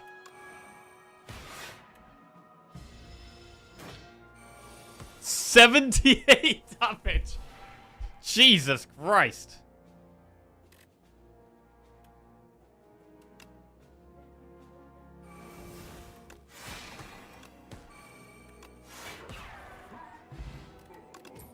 Right, bit more gold, add a card to our deck. Furnace plus Radiate or Hegemony. Your sword gets 18 extra damage a turn? I mean, the Furnace has actually been kind of good. Did we just Furnace it? Oh, God. Radiate. Alright, we've got 3 Furnace in the deck now. Holy crap. Oh, my God. Right. Moving on. Shop. Orbit Plus. Orbit's got to go in, right? Wait. Mystic Lighter? Do we have any enchanted attacks? Not really. No. Bro, Orbit's got to go in.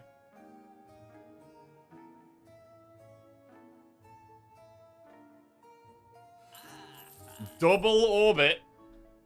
Spicy. Deck is very big, though. We could take Oddly Smooth Stone.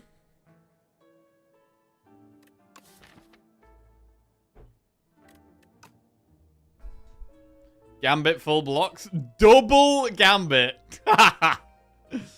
With the apparitions.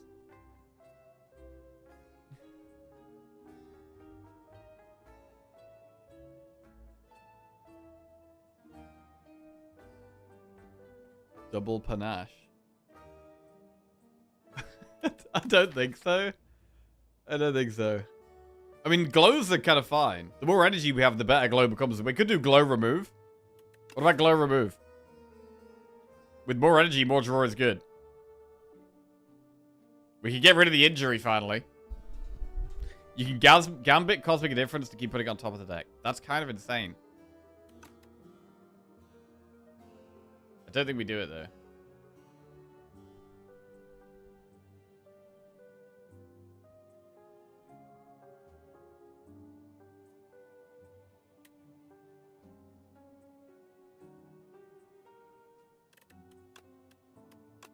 Right, remove injury. Take glow. Move on. Alright. Event. Trade Amethyst Aubergine for Juzu Bracelet, Pocket Watch for Blood Vial, or Anchor for Pendulum. Bro, these are trash. These are actual trash. It's probably got to be Aubergine for Juzu because we don't have good gold anymore. Yeah, that's the only one. Anchor or Pocket Watch are so strong. Definitely click the top one. Do we even want to do elites here? What do you need to do campfires for? I mean, the thing about elites is it's just like an unnecessary risk, right? We don't really need upgrades, but the knights could be a bit of a problem.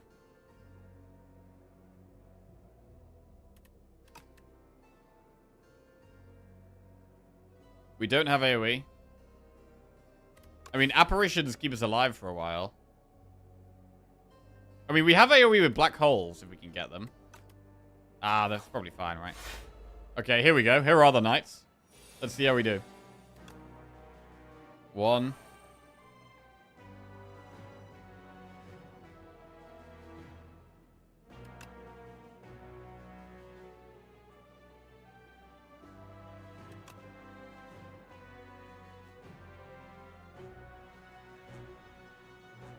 Two, 3.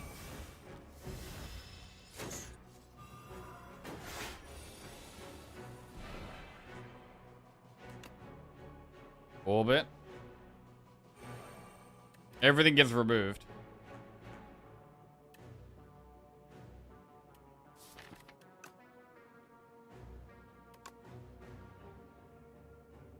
Are we ever focused on killing the middle one here? Also, do we power pot? It might be worth using power pot.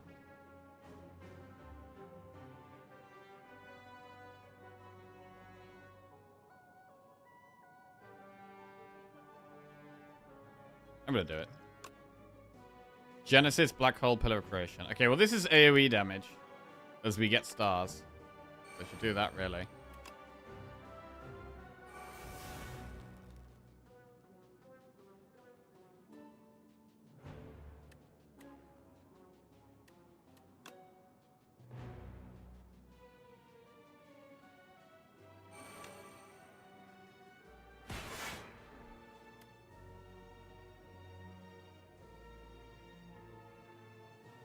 All right.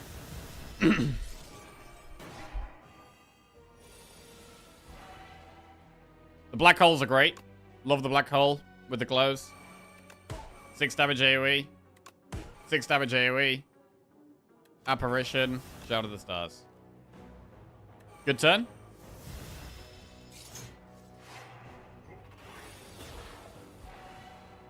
Genesis is stars every turn. To be fair, we should probably kill the back one. We should actually kill the back one.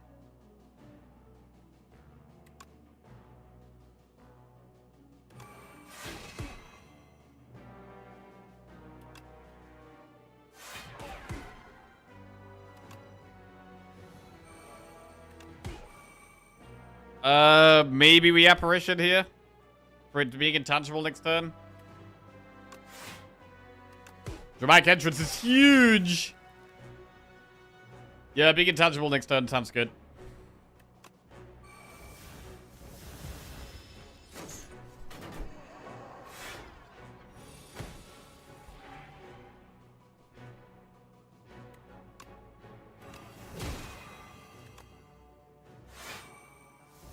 Okay, we exhausted the Clash. The Spectral Knight. Thanks, bro. Finally getting rid of that useless species crap. Orbit, Apparition. Go, go. Go. Double Orbit now. Okay, we've got through it. This is totally okay. Nice. Actually, not a bad fight. We get Gorget. 4 plating at the start of each fight. Reflect plus... That's got to go in, right? That's got to go in. Useless piece of Clash. Yeah, nice.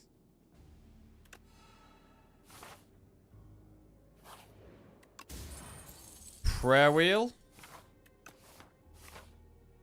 We get a rest. And then we get an upgrade. Upgrade Know Thy Place, Falling Star, Cosmic Difference, Gather Light. Our deck is so big that upgrading Know Thy Place seems kind of pointless.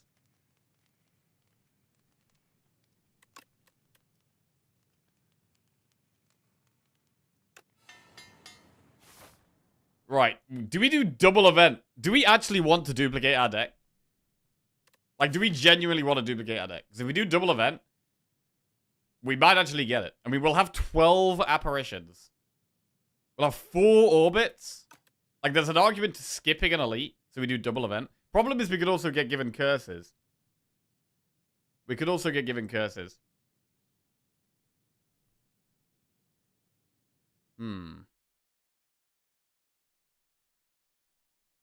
Let's try it. Foul potions. Wait, have we already had the fake merchant this run? Is there maybe a chance that could be the fake merchant? Should we go for the foul pots? We'll go for it. We'll go for it.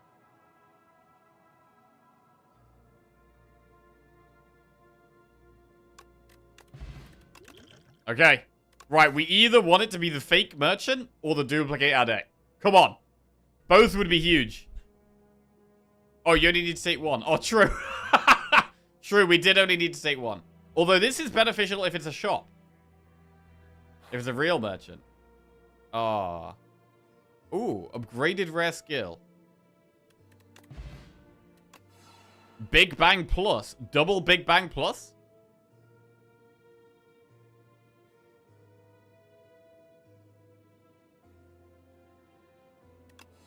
Bigger bang. Double. Very nice. Now we get sword right from the start, which is good. We do probably enemy. We have no more events now, so we can't duplicate the deck. We probably do enemy, then elite. Or do we do elite first? Let's do the elite first. Okay, get the relic. Okay. 1, 2, 3.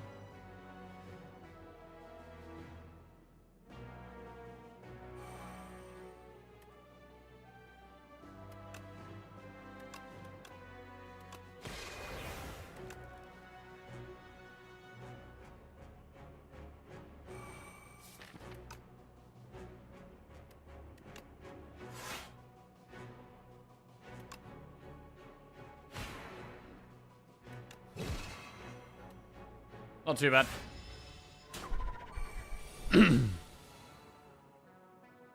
1, 2, 3, 4. Get rid of Clash. Oh, wait, it's active.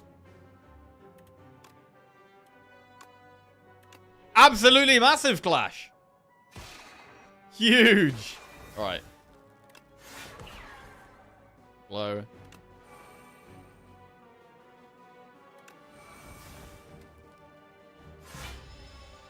Played it once successfully. Holy crap.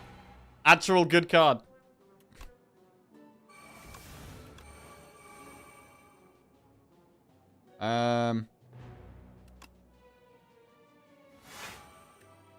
I didn't need to do that, actually. It's probably a waste.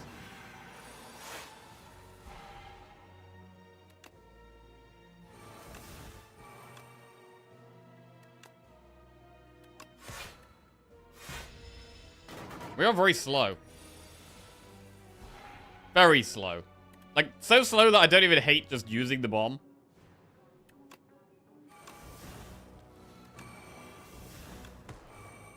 Genesis. Quasar. I mean, Boulder? I mean, Mind Blast costs 0, so I guess that's a bit of damage.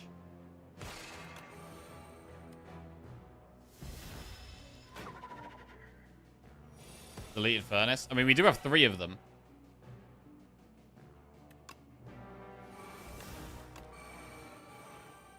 Put the sword on top. Play Calamity. Fine.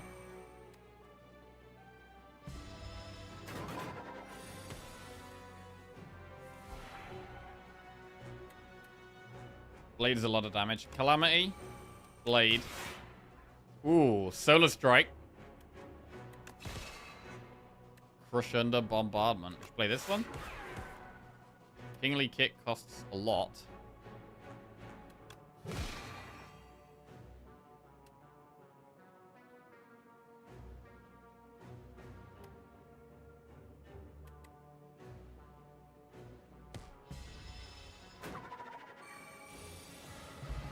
Alright, bag of marbles. Terraforming plus, spoils of battle plus, parry plus. Parry?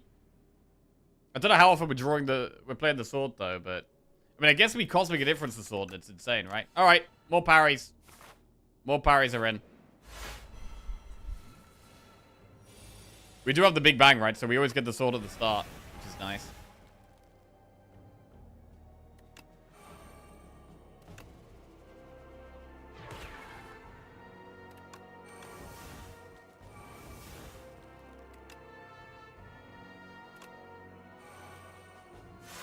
Clean.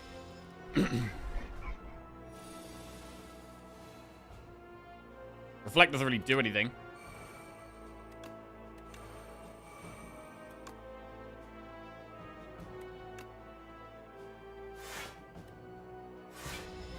Need the orbits. Oh, there they are.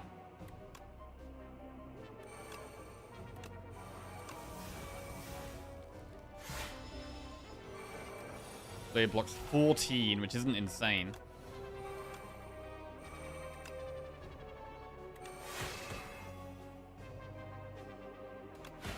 $49 damage sword.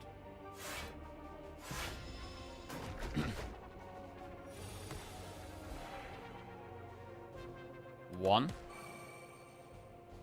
2. 3. To be fair, we probably don't play anything else here. Just get the draw. Makes sense. So we have a massive hand. Reflect an apparition in the deck.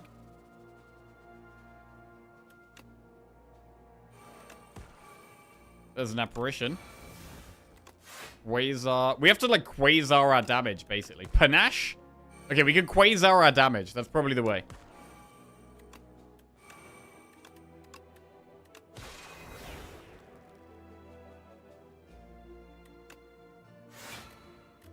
And Spectrum Shift.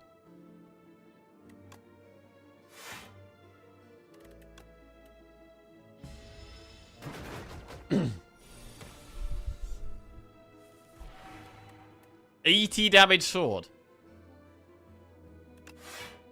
Panache. Double Panache.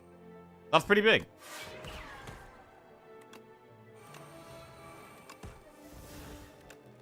Pretty big. Oh, Lord. It's lethal. Huge. Right, we're going to Power Pot, which is really nice. Glow plus, Spoils of Battle plus, Wrought in War. We probably don't need any more glows. We've got 4 glows now. We've got 4 glows. We're kind of okay with that. Bro, I've actually liked Bing Bong, you know. I think Bing Bong's been good. Because of the eggs, specifically. Shout of the Stars plus, Know Thy Place plus, Collision Course. Know Thy Place is okay. Which are we more scared of? We're probably more scared of Test Subject, right? The phase 1 is probably scary.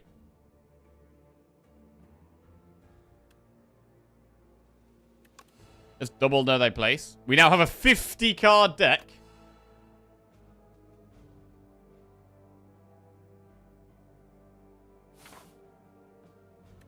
$50-card deck.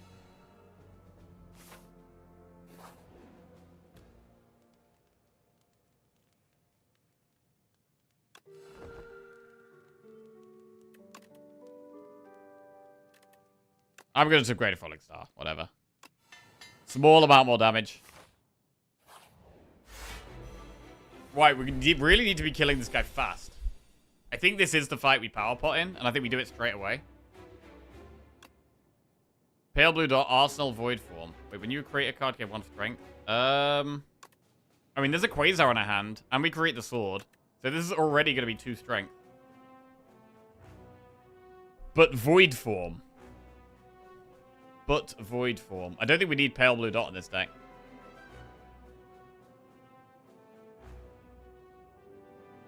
Arsenal? Do we want to win?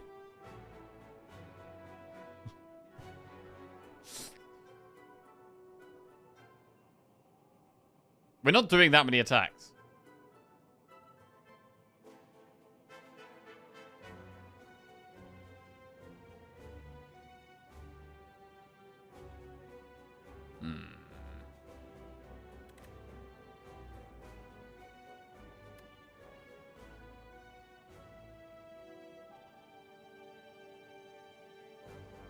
Let's get Void Form. Right. Furnace.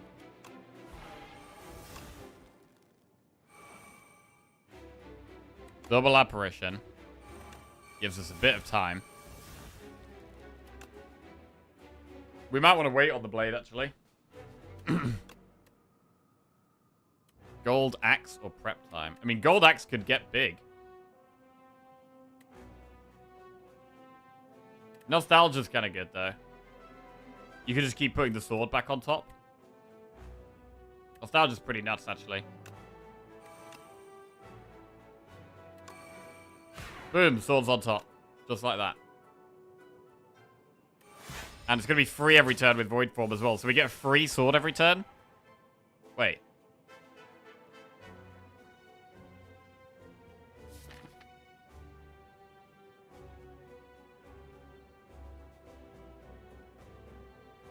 What? A Quasar?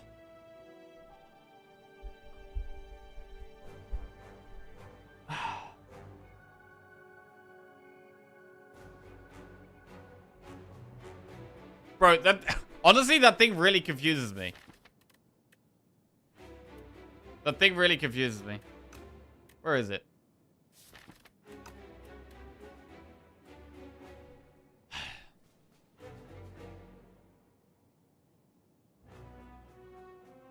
I feel like there's certain things where you play the power and then it counts afterwards. Am I wrong? I don't know. Why does it seem weird that it gives something that you've already played previous to the power? Echo Form also? Because it says first.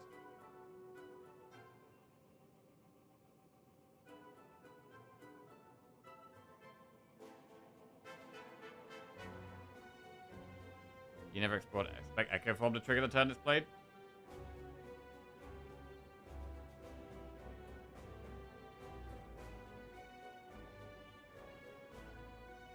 But there's Feral, right? It's like the first cost attack you play gets back to your hand. Like, you can Feral Claw on the same turn, right? And get Claw back and it works.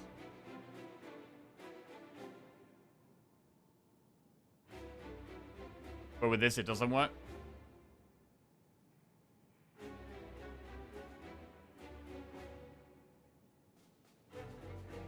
Because you didn't play a zero-cost attack. So if you've already played a zero-cost attack, and then you feral, and then you play a zero-cost attack, it doesn't work? Is that how that works? You can't claw feral claw. Huh. Okay. Anyway, fuck nostalgia, bro. Right. So we play 3 cards. We can reflect every turn. That is a play.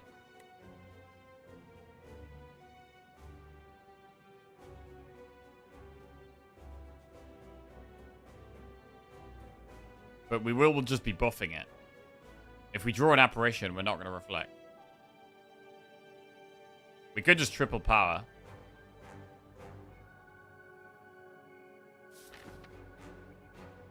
It's going to take ages to kill it. To be honest. Potion playable with apparitions? True, actually. Enemy takes 12, we take 1. I mean, if there's ever a part of the fight to use it on, it is phase 1 of this dude.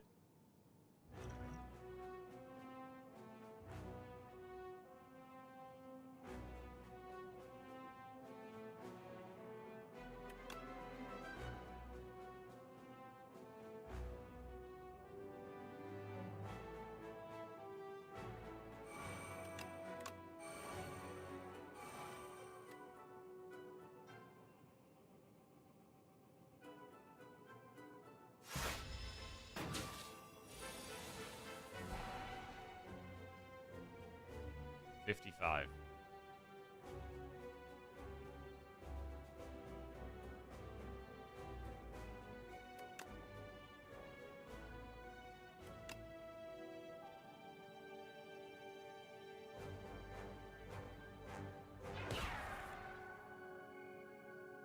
Double apparition?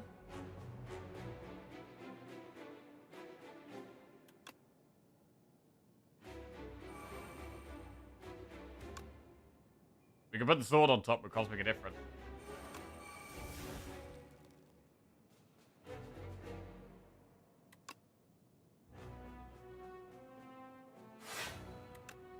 Sounds pretty good.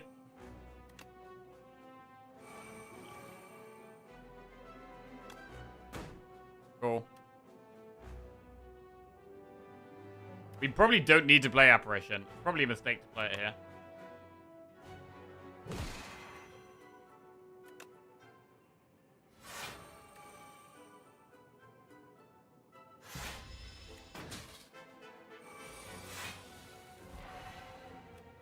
$50 damage, Sovereign Blade.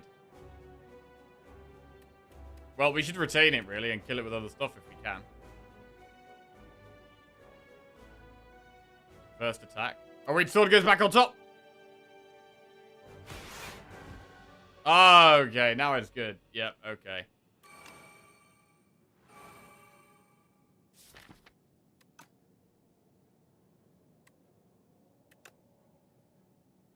Rock Pocket Watch? I think so.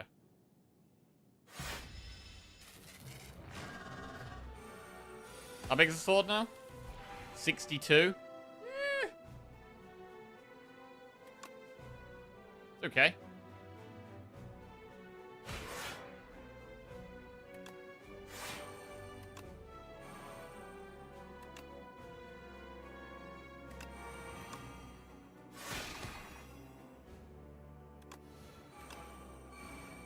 Again, we don't need to apparition. 18 damage a turn is being put on the sword. Wait, where's the sword gone? Oh, it's there. Okay.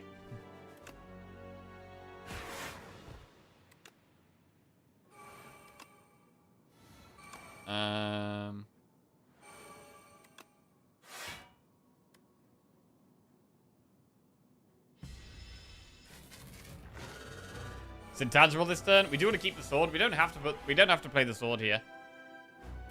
But I mean, it blocks 28, so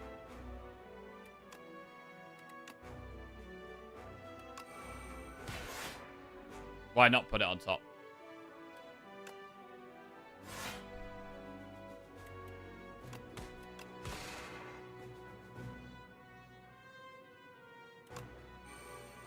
What else do we want to put on top? I want damage next turn, so we should probably put... we also kind of want apparition next turn. Although with the sword, we don't need it. Now I'm going to put falling star on top. That's good.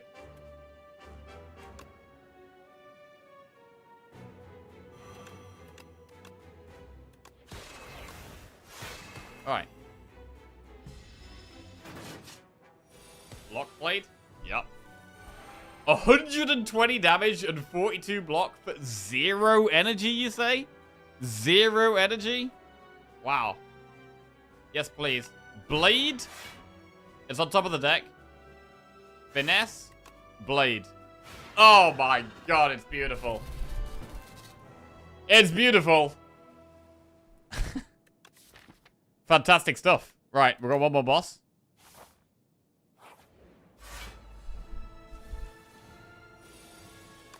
Apparition looks huge.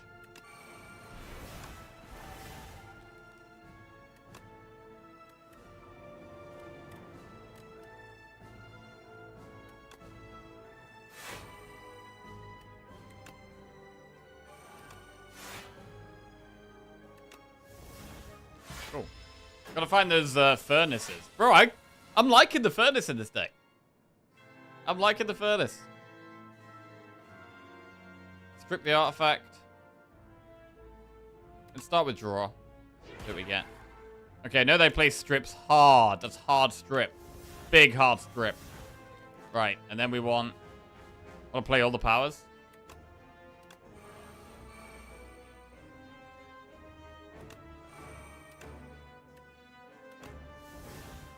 Alright, chill.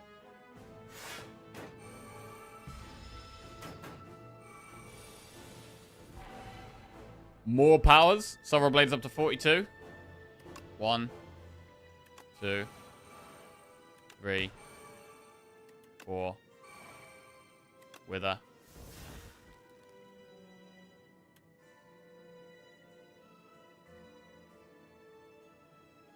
Haven't found Genesis yet. We should probably wait.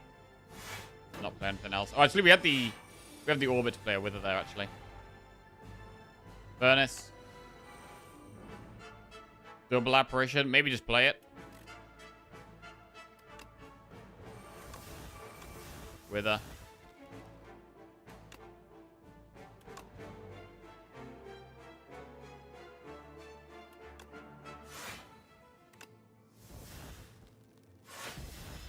So it's 44 damage, 14 block. Orbit. Shout of the Stars. Sword. Can't make a difference to sword. Very nice. Bro, I actually love parry now. Parry. 80 damage, 28 block. That's a good card. We can splash it up. Focus Strike, Hive. Okay, this is trash. But do we even have any zero cost cards? We have Clash and Know Thy Place. Okay.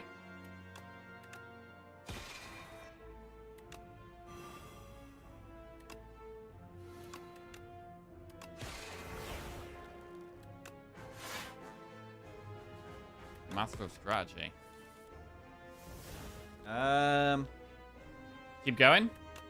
I want to play Genesis, really. I also want to play Blade. 1, 2. We get an energy back if we play parry. Cool. Still have the Clash. Beautiful apparition. Bro, maybe Bing Bong's good, you know? Maybe Bing Bong's good. Definitely better, but like the frozen egg. I'm not sure if I would have taken Bing Bong if we didn't have the frozen egg. I'm not sure. But the egg definitely makes it stronger. And is it worth taking without the egg? I don't know. I don't know. Is it... I mean, it can't always be good, right? Is it always good?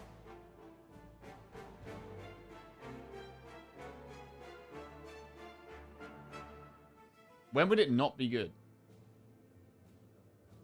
What's bad about Bing Bong? I mean, getting curses are bad.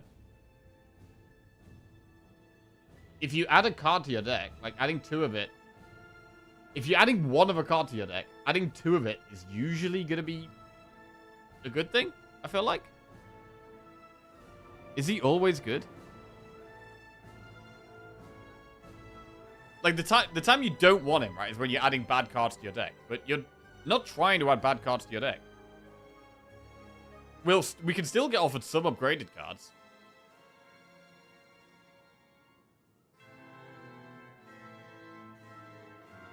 My recent Bing Bong runs have been great. I only had about 6 cards. It was great. Bad with Parasol? Definitely bad with Parasol. When your deck's already finished, it's not good. Yeah, okay. That's fair. If you're midway through Act 2 and you think you're already strong enough to beat the Act 3 bosses, Bing Bong is probably bad in that spot. Yeah. Okay.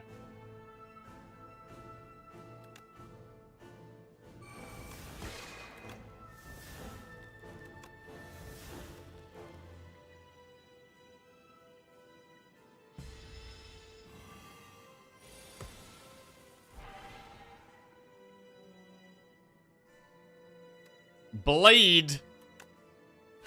Cosmic the Blade. Finesse. Bro, the Cosmic is really good as well. Oh, God, it's dead. It's beautiful. This is it, bro. This is the answer. You just put as many Furnaces as possible in your deck, and then as many parries as possible in your deck. And the sword just grows more block, grows more damage, and then you just make sure you've got something like Summon Forth or Cosmic Indifference, so you can pull the sword back to your hand, and then you win. Very nice. Very nice. Well, very happy to get a region win on the board there. That was a good run as well. Enjoyed that one. And that's 5 wins in a row. 5 wins in a row. Very good.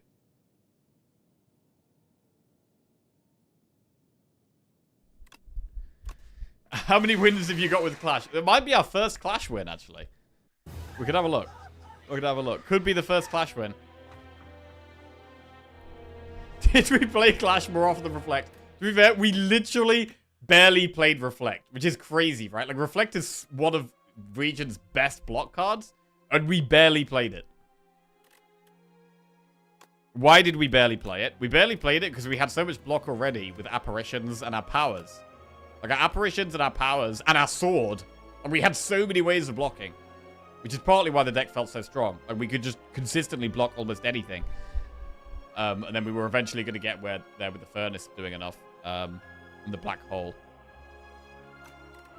What was I going to look at? Card Library. Clash. View stats. 2 Clash wins, actually. Wow. 2 Clash wins. Bro, I've never taken Peck. By the way. Oh, I must have taken it once. We must have taken it once to be able to see it, right? No, actually, you only need to be offered it. But I actually don't think I'm not sure if I've ever taken Peck.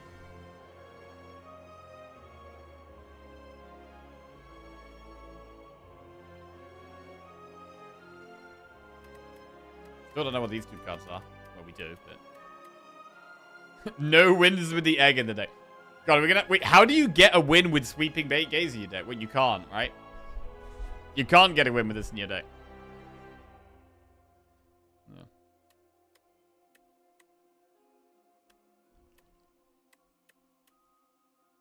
175 victories with the Sender's Bane in the deck. Wow. That's a good card, bro. That's a good card.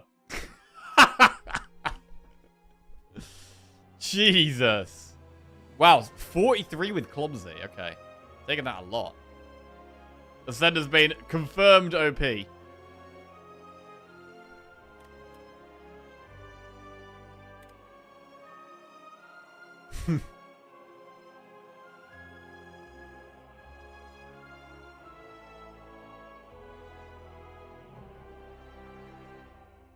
Right.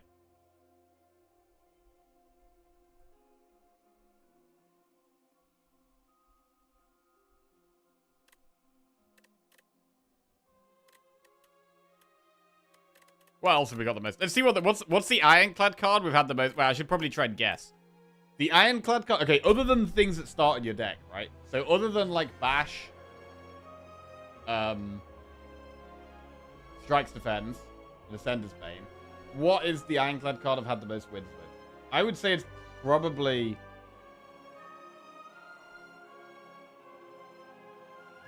Pommel Strike, Body Slam.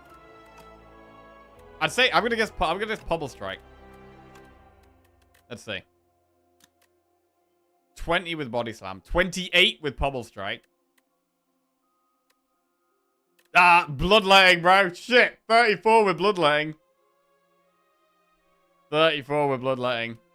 Anything else? Nothing's gonna be more than that, right? It's usually gonna be a common card, right?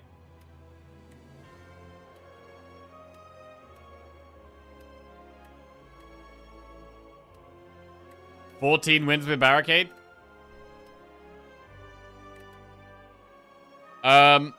Silent's got to be Backflip. Silent's got to be Backflip. 16 with Dagger Throw. 37 with Backflip. 37 with Backflip.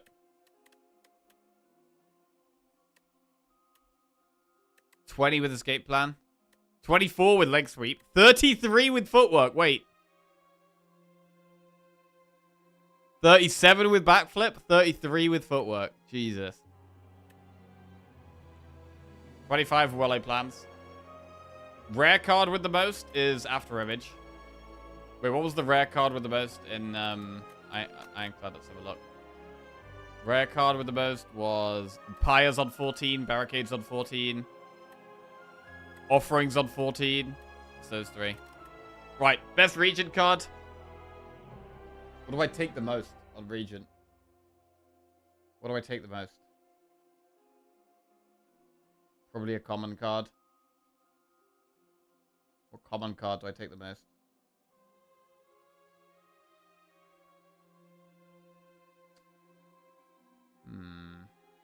Glow. I do take Glow a lot. Or Gather Light, yeah. Probably prefer Glow to Gather Light. I do like Glitter Stream. Let's say Glow. Let's say Glow. Right, 27 with Guiding Star. 30 with Gather Light. 30 with Glow. Oh, it's a tie. 30 each between Glow and Gather Light. Damn. Guiding Star not too far behind. 20 Gamma Blasts. Jesus. 12 Supermassive. 14 Quasar. 24 Reflect. It's not as much as Glow or Gather Light. And the rare card is 10 Tyranny. Is it Tyranny? 10 Guards. 10 I'm Invincible. 12 it's Big Bang. 12 Big Bang. Okay. Right, Necro card is probably going to be Defy? Or is it even... It could be Grave Warden, you know? I want to say Grave Warden. But it might be Defy. Right, 14 Grave Blast. 29 Grave Warden, 28 Defy. Hey, got it right. Huge. Huge. Okay. 24 Invoke. Jeez. I love Invoke. Rare card. End of Days is 10. Domain is 16. Okay, Domain is number 1. Domain is number 1. And finally, Defect. Most taken common card? No, it's most victories with it, isn't it? No, not the most taken. Most victories. I take Cool-Headed a lot. I have Cool-Headed a lot of runs. Hologram. Turbo. Ooh. Oh, it's a hard one, actually. Turbo. Hologram. Cool-Headed. I do take Lightning Rod a lot.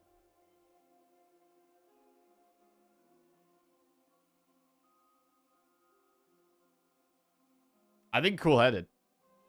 I think it's Cool-Headed. Let's have a look. 19 Go for the Eyes. 16 Compile. 23 Turbo. 24 Charge Battery. 27 Lightning Rod. Oh, it's Hologram, bro. 32 Cool-Headed, but 34 Hologram. Wow. Okay. 27 lightning rod. Boost away. What's boost away on? Boost away's on...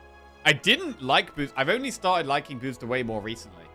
Like when I first started playing Slay the Spire 2, I didn't take boost away anywhere near as often as I do now. Rare card's probably going to be Echo Form. I do love Trash to Treasure now, though. 15 Echo Form, 14 Defrag. Trash to Treasure's only on 5, but that's gonna increase. That's definitely gonna increase. 12 Signal Boost, 12 modded. Okay. No victories with Rainbow.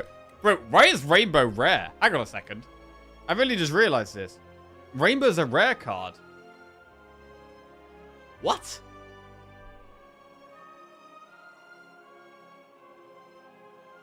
Why is Rainbow a rare card? It always has been? Oh yeah, it was a rare card in the first game as well, wasn't it? What? It doesn't feel like it should be a rare card. I don't know. It doesn't feel like it should be a rare card. Right, colorless card. It's gotta be Finesse, bro. I take Finesse. A lot. Finesse is on 12. Ooh, Shackles 14. Shackles 14. Prolong 15. 15 Prolong. 18 Equilibrium. Okay. 10 Master Strategy. 17 Hidden Gem. Yes, there it is. Love Hidden Gem. Okay, it's actually Equilibrium, though. My bud's taken one. Right.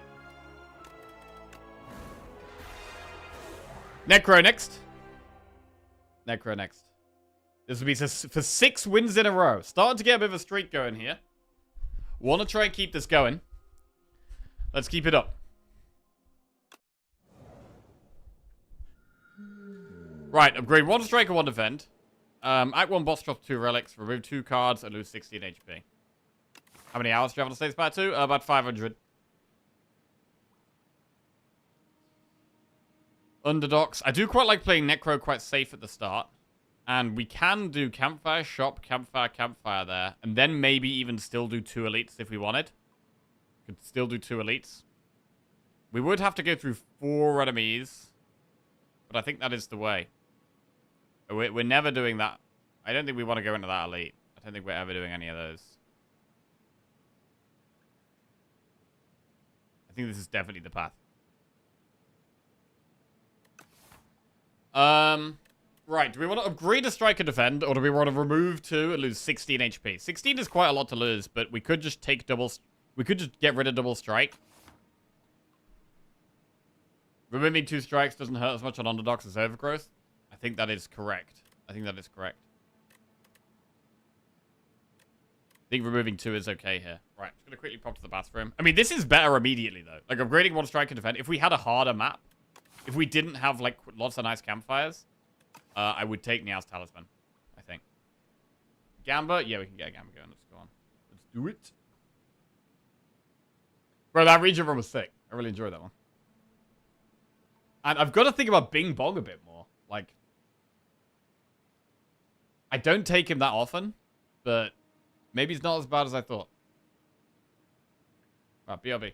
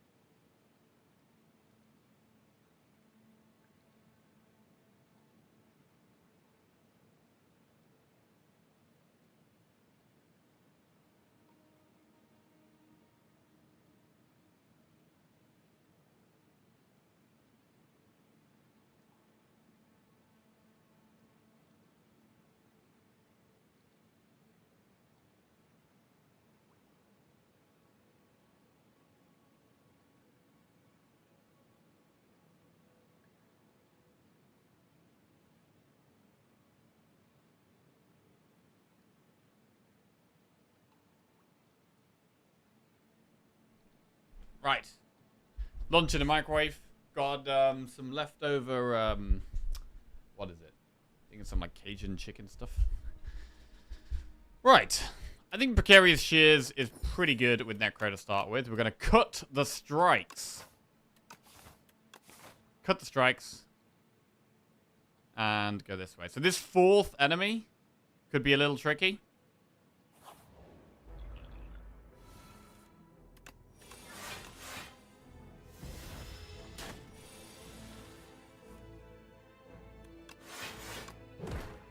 You can get Unleash off just a lot more often when you've cut the strikes.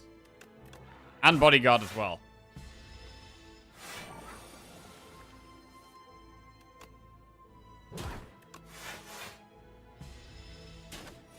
Okay.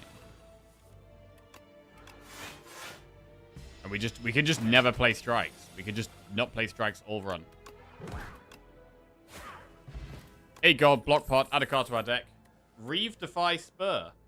Interestingly, it's a spot where we might actually take Spur. Like, Defy is really good. But if we're able to summon Osti more and, like, get Bodyguard off more often, we can get Spur value more often. I really like Spur. I feel like there's a lot of runs where I can't use it that well. But the start of this run, I feel like Spur is definitely a solid option.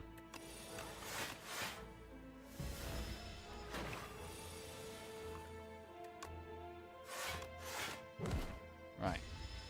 This is why Defy isn't top deck victories. Defy's common, man. We'll probably find some more Defies. It'll be fine.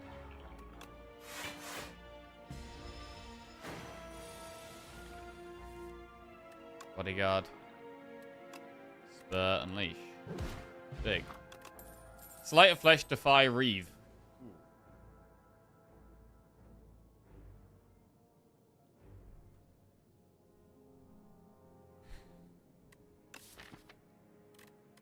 I mean, Sleight of Flesh doesn't do anything right now. It's insane damage in the long run, but right this second, it doesn't do anything. Maybe we do take Defy now.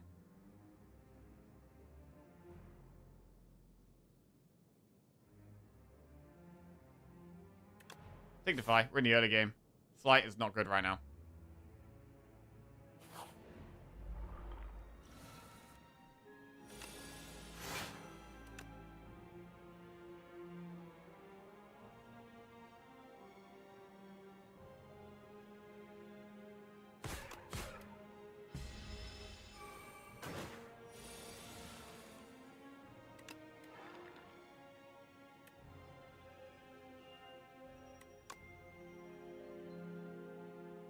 This is a bit awkward. I mean, we can't just Spur Unleash and take 2 damage.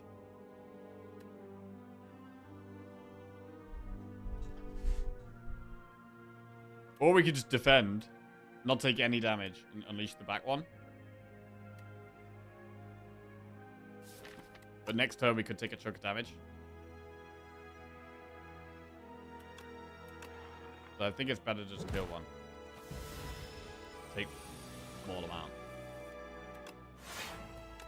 Okay.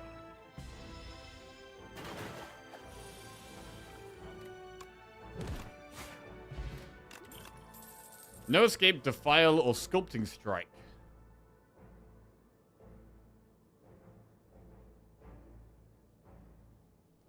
I mean, sculpting, you could ethereal the soulfish.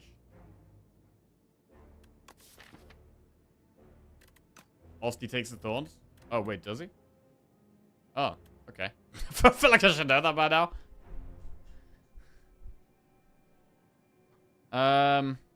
The thing with the sculpting strike against the fish is that you do exhaust the beacon, but at the same time, you have to take the 6 damage. I'm gonna skip. Right, this fight could be a bit more tough. It's a fight where we should really think about using pots.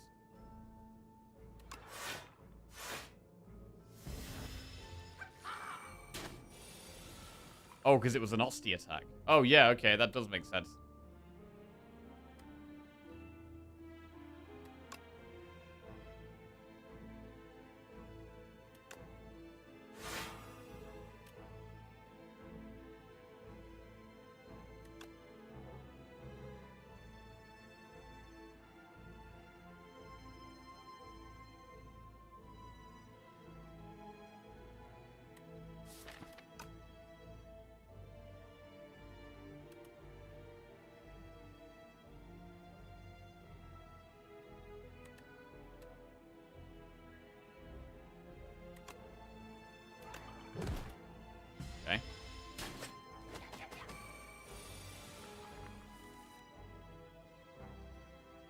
Do we triple defend? Yeah. Spur is the only card that heals Osti, yeah.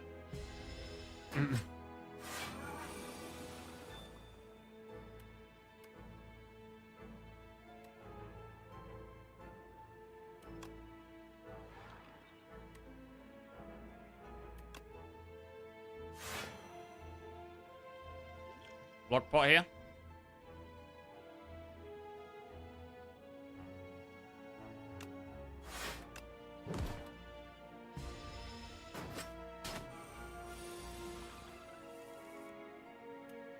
Well, Unleash is solid. Defy is good.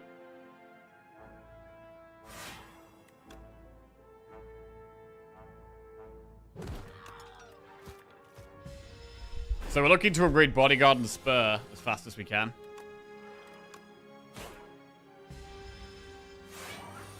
$17 damage. I mean, Spur is just so good now. Osti has some big max HP.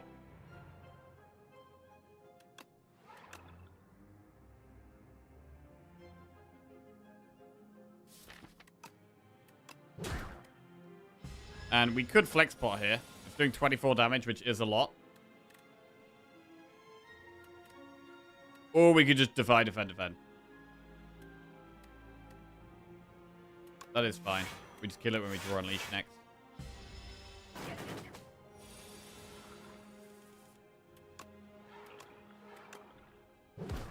Alright, not too bad. Haunt, Bone Shards, Flatten. Absolutely not Bone Shards when we're trying to make Osti big. I do really like Haunt, but it doesn't do anything right in the second. I think we skip these. Do an event. Ooh. Spoils map is not really very good. We've got it in our deck for a long time here. We've got it in our deck for a long time. It's bad.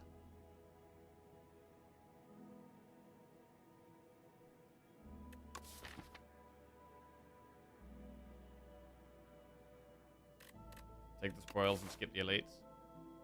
Yeah, we could do this way around. That is an option. It depends what we get in the shop and in the chest. Like, if we get, like, good early game card, good potion, and then good relic, we kind of want to do the elites.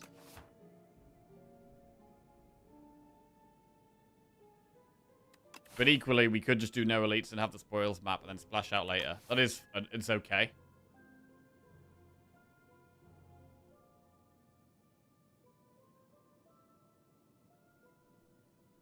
Spoils map hurts us in Act 2 as well. Also hurts us against the boss.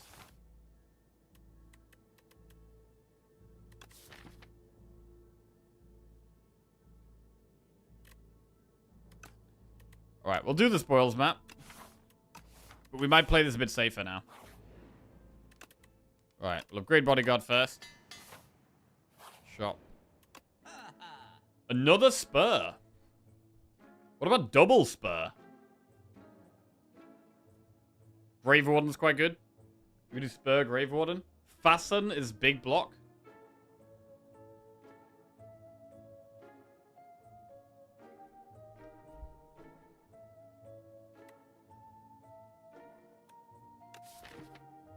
Page Storm could be good later.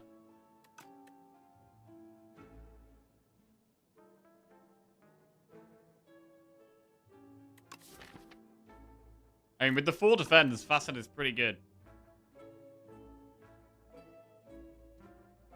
What if we did Fasten Page Storm?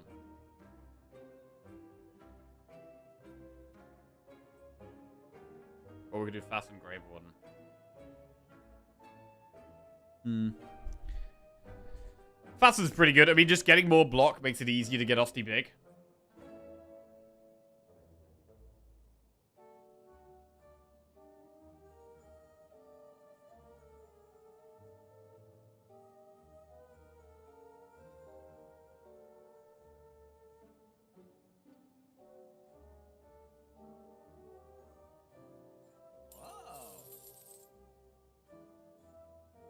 Right, we'll do Grave Warden Fasten. And we'll upgrade Spur.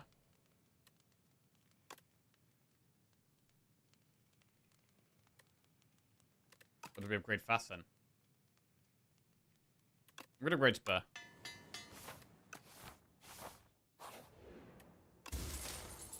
Strawberry, some max HP. Right, now we upgrade Fasten. Right, how do we feel about the elites? We've got the spoils map in the deck. Which isn't great. But Fasten Plus makes the defense way better. I think the Gardeners are a big problem. Like, I feel like we should be okay against the 2 single target enemies, but the Gardeners would be really hard.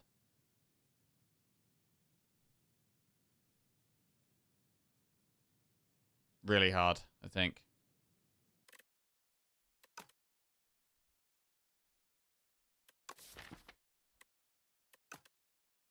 I'm gonna dodge elites. Enchant a basic defend or strike with spiral or heal 24. I mean, that's a big heal. But I mean, with Fasten, bro, a Fasten with a spiral defend, that's pretty big. Yeah, it is a giga defend. Absolutely mega defend. Alright, Spike could be a bit tough.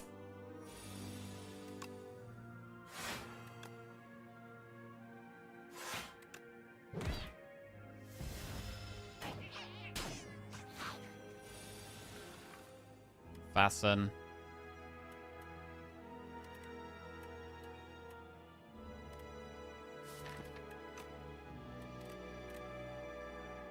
This is a rough turn.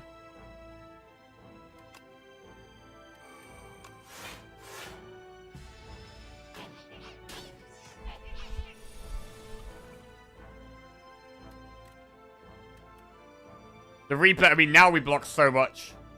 Now we're playing the Fasten, actually. The defend is insane.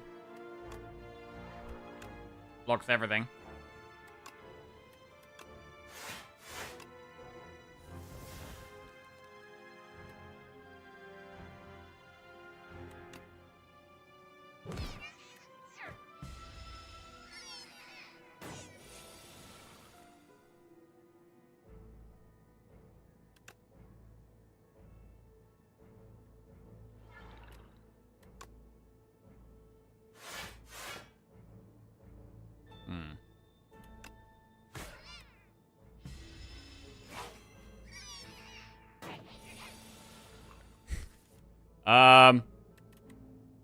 This is kind of a lot of dudes.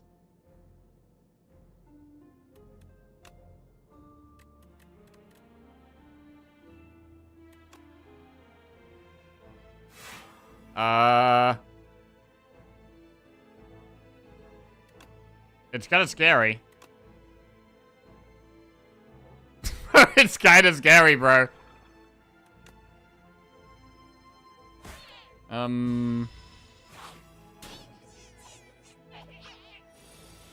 Okay, none of them are summoning. Wait, can they even get to 5 of them? Is 5 of them even a possibility?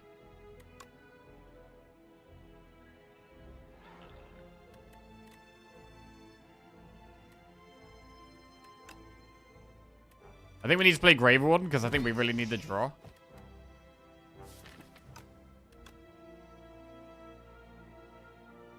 I think we block less to just get more draw. Okay, that one's summoning. Gotta kill that one.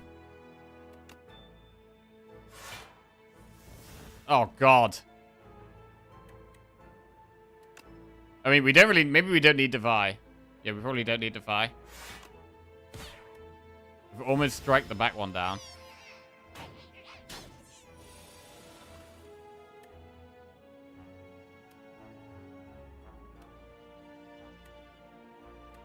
Strike. Bodyguard Unleash. Alright. Okay, we've got them down to 2. Got them down to 2. None of them are summoning. That's perfect. Spur, Soul, Defend. Okay, we're chilling now. We're chilling now. I was a little concerned for a second there. Once these max HP is huge now.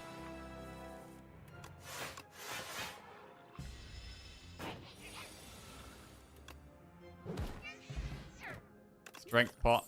Dirge, Defile, pull aggro.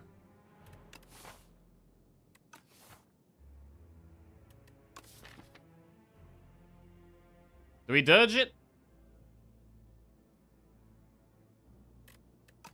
Pull aggro is slightly worse than normal because of the defense blocking so much, right?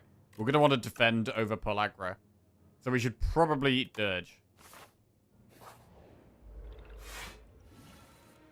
This fight should be pretty chill, I think.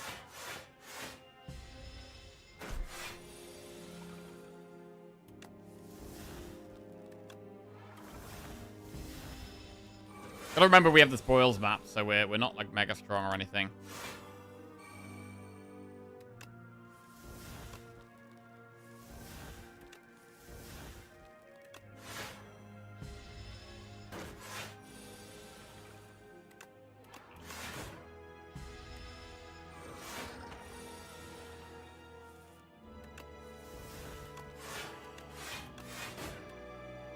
Alright.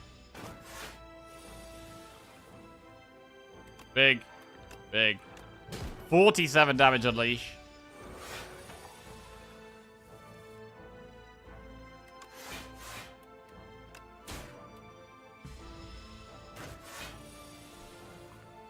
It's 3 summons per rat, but the summoned rats can also summon, so it's actually infinite.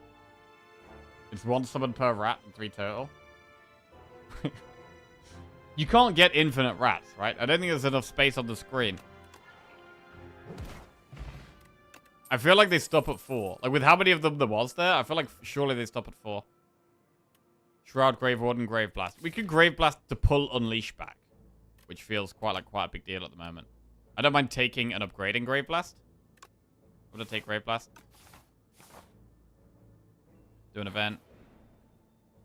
Choose 1 of 5 random cards to add to your deck. Lose 5 HP and gain a colorless card reward.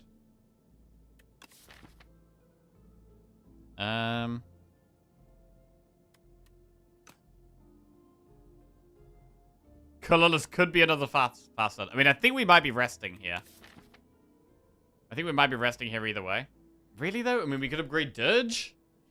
We could upgrade Grave Blast. They're pretty good upgrades.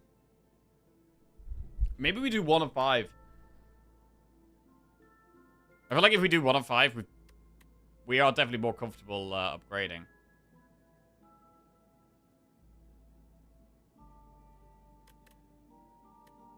Let's go for a color. Let's see what we can get. Right, Impatience, Rend, or Mayhem. If you have no attacks in your hand, draw 2 cards. Mayhem. I mean, Impatience is actually interesting. If we're a deck that has very few attacks, we have removed 2 strikes. So I'm going to take Impatience. And what do we upgrade? Is it Dirge or is it Grave Blast? Grave Blast is quite nice with this deck. We can pull back the Replay Defend, or we can pull back Unleash, or we can pull back Spur. It's a pretty solid Grave Blast deck.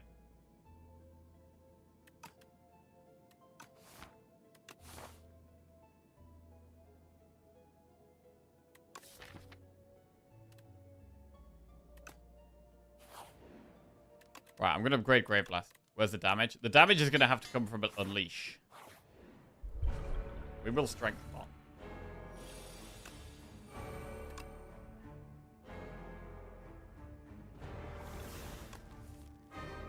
Oh shit, okay, we just lost Defy. Defy's gone? Alright, whatever. It's fine.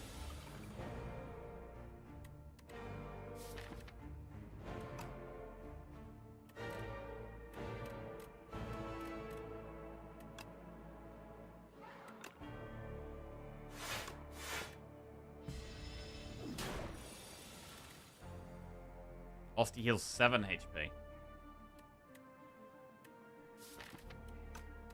Gotta get the Fasten. Okay, Beckon, it's good to get that out of the way. Fasten in play is important.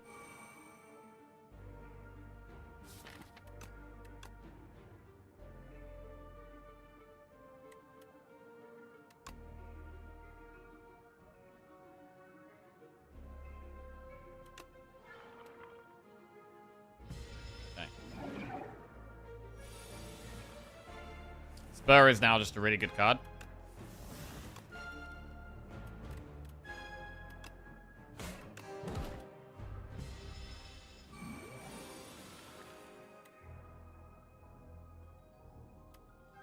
The defend fully blocks.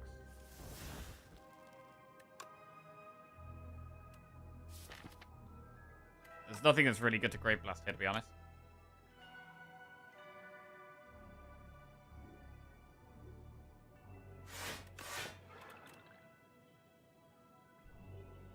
You can Great Blast Spur to retain it. That could be good sometimes.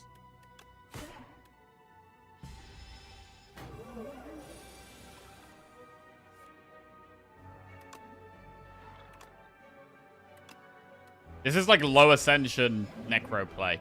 Like just purely trying to get a big Osty. This is a bad turn.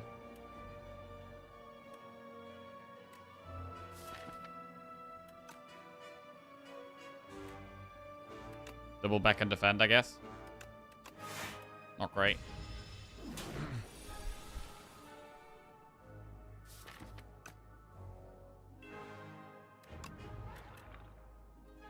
$40 damage Unleash is a bit better.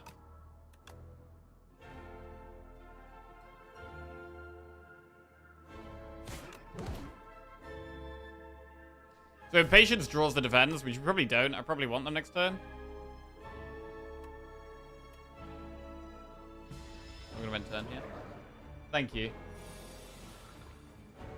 Oh, really? What was gonna be lunch? What? Oh no! I messed it up, chat. I missed out on pizza for lunch. Shit. Okay. What?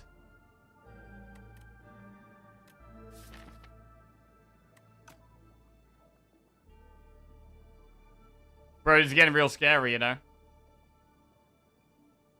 We might have to take some damage here.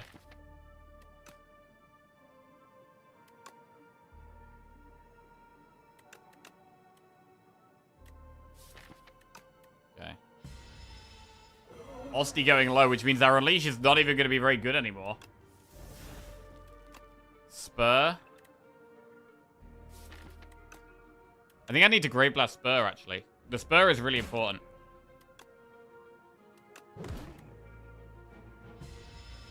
It saves us health and is our actual main damage tool.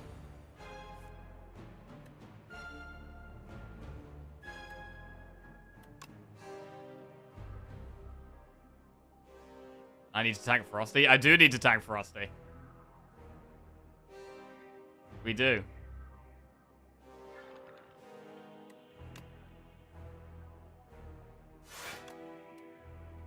Sketchy as hell, bro. Real sketchy. Jesus. So many beckons in the deck. I think we're gonna die, bro. I think we're gonna die.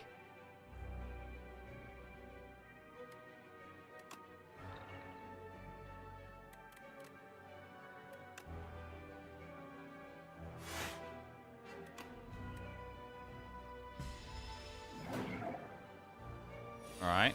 Osty is big. It's a triple... Oh, bro, it's going to be intangible on the Unleash turn. Oh, that's so bad. Intangible on the Unleash turn is incredibly bad for us here. Oh, Lord. Oh, my God, there's so many beckons in the deck. Oh, God. Yeah, this is why, like, summon builds just don't work on Ascension 10. Like, you can play like this on, like, low Ascension, but on Ascension 10, summon stuff just doesn't work, generally. Unless you've got, like, the later game stuff, like a big reanimate you can play easily and that kind of thing.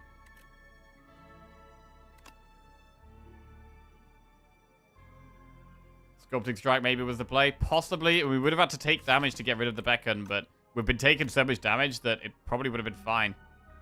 Bro, drawing the Unleash on this turn is so important, so bad as well. Like, this, having, like, one good damage card against this deck and then drawing it on the bad turn is incredibly bad. And I guess means we maybe just need to take more damage cards, like maybe like Defile or something.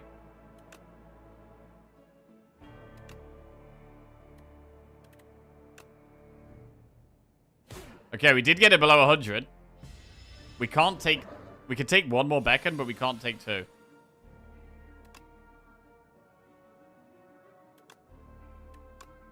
Ow. My whole turn is just playing beacons. Whole turn is just playing beacons. Oh my god. I can't even play Unleash because I gotta play beacons. What a disaster. If we don't play Spur, we're screwed though.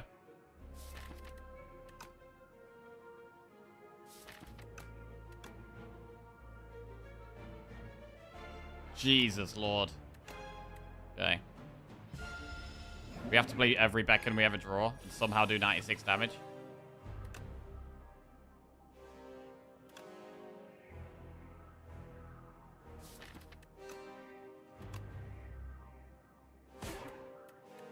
Oh my god, there's like a million beacons. Our deck is huge, bro. Our deck is actually huge. Full of these beacons.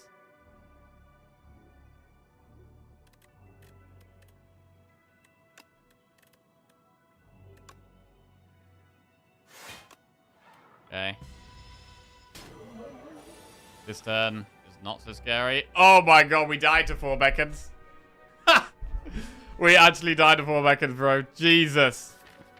So we had to get some more damage in here somewhere. I mean, there was a sleight of flesh on floor 2, right? Jesus. Jesus. We got fished. Absolutely fished.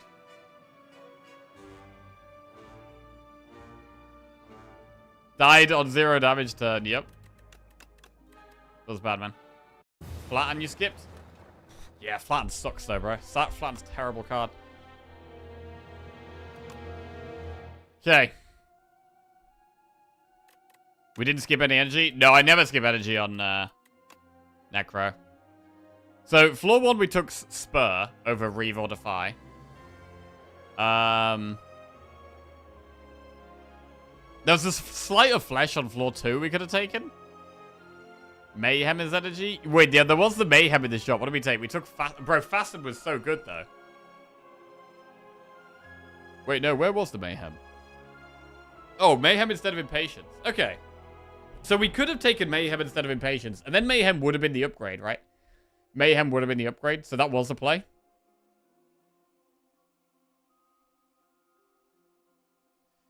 That was very... not much damage off of this act, to be fair. Like, Defile is a damage card we could have taken. And then there was the full floor 2 Sleight of Flesh. We could have used it with, like, 1 Defy. There was Haunt, but we didn't have any souls in the deck at the time. Haunt is quite good. But can you really take it when you haven't got any souls yet? Possibly not. But yeah, there actually just wasn't much damage. Like, Defile, Sculpting Strike, or Sleight of Flesh. We could have taken one of those. Floor 2 Sleight is a giga gamble. Yeah, I don't think taking Sleight of Flesh on floor 2 is generally a good play. Which is why we didn't do it. Although, if we're taking Defy floor 1 instead of Spur floor 1, we might have considered taking Sleight of Flesh floor 2. No Escape was the out. Where was the No Escape? No Escape is so slow at the start. I mean, we also could have not taken the spoils map. We could have had a potion instead. We could have rested, and then we could have gone to elites. That was actually probably the play. Right? It was probably the spoils map. Because we would have had more rewards, better rewards, if we'd not done the spoils map.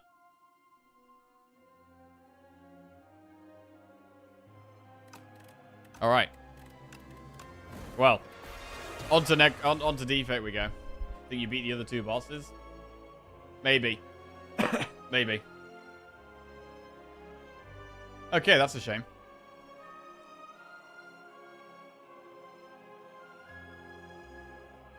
But yeah, those summon decks kind of hard to get going. Very slow. Because Unleash is the only damage payoff, right? Unleash is the only damage payoff. And it is great, but it's the only thing.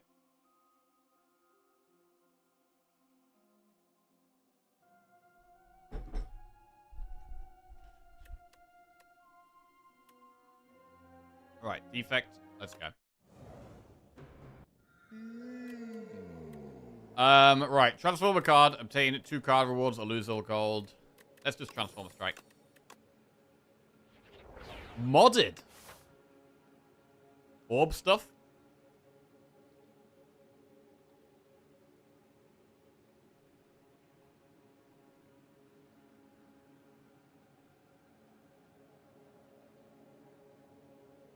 Could try this. It's very aggressive. It's very aggressive. We can always go around the first elite if we have to. Let's go.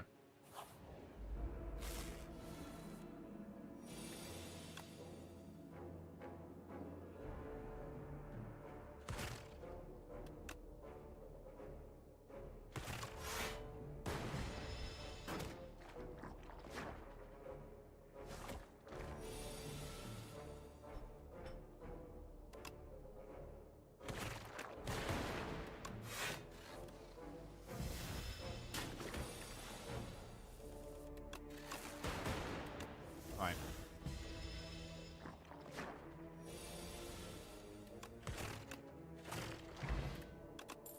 Pass it a Chaos Focus Strike. We could take Chaos and upgrade it. So we actually get some orbs to fill up our orb slots.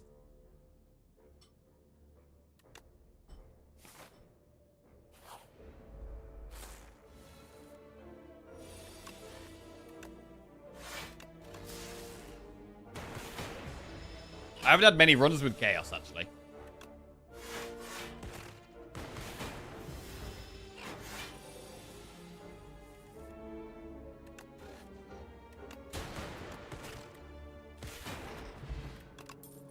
Rocket Punch, Turbo, cool-headed. Ooh, man. Rocket Punch and Turbo are both amazing. But taking Rocket Punch before we have...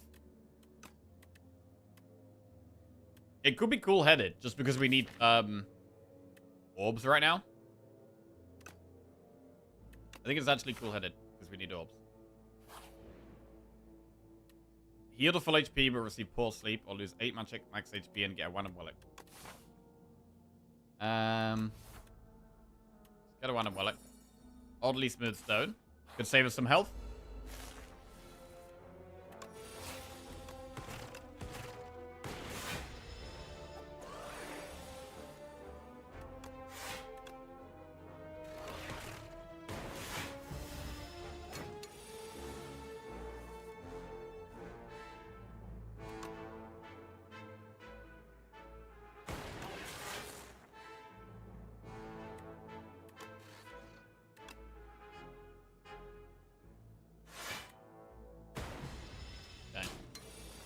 So focus cards could be good when we're already trying to get more orb slots to do more orb stuff. Nena12 just resubscribed for 61 months. Hey, Nena12, welcome back to the Jackoffs. Cheers, mate. Thank you very much. Shadow Shield is a very good card. Get it in. Choose 2 of 8 random common cards or get Chosen Cheese. I think Chosen Cheese is pretty bad. So go common cards. Right. In the early game, Charge Battery's good. Go for the Eyes is good. Cool-Headed is more orbs.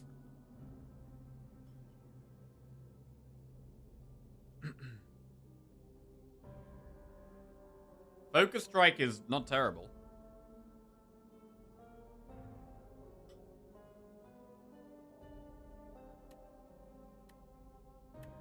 I would go for the Eyes Cool-Headed.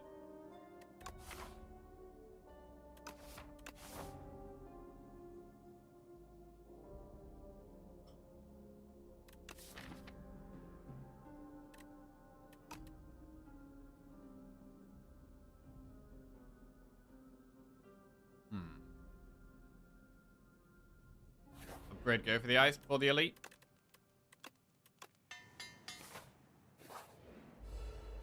Statue. Got a little spot. Prep time, Bolas, Fasten. Right, is it Bolas?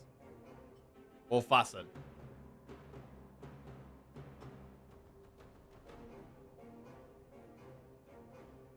Defense are going to block 11 each.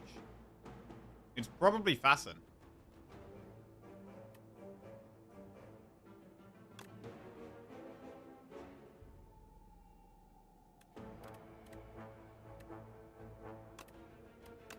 just too good, I think.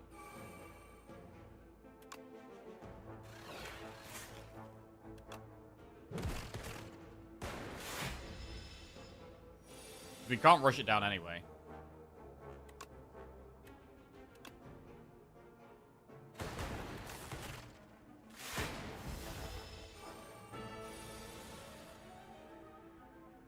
Modded. Then Shadow Shield defend. Pretty good.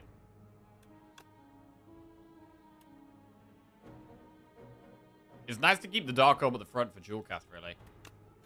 Doesn't mean we don't reshuffle the Shadow Shield, which is a bit sad, but I think it's okay. Dual cast is huge here. Nice. Full-headed. Defend, go for the ice. Big.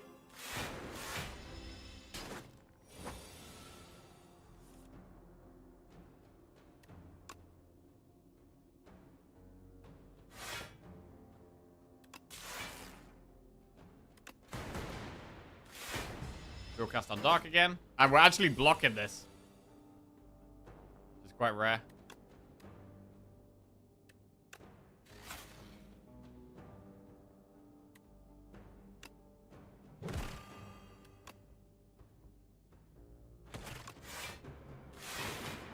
Right. Colorless Pot, Strawberry for some max HP. Tesla Coil, Charge Battery, Compile. If we get more energy, Compile could be good.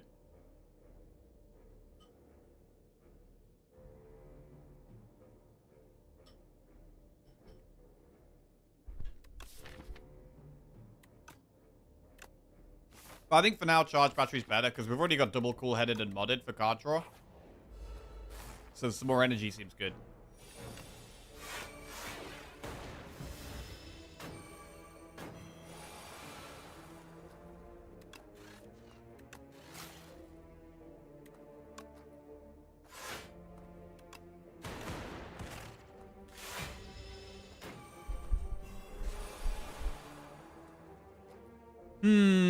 That's a lot of damage incoming.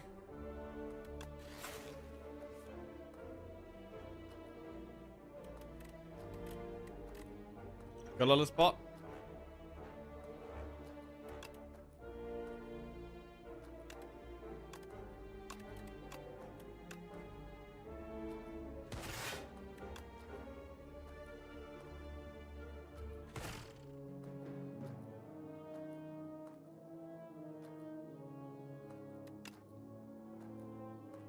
Actually, double orb would have procced that along.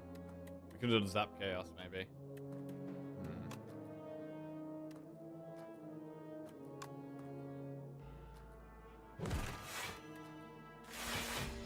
Yeah, probably was better, actually. Right. Strike Dual Cast.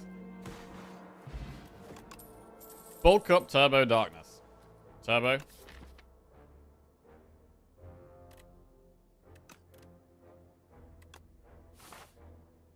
Chest. Oh, we're rich. There's no shop for the rest of the act, though. That's pretty bad. That is pretty bad.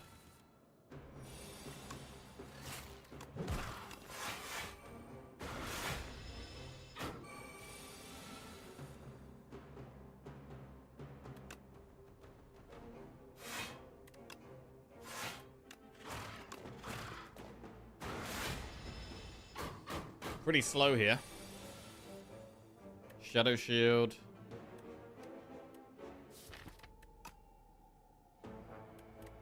Would be cool-headed to try and get modded.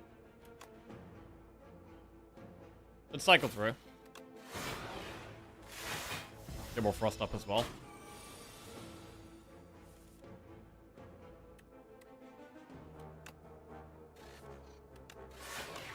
Alright, gotta move these Dark Orbs along.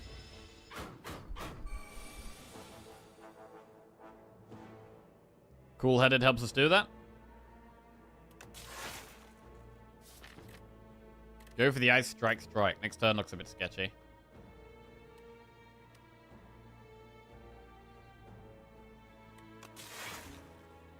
Ooh.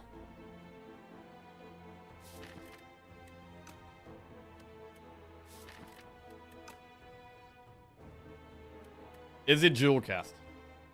Push 36 damage. I'm not sure it is.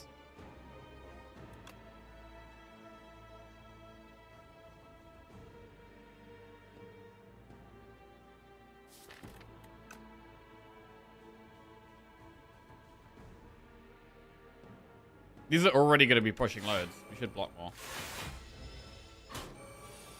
9 times 3. Some serious damage coming down now.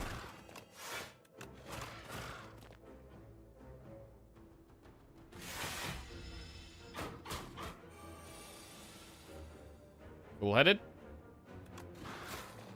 Cool-headed. We get there. Meal ticket. Bro, a shop is incredible right now. We got 500 gold and we heal in the shop. But there's no shops. There's no shop. Smokestack, charge battery, ball lightning. Smokestack only works with our turbo at the moment. We could take another charge battery. It's not a bad card. I mean, we could dodge the elites to go through the events and hope we get a shop. Or we could just do the elites and, like, rest.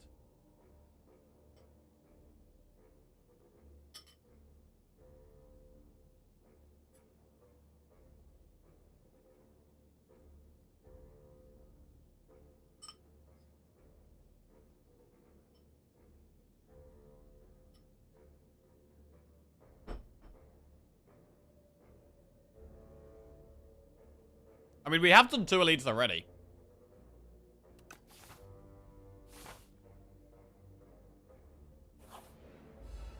Yeah, if we get a shop, we can't. Yeah, if we get a shop in one of these, we can do the elite. That is true.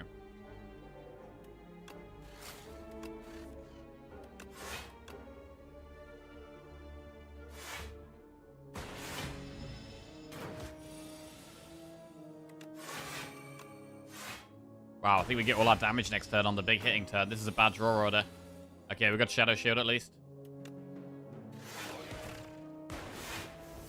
Shadow Shield doing wonders there. What a crazy good card Shadow Shield is, man. Super nice.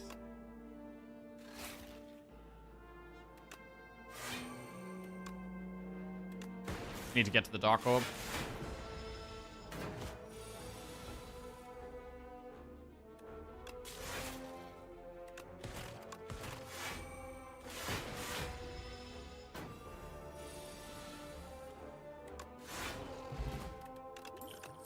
White Noise, Double Energy, or Turbo. I mean, I think powers are stronger when we're doing an Orb deck. So we could consider White Noise here. Let's take it. Right, shop. Oh, God, it's another enemy. Okay.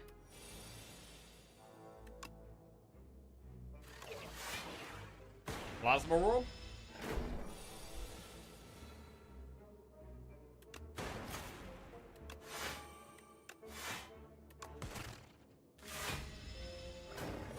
Weird looking shopkeeper. Yeah, what happened to this guy?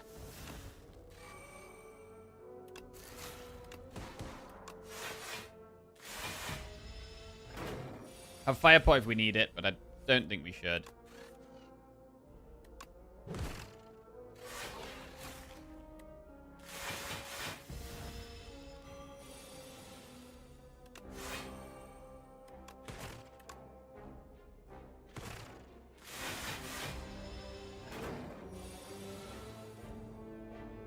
Draw.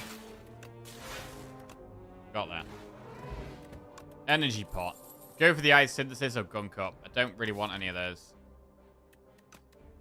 Go for the ice is okay, but I've already got one that's not upgraded. That's already upgraded. We'll just skip that one for now.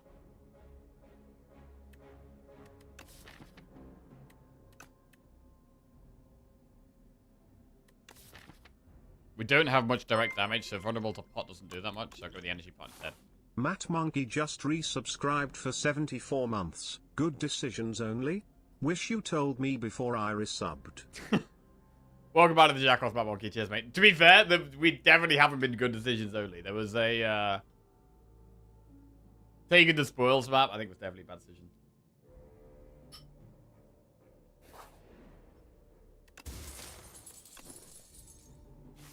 Whetstone upgrades double strike. Well, it looks like we're going to have to rest before the boss.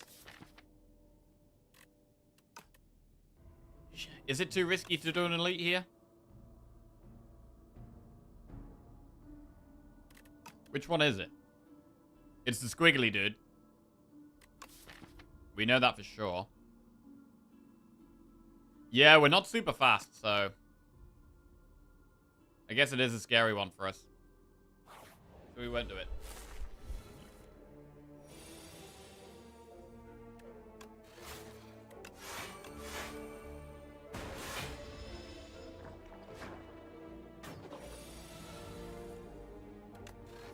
Trash to treasure. Turbo gets us an orb, I guess. AoE orb. Not bad. 18 damage. Go for the eyes that.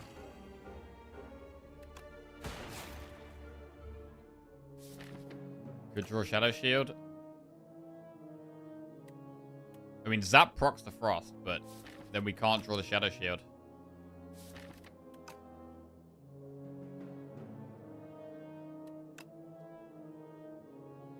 The most likely outcome here is that we don't draw Shadow Shield, right? So we should play for that, which is Zap modded. Damn it!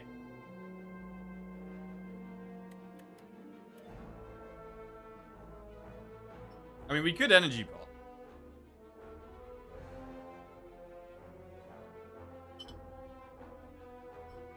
We'll do it. It doesn't save loads of health, but that's lots of fault.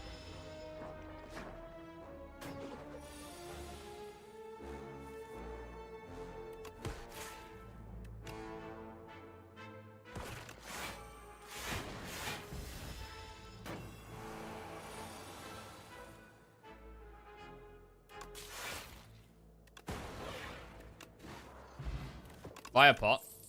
Cold Snap, Leap, or Compile. Cold Snap is okay, but we've already got double cool-headed.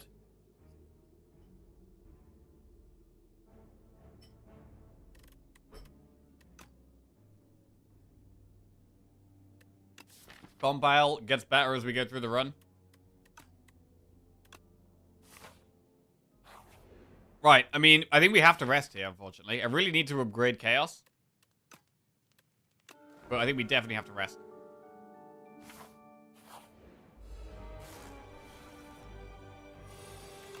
We're just gagging for a shop here. Really?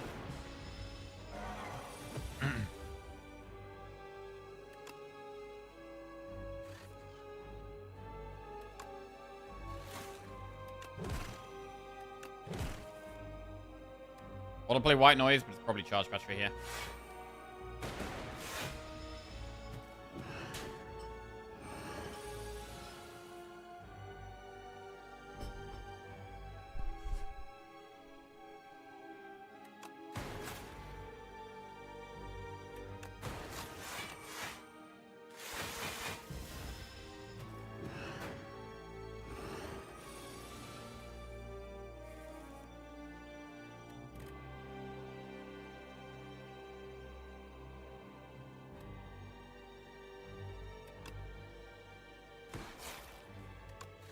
Shadow Shield's got to be played every time, I think.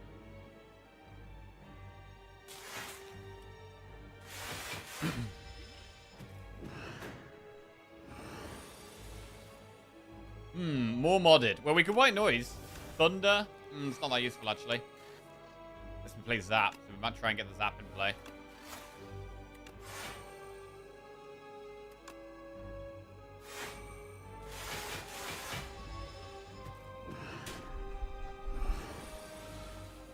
We might end up double fire potting this fight. That might actually be okay.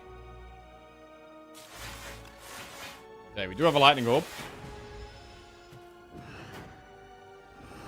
We want to get the jewel cast off, if we can. Shadow Shield is really good. I mean, to be honest, so is Zap. If we're trying to push damage, it could just be Zap Shadow Shield here. It could be Zap Shadow Shield.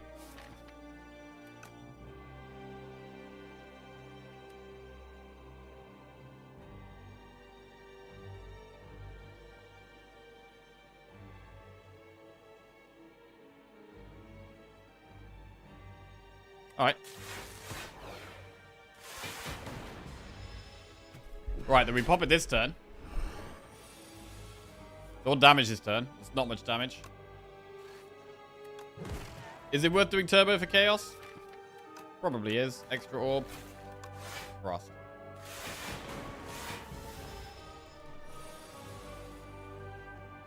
That's a bad turn, though.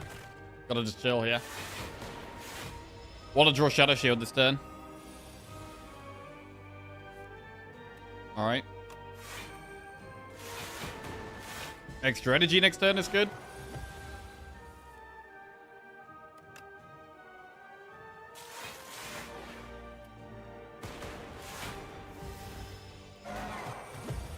And push as much as we can, which is not much here. Next turn doesn't look very good.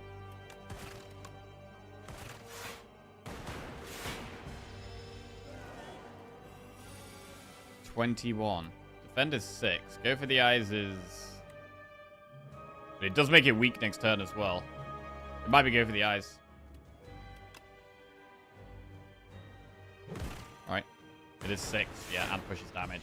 And makes it weak next turn. Right, 17 here. Ooh, can we get to dual cast the Dark Orb? That would be incredible. Cool-headed. We can't here.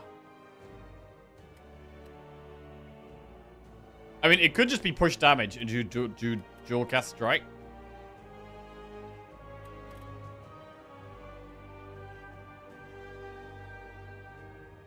We're nearly there now. I feel like pushing damage might be the way.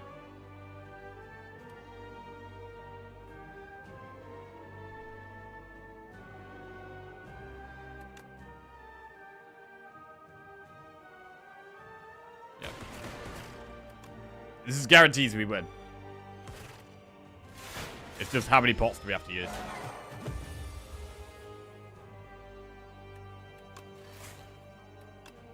None. Nice. So much gold. Buffer, creative AI, or multicast. I don't hate AI in this deck.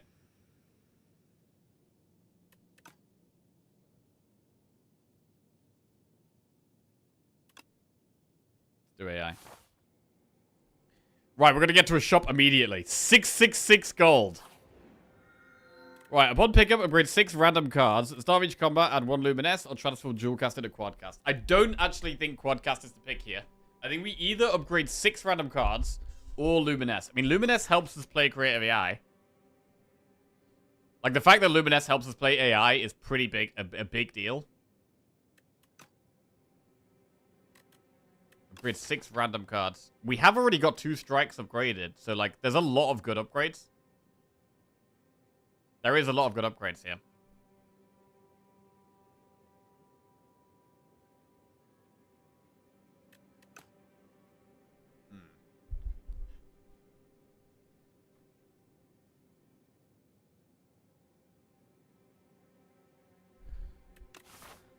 Where do we go after this shop?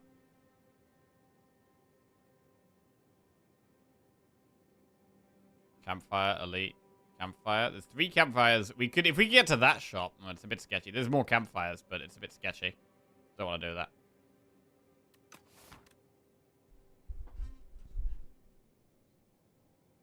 I feel like Quadcast is probably the worst out of the 5 Robust cards. I think the Necro one's the worst. I think Protector's the worst. Ascension 10 is very hard to get Osti big.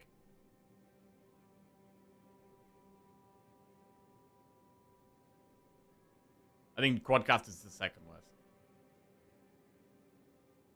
Will there be an update tonight or tomorrow? It's been about 2 weeks and they said bi-weekly. Yes, we should get a patch tonight. So I'll be playing on that tomorrow.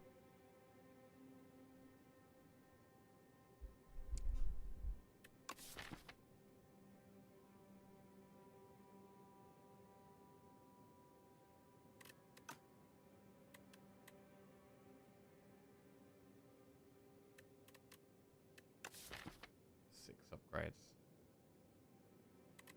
You know what? I'm going to do the upgrades. Modded combo driver, charge battery, shadow shield, cool-headed defend. Okay, well our deck just got a lot stronger. It's a big boost. What's the most important upgrade now still, though? I mean, Creative AI and Turbo are still not upgraded. White Noise is not upgraded. So there's still quite a lot more.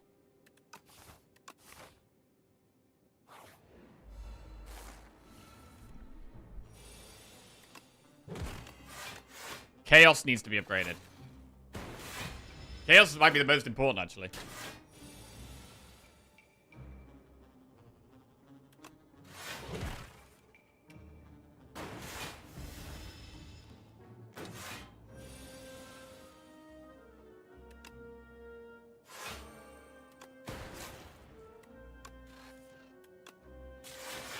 All right.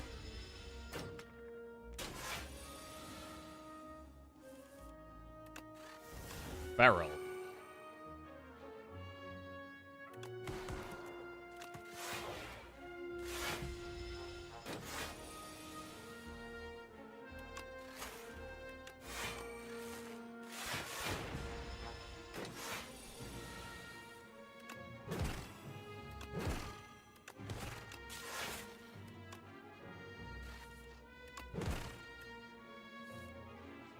Cool.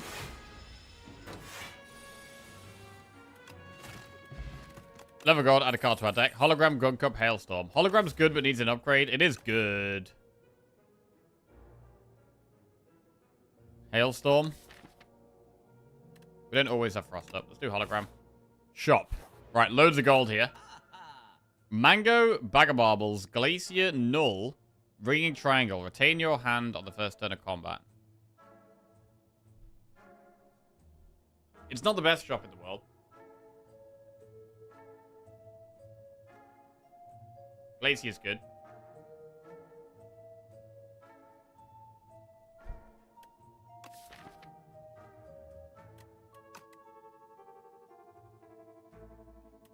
We can remove the last basic strike.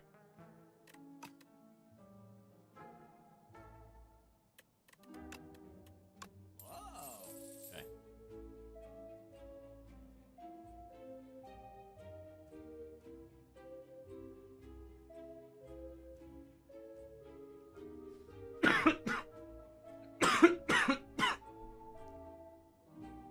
Glacier. Triangle. Right. I do think Null's a really good card. I like Cool-Headed as well, but they need upgrading. At this point, I'm kind of looking for upgraded cards. Save the rest. We could save the rest. I mean, we're probably not doing another shop this act. Although there are events, so we could spend gold on events. We could also go up here and go to that shop. That's a play. That is a play. Oh, wait. No, we can't. No, we can't do that. What's he talking about?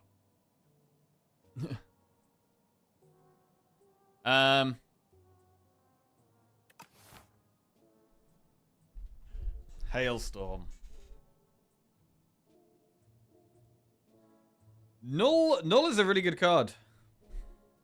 We could take all three of these. We could take Null, Cool-Headed, and Hailstorm.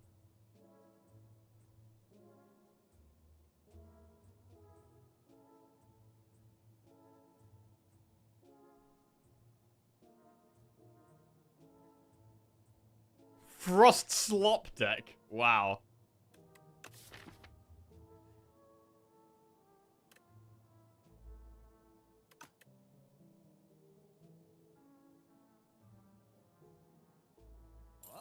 Alright, let's do that. Fire pot for a random relic, 100 gold for a random relic, or Oddly Smooth Stone for 2 random relics. I mean, Oddly Smooth Stone is not bad. We've got 4 defense, we've also got double charge battery, and we have Glacier, and we have Hologram. I definitely think Oddly Smooth Stone is above average. We'll probably just give the fire pot. Panto. Can be very good later.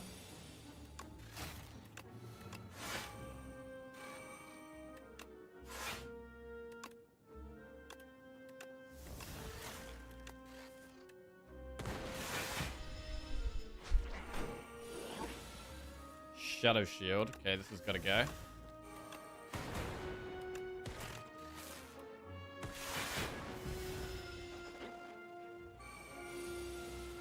I mean, we do have Frost up most of the time.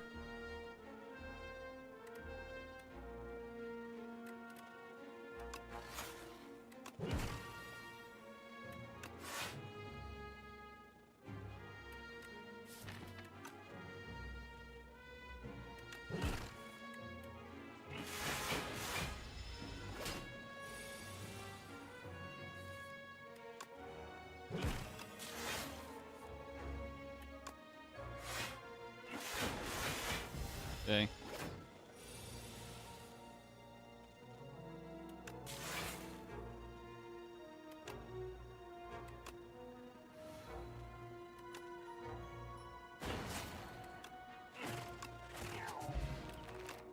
Take our Shadow Shield Plus back. Go for the Ice Compact or Charge Battery. Compact is good against Aeon Glass. It's not that good against much else.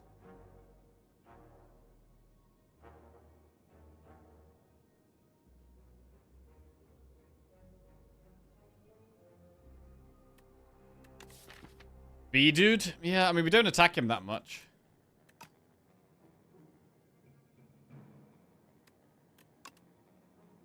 I'm gonna skip for now. I feel like it's mostly just gonna be a defend.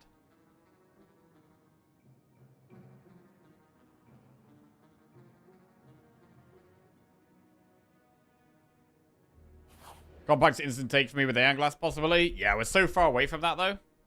We're so far away from Aeon Glass. Like, I can take another one in Act 3 if we get it, maybe. Right now, it's kind of just a defend. Squash or Exterminate. We don't have many good direct attacks, so it's probably Exterminate.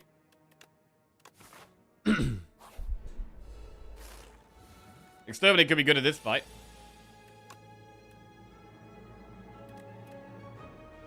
We retain this.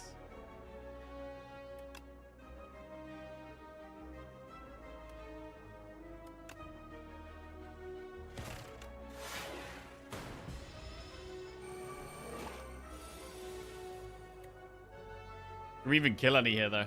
Not really. It doesn't really do anything. Okay.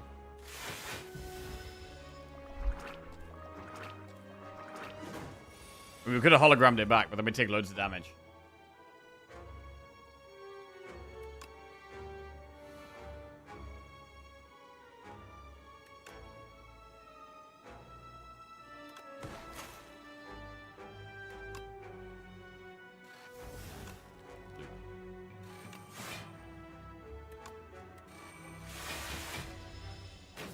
We have the Hailstorm, which helps in this fight a lot as well.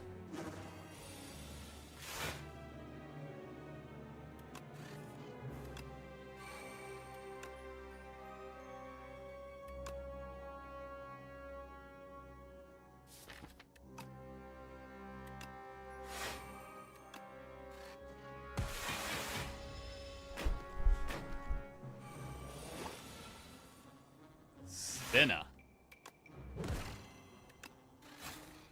Spinner's a bit slow here.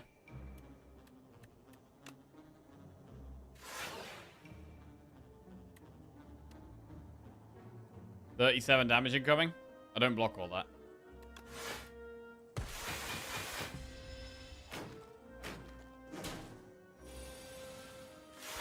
Another Hailstorm. Big. 12 damage at the end of every turn. Okay, nice. Kind of ends the fight.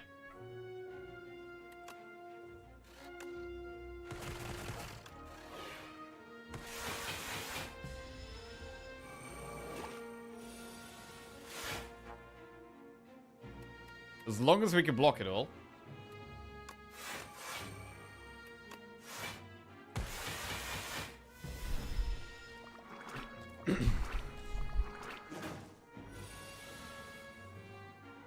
Hailstorm number 3. Just endless hailstorms right now.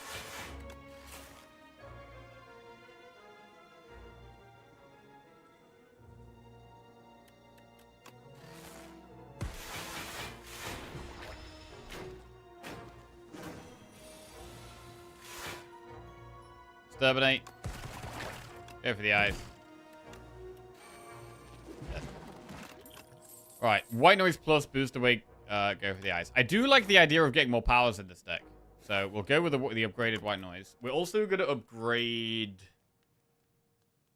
I'm going to upgrade AI here. I want to get AI in play more easily.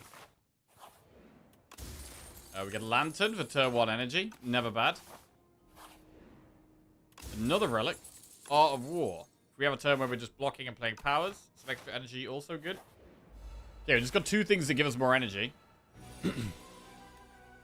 This might be a good fight to use Fish Oil in. Echo Form. Oh, God. Okay, surely we don't need to use it.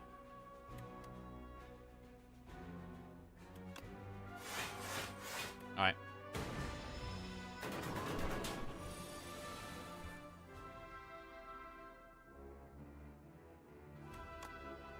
Double charge battery. Smokestack.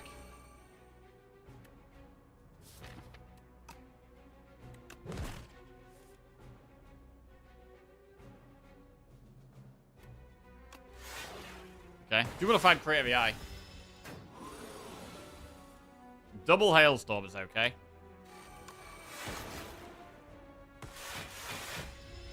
That's going to tick the damage along. Well, I was going to double Creative AI, but I don't love this. Double cool-headed instead.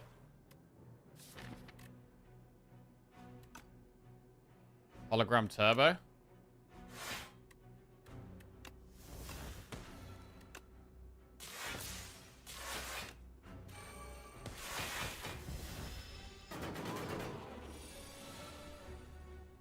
Double storm, spicy. Bro, I haven't done a storm deck in ages. I'd love to actually get storm here and pop off with it.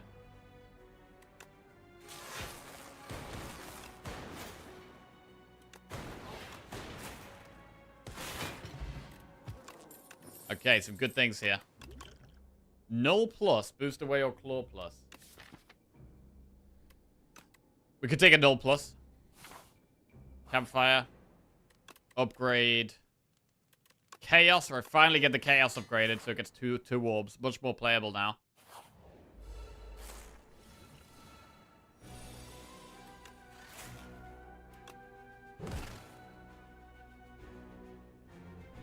Power pot here.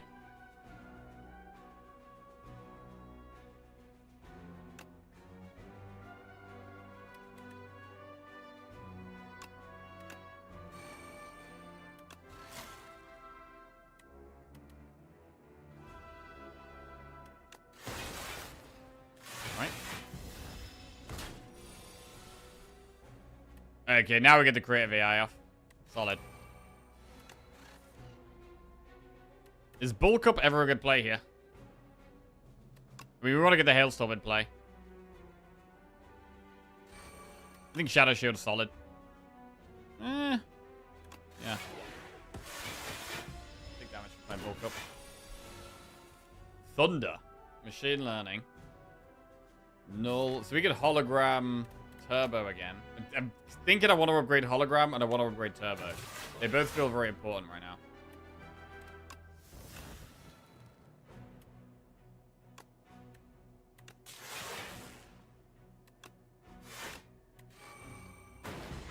Okay, we lost our Frost, but we do get an extra draw every turn. An extra 2 draws every turn. Oh, wow. Loads of powers.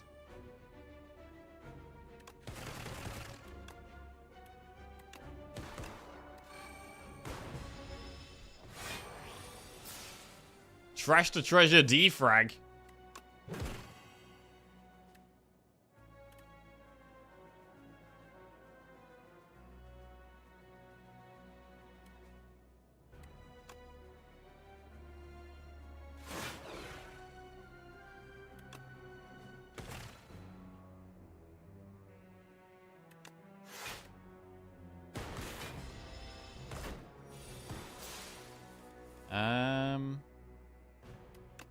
Charge battery twice.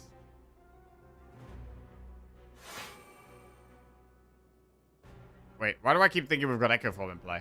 We do not have Echo Form in play.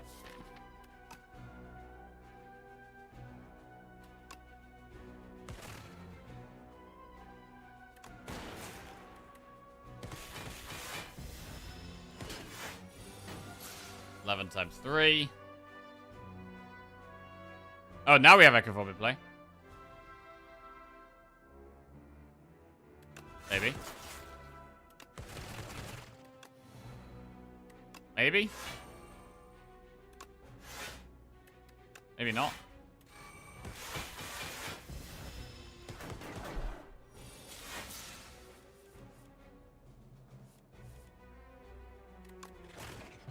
Okay, Vajra Speed Pot. Storm Double Energy Barrage. Bro, I really want the Storm Plus here. Storm goes in. Okay. Gonna turn it into a bit of a stormy deck.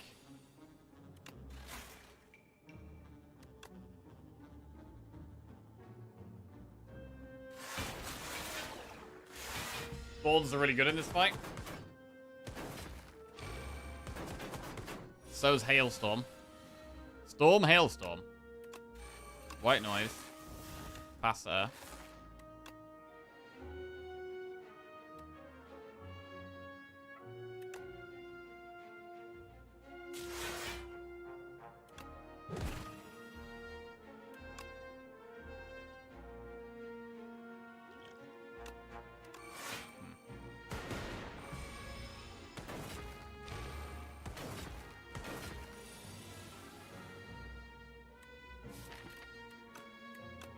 Hologram, cool-headed. The Frost up.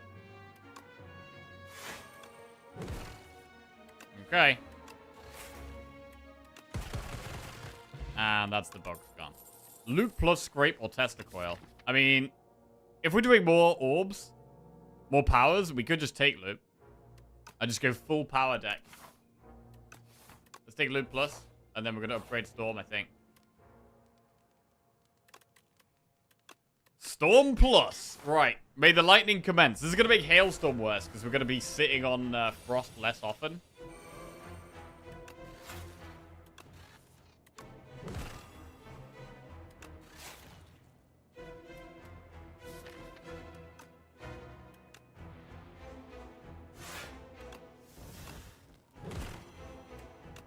Okay. Grab cam. Grab cam coming in. Okay.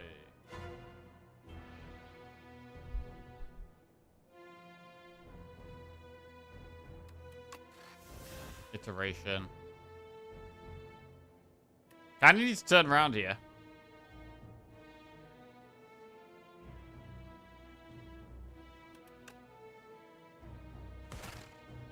Finally a fight I can see all the orbs. Wait, maybe Crab Cam is the play with a full orb build. Could be the way.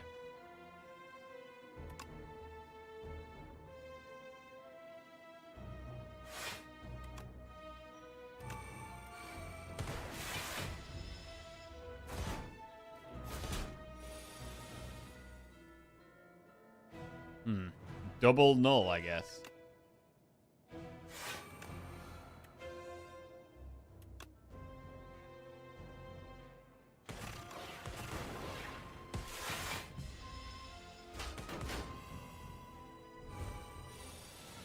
$28 damage. We will Storm White Noise Glacier. I think it's fine. Creative EI. Right, may the powers commence. May the powers commence. We've got Storm Plus in play. We're getting at least one power return now. Spinner. There's the second Creative EI. Could just do both. Spinner, AI, Chaos, just full. To be fair, I should probably charge battery. Full orb. Thunder could be good. Defrag and Thunder. Okay, Thunder goes down. Defrag goes down. Suddenly the damage is getting big. Should really turn around.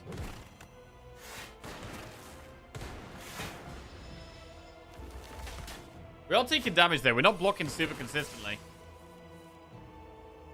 We're not blocking super consistently. Turbo. Trash the treasure, then turbo.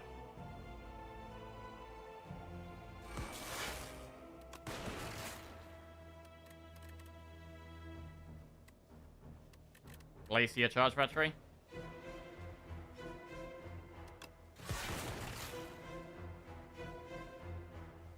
Cool-headed could actually almost kill the one on the left, to be fair. And that would turn us around. Oh! Big. Another storm. Here we go.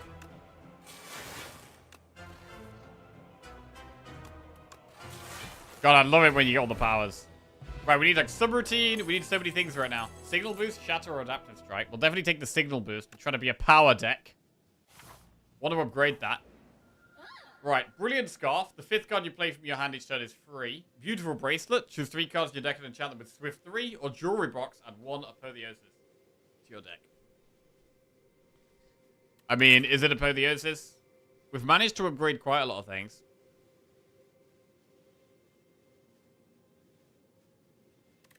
But we could still just take apotheosis.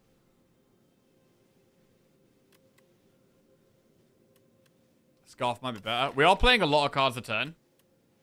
Once we're set up. Like, Scarf is pickable. Bracelet gets us through our deck faster.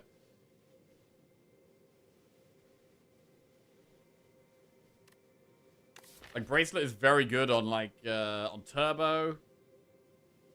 On White Noise. Well, anything that costs 0. I'm a big fan of Bracelet. Like, I actually think Bracelet is really good.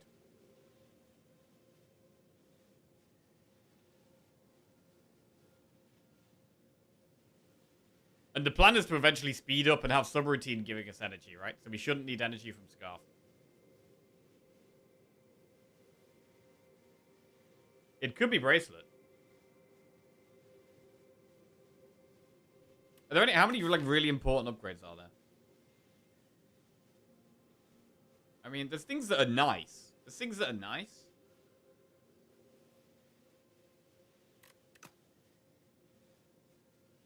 But I really like the bracelet. When we're a deck that's focused on powers, we're focused on getting through our deck quickly and getting the powers in play. What a good bracelet.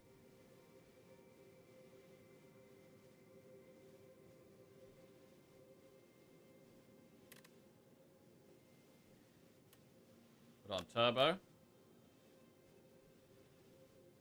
Go for the eyes. And white noise.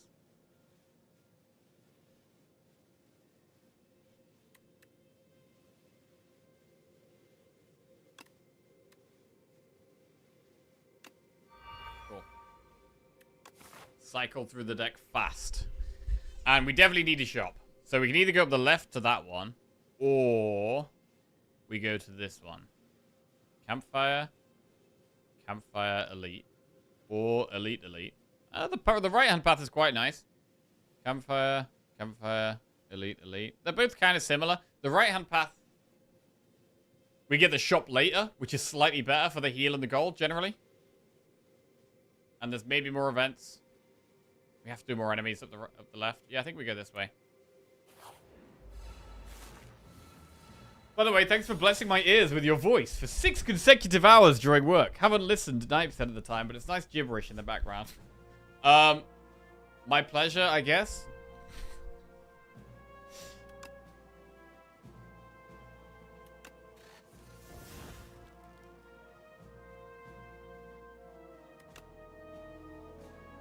Signal Burst and Storm.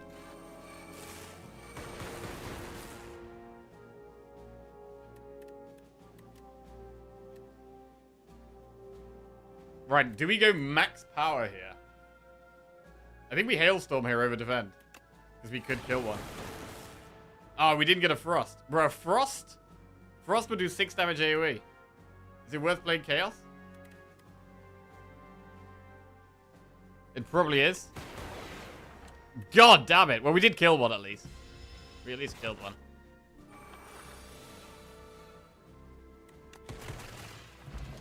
Wait, why was Exterminate doing so much damage? It's not upgraded. We've got Vajra.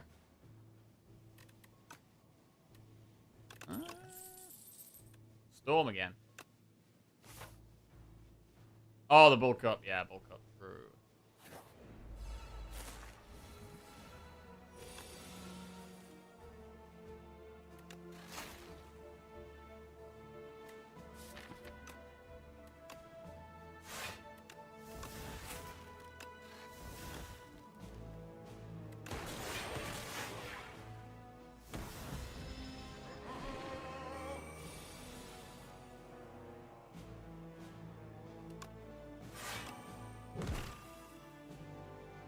Storm. Hailstorm.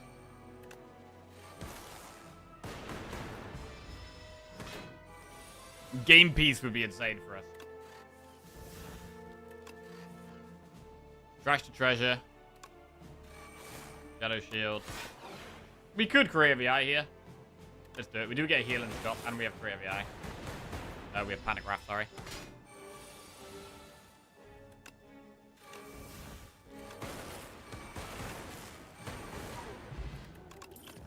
Skim or Pro Plus Gun Cup? Skim. Ah, a surprise shop when we were about to come to a shop in a minute anyway. Capacitor, turbo production. I really like turbo production. Overclock is good. There's a few good things in this deck for speeding us up. I like the energy and the draw a lot. I like pendulum a lot.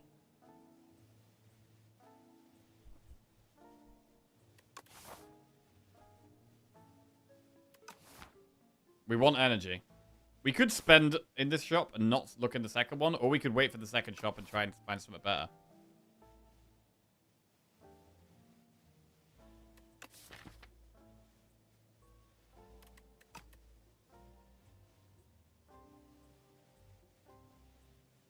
I'm gonna go production.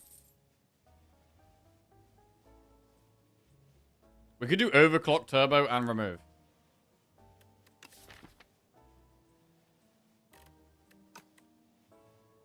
Or we could wait for the next shop. We do get a heal in the shop, so like going into the other shop isn't bad. The relic for exhausted white noise. Yeah, sticks on white noise is interesting. What else could it hit though? It could hit hologram, which isn't amazing. It could hit production, which I don't really want right now, actually. It could hit signal boost, which is good. You know what? This is actually pretty decent. I quite like looking at another shop, though.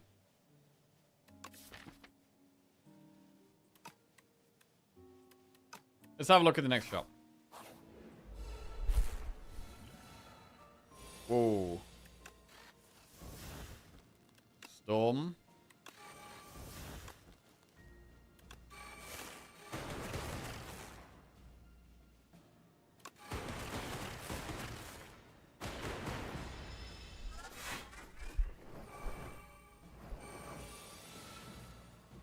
Turbo looks big here. We've got another storm in the deck.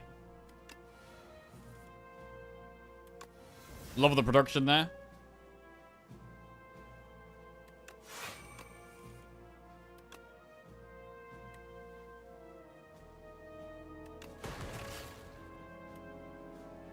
Hologram turbo.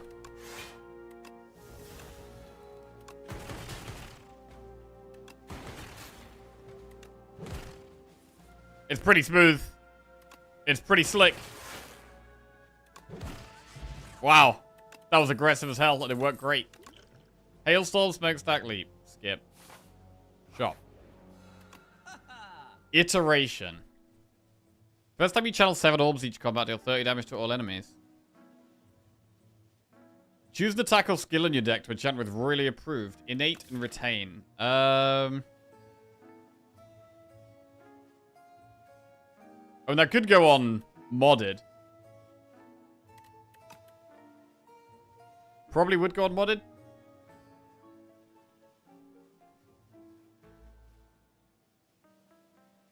Signal boost.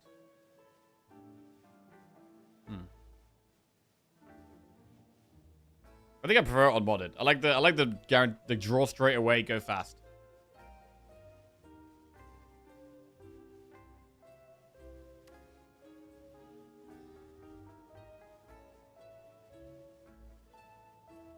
Iteration is okay against test subject. I mean, we could even take another white noise. It's not the best shot. I'm gonna use this on modded, and I'm gonna take white noise. Do we take iteration as well? Maybe.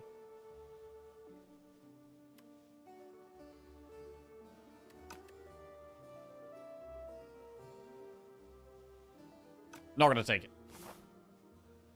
Right. Upgrade what? Storm?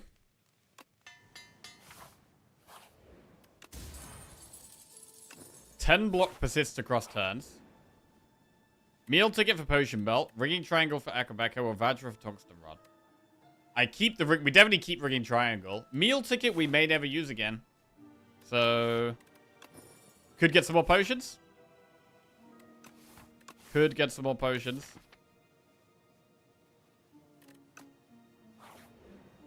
Right, upgrade signal boost.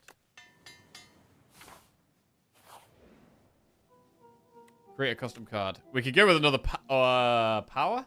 I mean, with Storm, you should kind of go power, really. Power. This makes powers. You can get the one that makes powers cost 1 less.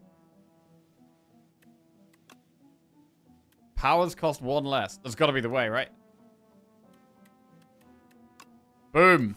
And if we upgrade it, it becomes innate. So we want to upgrade that.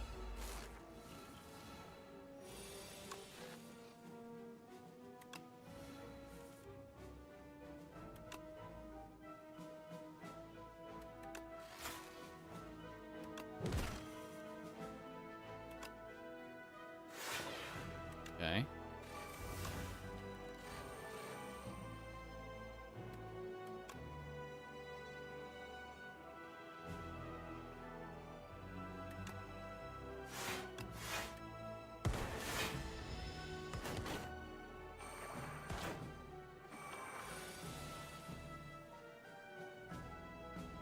Storm. Oh, we need to actually end on a frost here.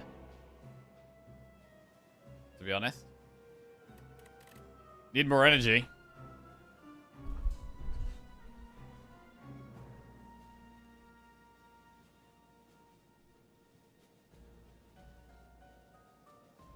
Need a frost. Kind of for hailstorm. We do kind of need a frost for hailstorm, I think. It's doing 12 damage AoE. I guess with the 12 damage AoE, we could maybe just try and set up the kill on them. There might be a better way of doing it. Alright, that one dies. Strike and that one dies.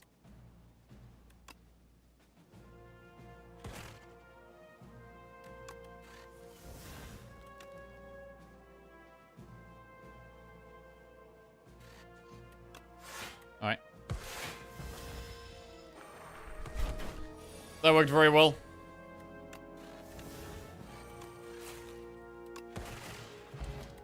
Speed pot. Glasswork, Thunder, Tempest. Gonna skip those. Right, now we have an elite. I'd love to not use pots, but we'll see. If we were gonna use a pot in this fight, maybe speed pot.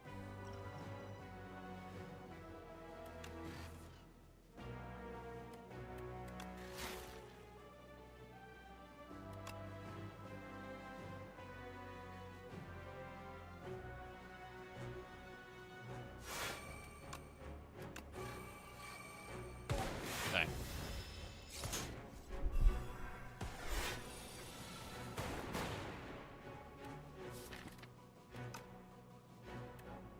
Powers cost 1 less. Beautiful.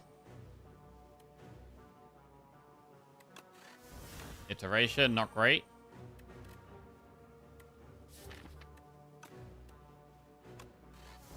Barrel, also not great. Yeah, this is not great.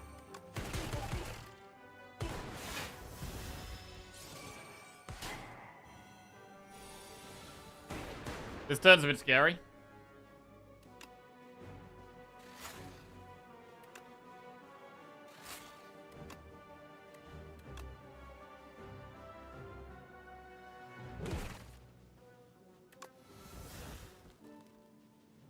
We might even need to weaken the front one.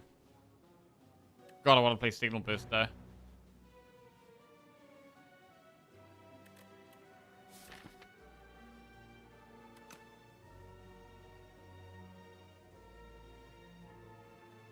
Weaken the front one, saves this health.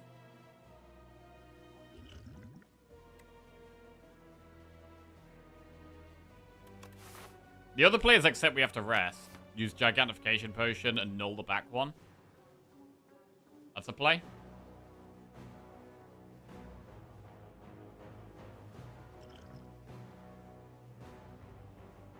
Okay.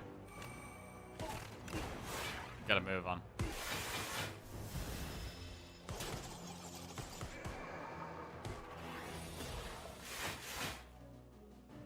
Unupgraded storms. Not ideal.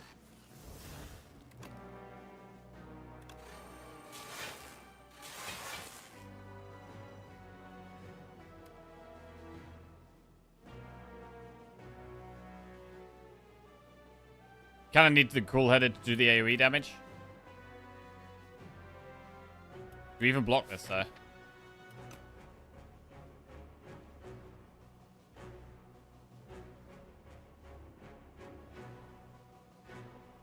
Early.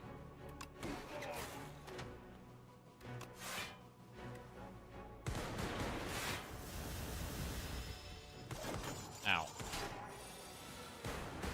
Jesus Lord.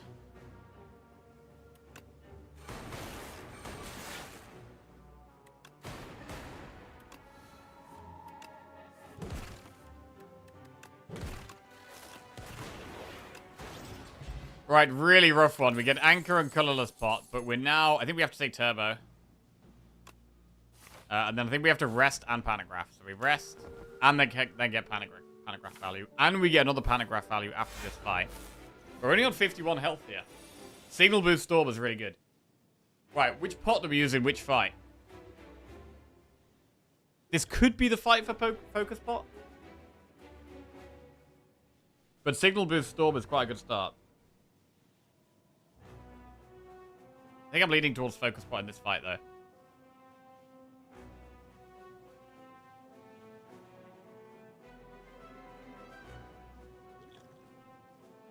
This thing just puts out a lot bigger damage.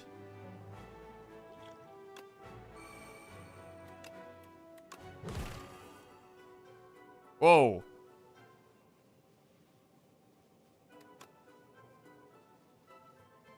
Do we Signal Boost Creative AI or Storm?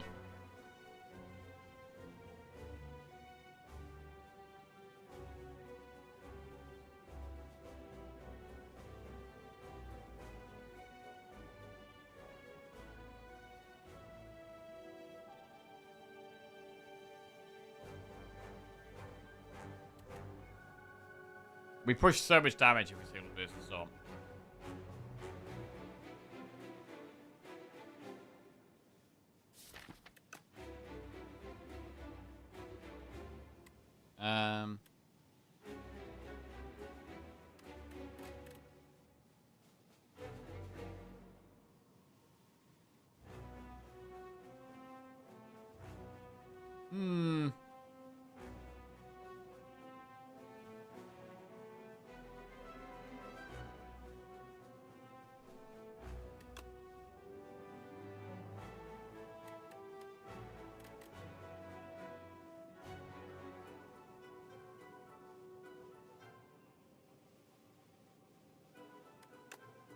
I'm gonna Signal Boost Creative AI. Already 4 Storms is so many, bro.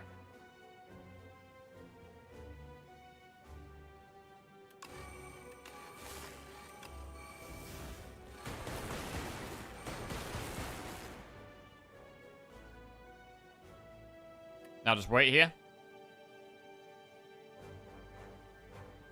I don't really want to take more damage. We retain this hand anyway. Alright, fine. Okay, and now we could really pop off.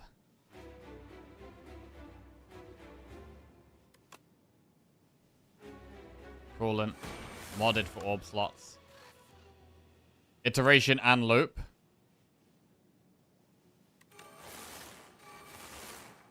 We could turbo to get a glacier up. I should probably do the one that doesn't draw. I think getting some frost up is quite good here. I'm gonna save the other ones later. Right, 4 lightning orbs per power. Mad science makes the other powers cheaper. That's crucial. 0, 0, 0. Machine learning is more draw. Storm. End on a frost.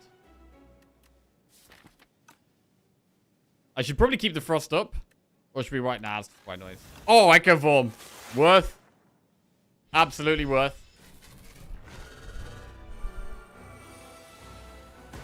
Storm again. Double storm? That's 6 lightning orbs. 7 lightning orbs? Per power?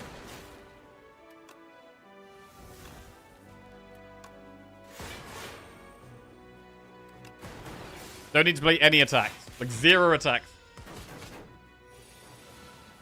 We didn't upgrade Mad Science. We didn't know. We had to rest. Double subroutine. That's loads of energy back now. Oh my god. Oh god, I love it. I love it. We're not there yet.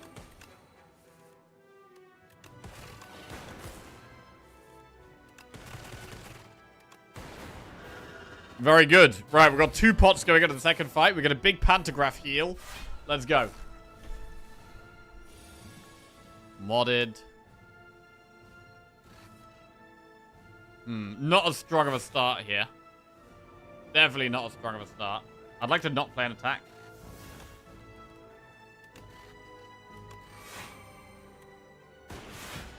Right, slower start.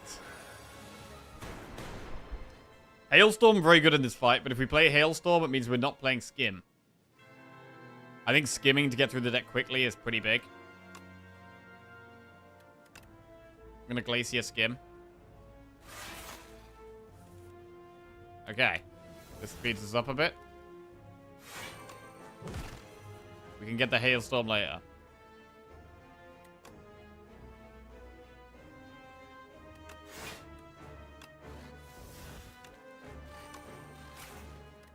Alright, that's a storm.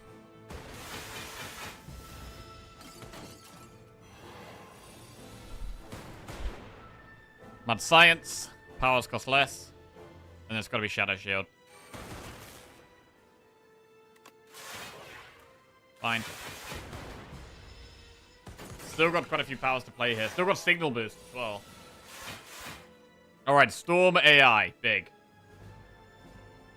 Storm AI White Noise.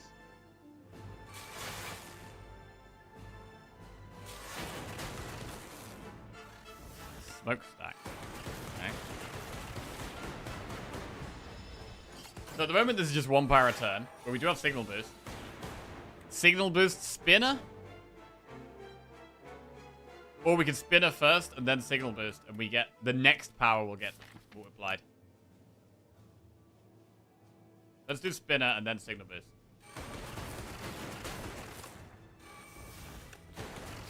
It's a good turbo. We've still got some of the powers as well. Oh, it's going to be double Hailstorm, isn't it? I mean, we just play it now. It's fine. Not too bad.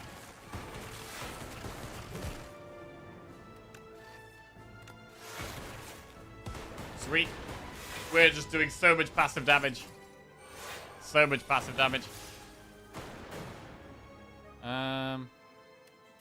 This isn't great. Speed pot turn. Oh wait, I was gonna just kill it anyway, wasn't I? Oh yeah, we're just gonna kill it anyway. What are you talking about? Alright. Colorless pot for a power. Thunder. That's good with all the storms. Even more damage. Colorless pot for a power. Rolling ball. Hey, Boulder. And it's a dead queen. And it's a big win. Good. Very important to get a nice, quick, fast win after we lose a run. Get back on track. Straight back on track. That's 5 defect wins in a row. Good. Good, good. I'd really like it when we can get the Storm deck going off, bro. I don't really get to go do Storm that often, it feels like. But when you can proper pop off. Okay. Carried by Boulder once again. Yeah, Boulder definitely made the difference there. 100% made the difference.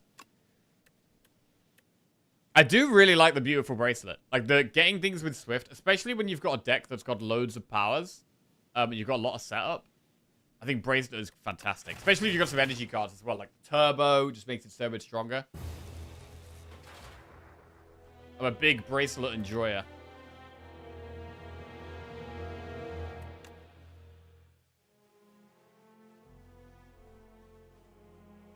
Okay.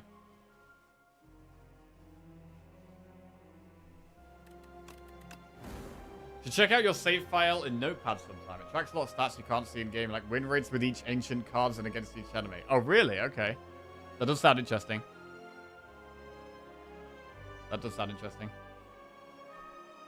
Right. Ironclad. Boom. We're on a big win streak with Ironclad, actually. We've run 5 Ironclad runs in a row. This would be for 6, which is the best we've done so far. So this would be to equal our record. So big run here. We've got Overgrowth, a bit of a wonky looking map. Bit of a wonky map. And Booming Conch, New Leaf, or Hefty Tablet. I'm just going to pop to the bathroom quickly.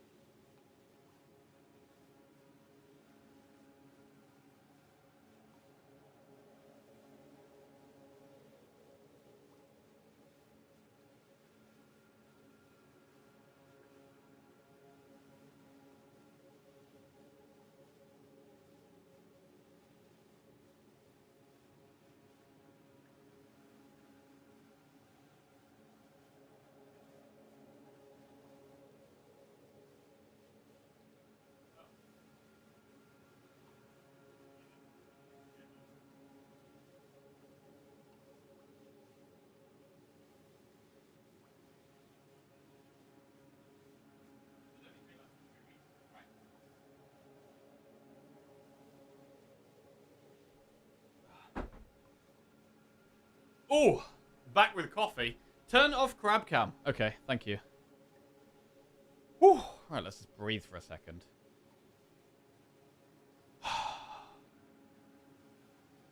Crab cam off. Right. Ooh. What about conch? I do quite like conch on Ironclad. Makes it way, like, if you can draw into the bash, it's super nice.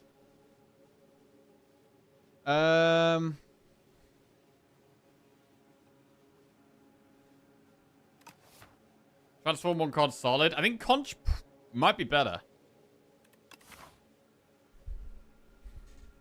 But how aggressive could we be? We could go this way.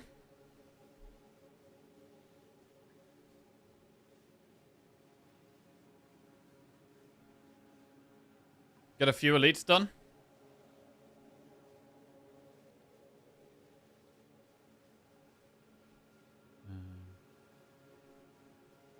Isn't there technically a seed that is the golden path? No, because the golden path has 2 extra floors. So no, you can't have a seed that is just the golden path. You can have something similar with 2 less floors. But, yeah.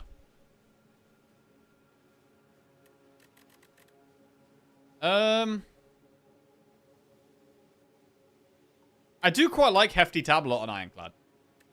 But if we take the Hefty Tablet, we've got to think about not doing this early elite. We'd probably go this way. We'd do 3 events. 3 enemies, 1 event. Enemy, shop, campfire, and then we would have to do an elite. Honestly, this is a conch, bro. It's a conch. Alright, let's conch it up. I mean, we could skip the first elite. Equally, we could just save pots for it. Alright, let's see how we go. Love turn 1 bash. When they're not attacking. Bash is actually just a terrible card.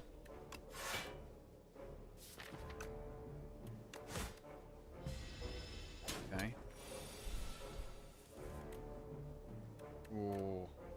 We're 1 off.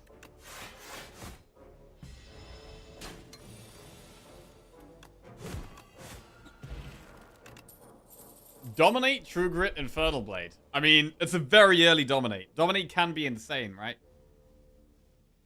I think we do it. I think we take the Dominate. Shop. Flame Barrier. Ooh, Uppercut on sale. Bro, Uppercut on sale is big. I do really like Flame Barrier too. Can we go Uppercut Flame Barrier? That's 107 gold. We could also think about a pot. We definitely take Uppercut. Right, is it Potion or Flame Barrier? Because if we're doing an early elite, we could just go Cure All. Really helps with killing things quickly. It might even be better than Flame Barrier. Flame Barrier is such a good card, but...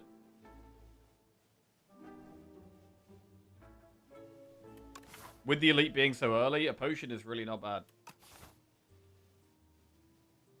Flame Barrier counters 2 elites. Yeah, it's good against the bird, and it's good against the other thing. The squiggly thing. What does everyone else call that thing, by the way? Because I call it the squiggly thing. I've seen, like, some people call it potato. I never know what to call it. I actually have no idea what its actual name is. Virus? The frog? The toucher? You just call it frog. Worm dude. Frog parasite. Oh, wait, it's called frog parasite. Yeah, okay. That is what it's called. Mr. Worms. I quite like that one.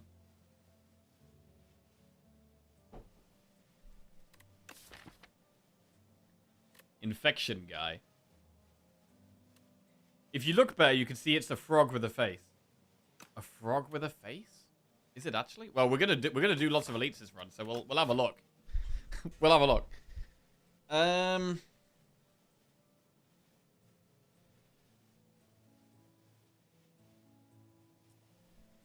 Flame Barrier. I mean, we've got a chance of getting a pot before the elite anyway. Flame Barrier is just a really strong card. I'm gonna take Flame Barrier. It's a really good card. Gain 93 gold and lose 8 HP, or heal 24 and fight some enemies. I mean, Flame Barrier is good in this fight. I'm still kind of scared of this fight. I'm gonna get the gold. I still don't want to do that. Like, with the conch, we're still not very strong in a lot of the fights. It's only the elites we get a bit of an upper hand in.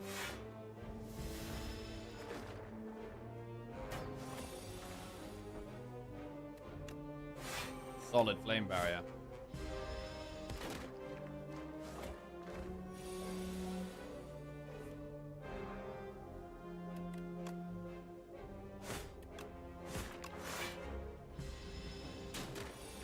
You never skip Leg Sweep, Flame Barrier, Glacier, Bulwark, Delay.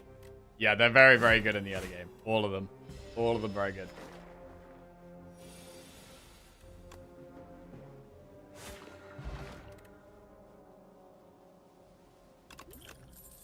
Dismantle, Perfector Strike, or Shrug it off. Dismantle might be worth taking. If they're vulnerable, it hits twice. I do like a Shrug, but I think we just take the Dismantle and try and push some more damage.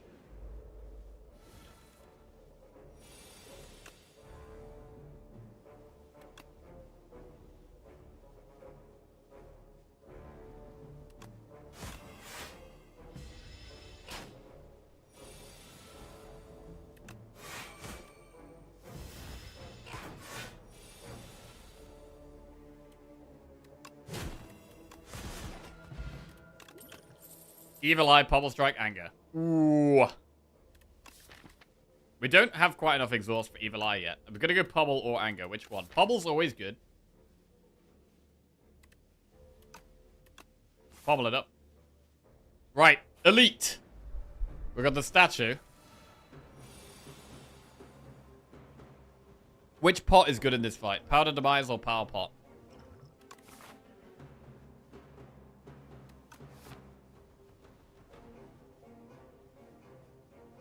We could just Power Pot. This thing's got a lot of max HP, so the Powder Demise is kind of less effective.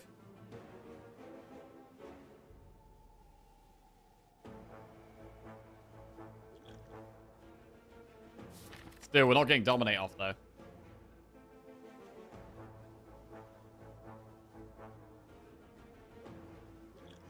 Yeah, we will use this.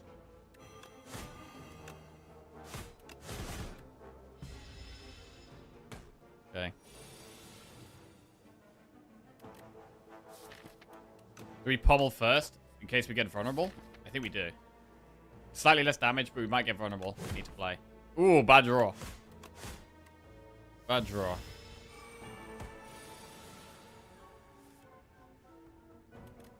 I mean, how slow can we play this? Is it Flame Barrier Defend?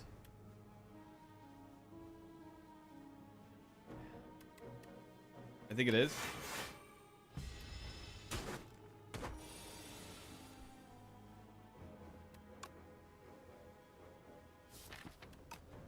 Yeah, slightly disappointing, but... Kill it now. Okay. Tuning Fork, Colorless Pot.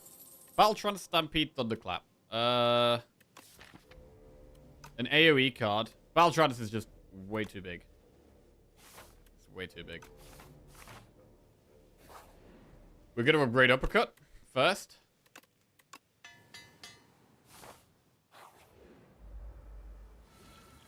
Okay, it is called the Frog Parasite. I don't see where it's a frog. I don't really see where it's a frog. I guess these arms, they're kind of like frog legs, I guess. I don't know where its face is. Where's its face? Turn off phobia mode.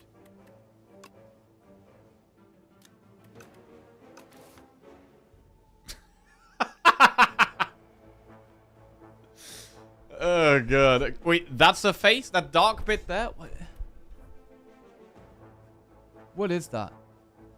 Wait, is that its mouth and an eye, and it's just got a huge belly? Is that what it is? Its face is, like, dead almost looking and fake. Okay. Interesting. Bro, when you turn them on phobia mode, they look so stupid.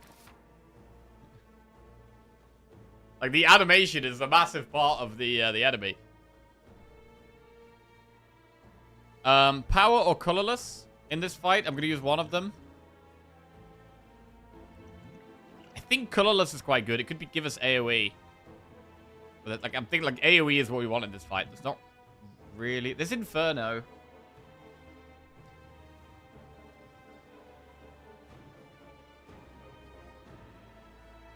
I'm not using a turn 1 anyway. We'll colorless pot on another turn.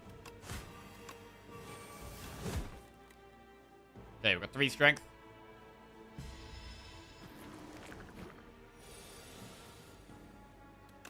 $16 plus 13. Dismantle probably pops it.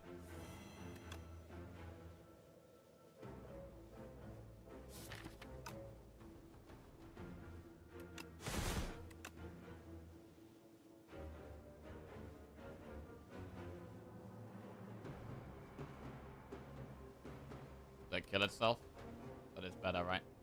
It is way better. It is so nice when you get any of the effects where you let it kill itself. Also, its popping animation was quite cool there. Do we ever colorless pot right now?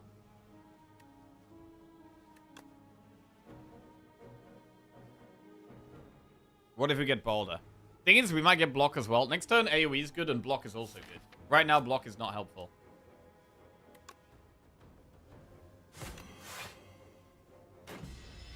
Like, this turn feels like the right turn to use it, maybe. Hang on. We can actually just kill 2. Strike, strike, strike. And we actually kill 2 of them.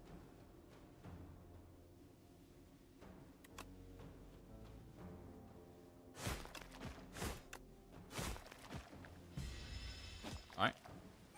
Now block would be good this turn. Colorless pot. To be fair, pommel and strike does just kill 1. I'm gonna pot.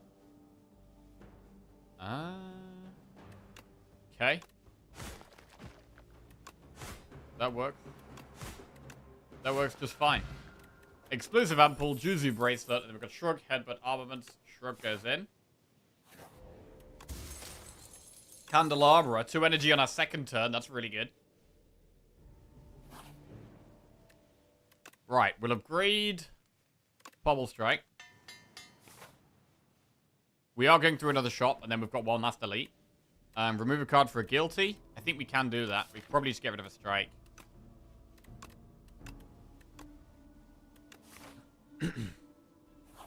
Another upgrade. Battle Trance, Bash. Do we ever upgrade Bash because we've got the Dominate, and so more vulnerable is good with that? Otherwise, you can just upgrade Dominate. Flame Barrier is a really good upgrade. I'm gonna upgrade Flame Barrier. Battle Trance is also great. Tremble. Tremble's good with Dominate. True Grit can be very good. Wow, we have the exact gold for Tremble, True Grit, Remove. Do you even need to think? Do we even need to think?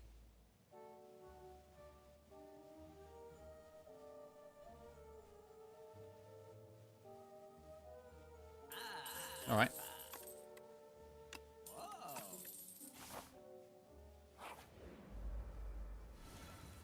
Do we ever think? Hey. You watch it. Uppercut. Dominate. Event.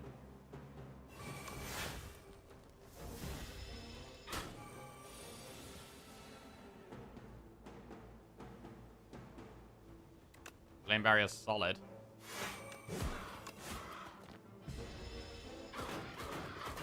Really nice.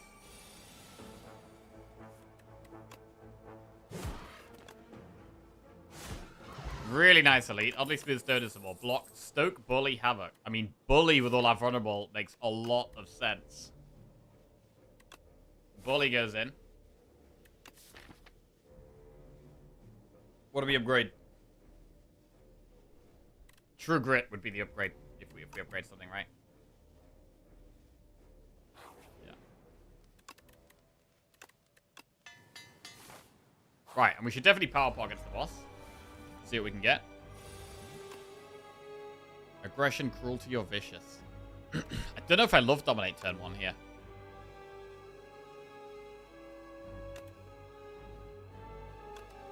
don't think I like it. It could be aggression for consistency.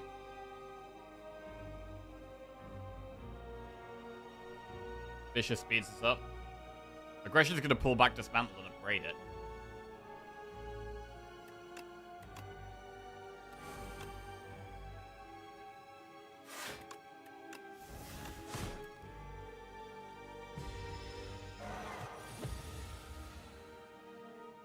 Wow, Candelabra is just insane here.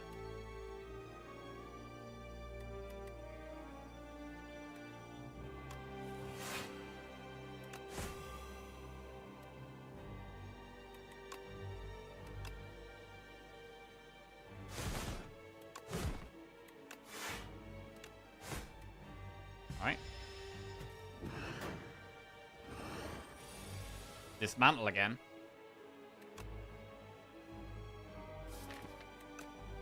I mean, Bash Dismantle works pretty well.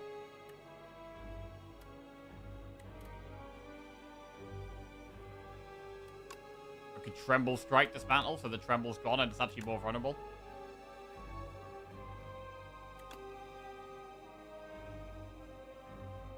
Wait a turn.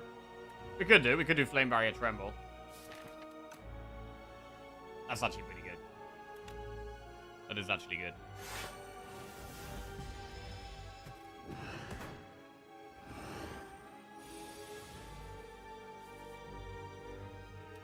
Uppercut.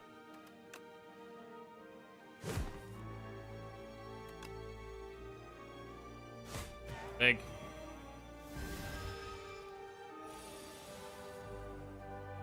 Nothing great here. It's just going to be uppercut strike. Don't get to dominate.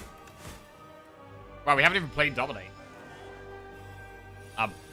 One scaling card, really. So it's probably worth taking damage here to play dominate. Suddenly we've got 6 strength.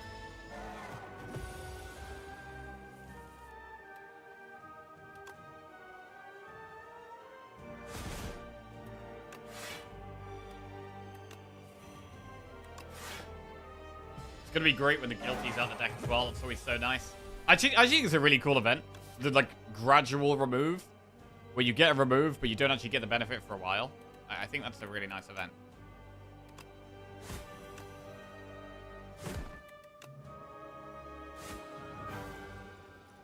Alright. Beat 'em up. 75 gold, add a card to our deck. Fiendfire, Unmovable, Cascade. I'm a big Cascade enjoyer, bro. But Unmovable is insane. Unmovable is just so insane.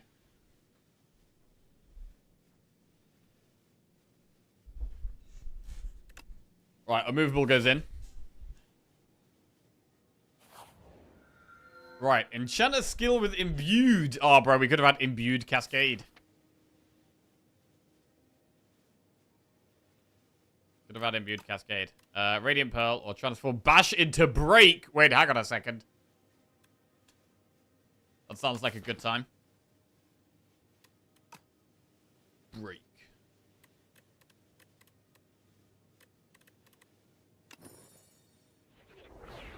Break goes in. I mean, with the Bully and the Dominate, it's fantastic.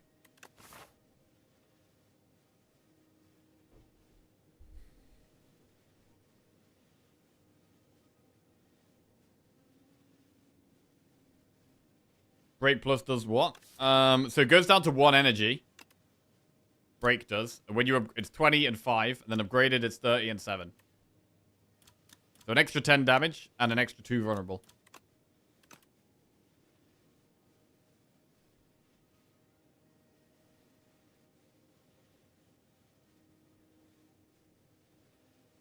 And, like, obviously a lot of the time, the difference between 5 and 7 vulnerable isn't going to be that much. But it is a big difference when you've got Dominate and when you've got Bully. These cards would scale with it. Why are we going through the shop? We don't really need the shop there.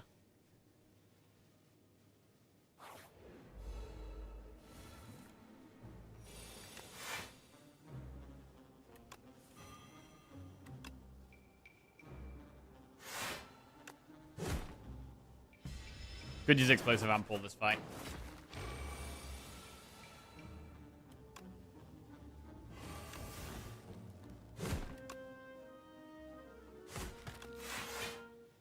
We could do with some more energy. We're really liking the candelabra. The candelabra has been fantastic.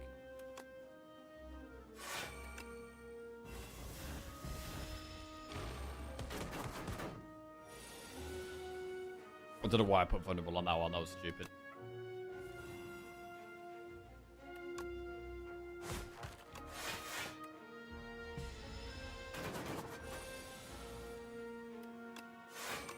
Right, I want to try and play no more skills, so tuning fork stays on 9.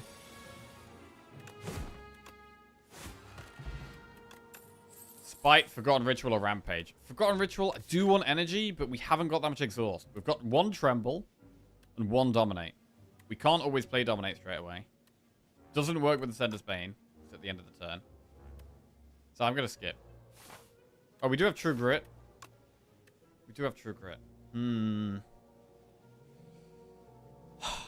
I really am not a big fan of Forgotten Ritual. It just feels so inconsistent to me compared to Bloodletting. I don't really like the card. Right, 3 Foul Potions. There's no shop unless we went to that shop. I don't like it. To be honest, I'm still going to go with the Foul Potions. We could get the False Merchant. We could get a Surprise Shop. And we're feeling pretty good right now. We're about to go through some events after this fight.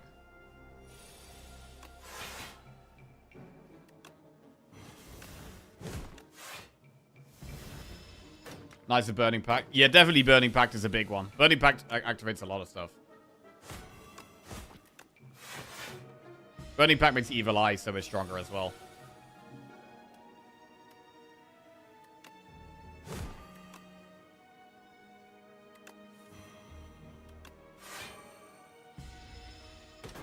We're upgrading Breaker unmovable. I think it's unmovable first.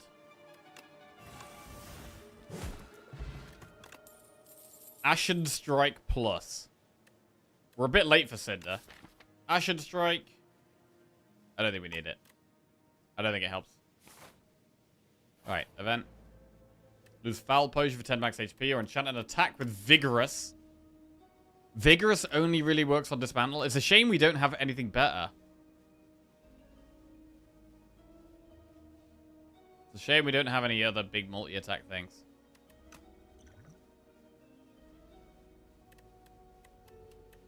We go to 10 max HP. 100 gold for Wandam Wellick. Wonga's bargain bin. Okay. Lantern. How much do we need upgrades here? I mean, I really want to upgrade Unmovable and Break, to be fair.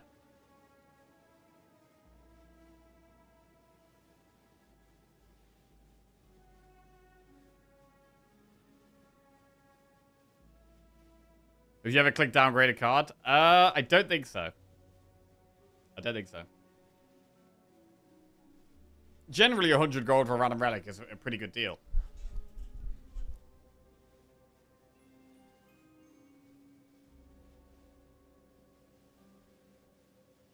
Let's do the elites. Random power, random 0 cost card.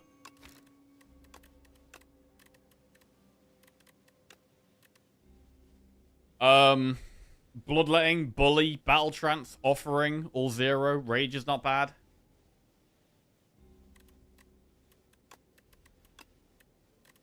Powers are a lot more random. It's gotta be 0. I do think 0 cost card is the pick a lot of the time here. Oh my god, Bloodletting's great. It's great.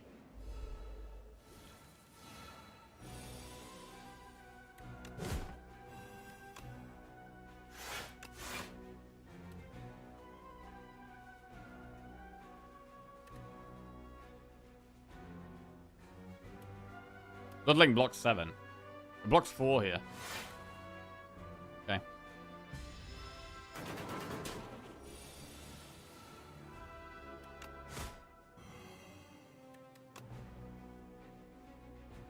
Okay, well not if we don't get much draw this turn, that's kind of bad.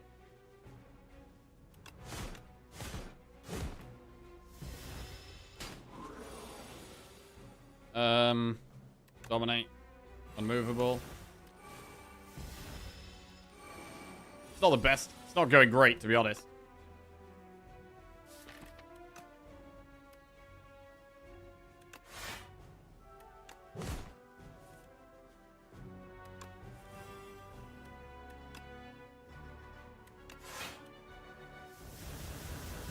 I'm really liking the oddly smooth stone. Definitely saving us health.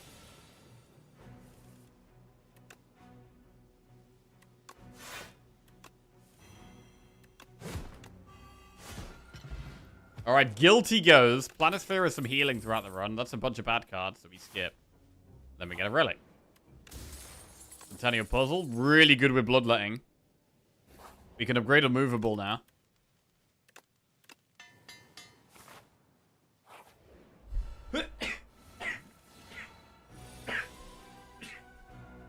Ay.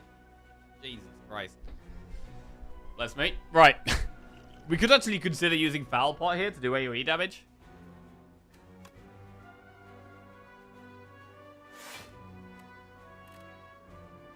You sneeze like a cat. Thanks. Break. Tremble. Dominate.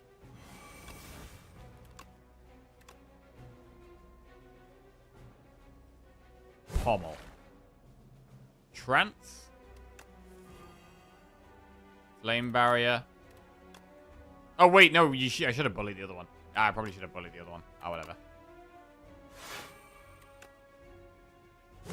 Okay.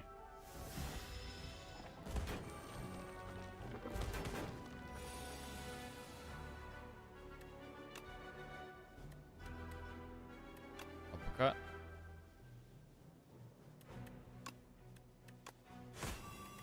Strike. Immovable. True grip.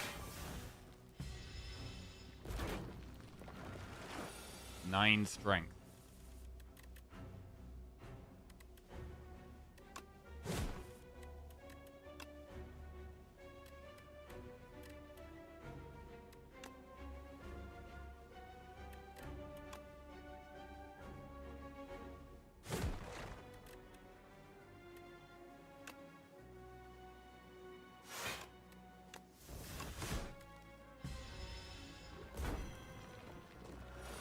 Okay, being weak isn't great. Don't love that.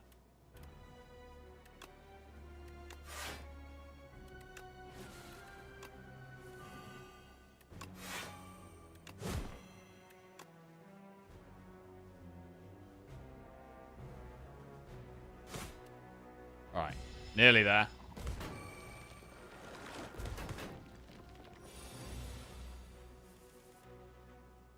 Still not quite there, though.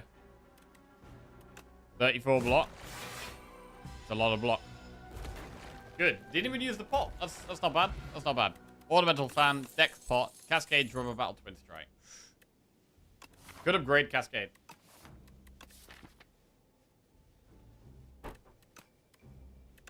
I actually think cascade's very good generally. We'll take it and we'll upgrade it. Surprise shop. Feel no pain. It's not the best deck for Feel no pain. Feel no pain is a good card, though. It could just get better throughout the run. Oh, we could throw it. Yep. Huge. Now we can afford Anchor or War Paint. Probably Zanka.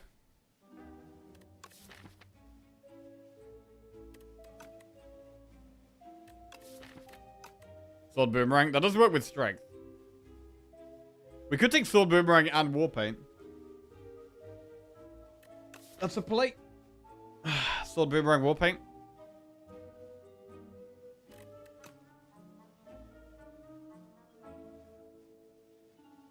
Or about enchanting. We haven't got anything great to enchant, really. It would only be Dismantle.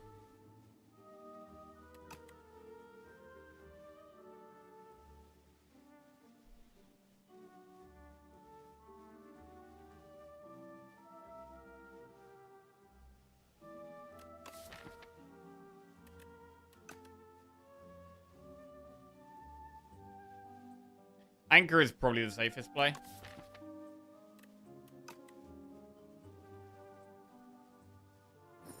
Alright, let's anchor it up.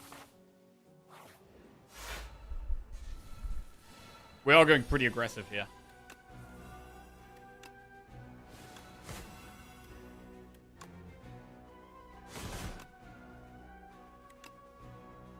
Unmovable, break, true grit, tremble.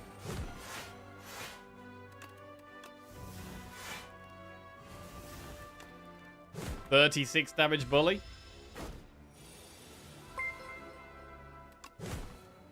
Dominates big. Erupt just subscribed. Erupt. Welcome to the Jackoffs. Thank you very much for the sub, mate. Appreciate that. Is that it? Are we there?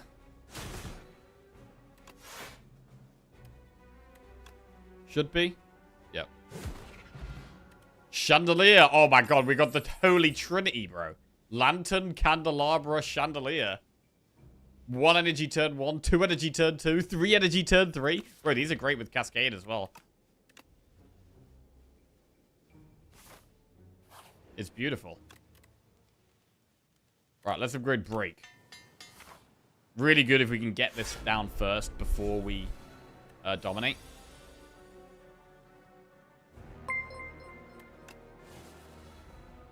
Bantonio just resubscribed for 2 months. Bantonio, welcome back to the Jackoffs. Thank you very much, mate. Cheers.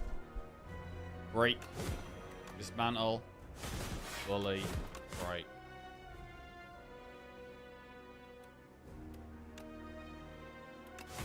Could have triggered, but it's fine. Draw 1 on Scottish turn or take damage. I think we just take the damage. This fight shouldn't go too long. Tremble, uppercut, dominate. Cascade. That is 12 strength. Pretty good flame barrier turn.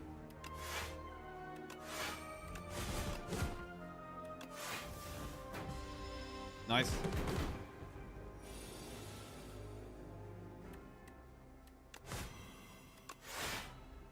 We want like a conflagration, like one big strength payoff card.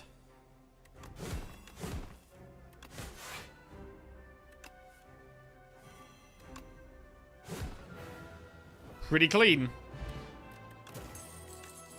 Aggression, impervious, immovable. We've already got an immovable. It's probably one of the other two. I mean, impervious is probably fine.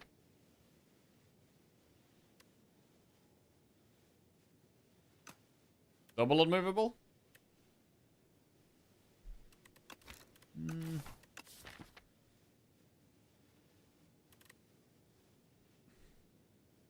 Aggression's kind of like card draw. It is. I do like aggression. It can pull break back.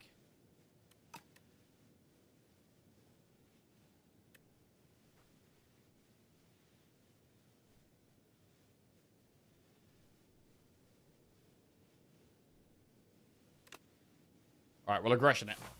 Okay. A10 glass and test subject. Start each turn, draw 2 additional cards. You may not draw cards during your turn. Create an ethereal copy of the first attack you play, or lose 9 max HP for 3 apparitions. Fiddle? Is it just Fiddle? I mean, it makes Battle Trance useless. Pobble Strike a lot worse. But it is just great. It is just great. Stop Centennial Puzzle. That is true.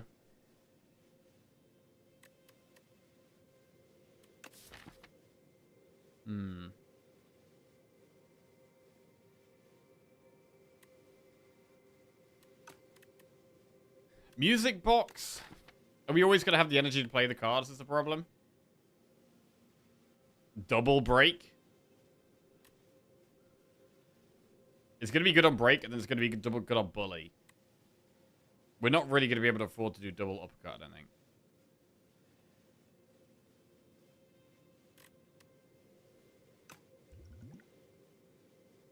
I mean, I guess we're not as concerned about energy because the Lantern, Chandelier, Candelabra, they are massively helping our energy.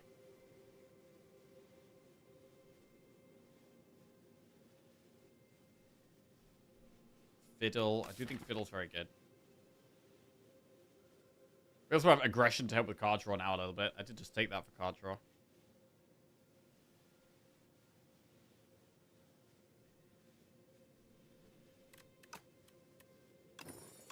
Alright, let's try box.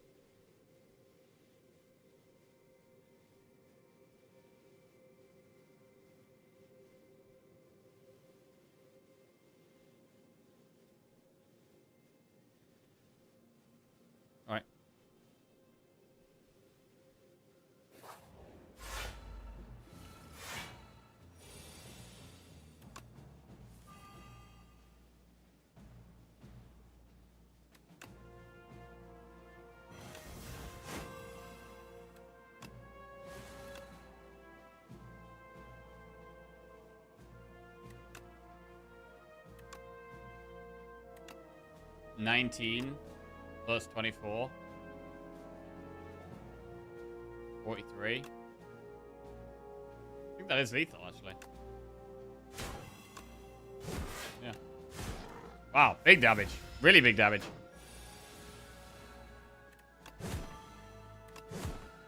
Okay. Goodbye.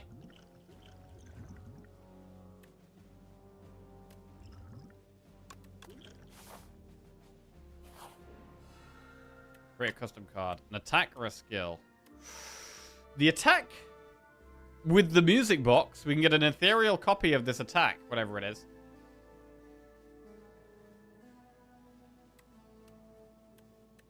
I don't think I've picked all of the attacks. Let's do it. Hits 2 additional times. Good with strength. Or whenever you play a card this turn, enemy loses HP. Right. Definitely this one. 12 times 3. Smack him. Not the best shot.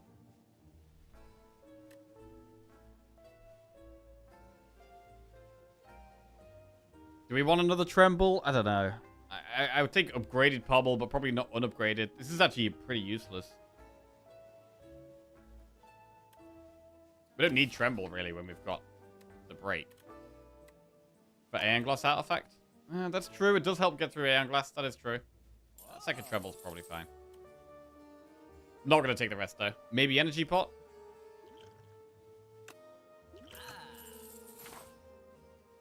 Is volley bad? Generally, yeah. Hits random targets. Doesn't work with Music Box, because we won't be able to play the second one. Right, 2 random relics for upgrade 2 cards.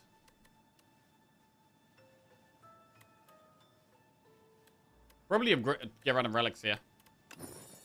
Whetstone? Oh, we just got Mad Science Plus. Okay, that makes it innate. I don't know even know if we want that. Lose Regen Pot for an upgraded uncommon power. Rupture Plus, Vicious Plus, Stone Armor Plus. Stone Armor's okay. It's probably Vicious.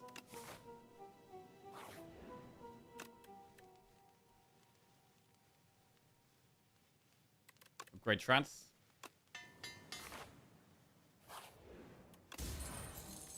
First time you Droid Combat is upgraded. Right, do we go into Elites here?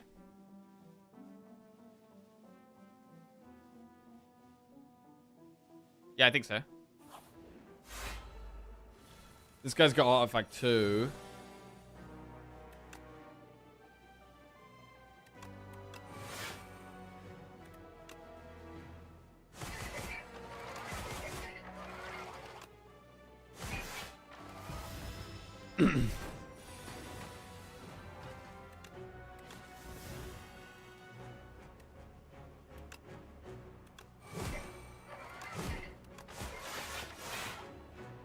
So get a copy of the first card. Gonna be good for break. Oh, we just pulled Bully back. Okay, uppercut twice as big here.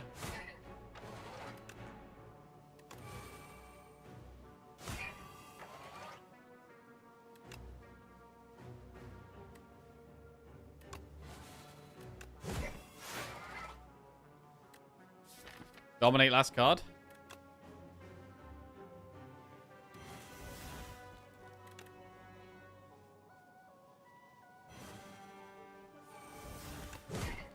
$84.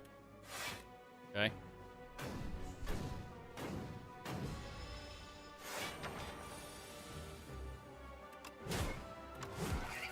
Very big. Fire Pot Rod Scales. Molten Fist. It's only good if we get it off before Dominate.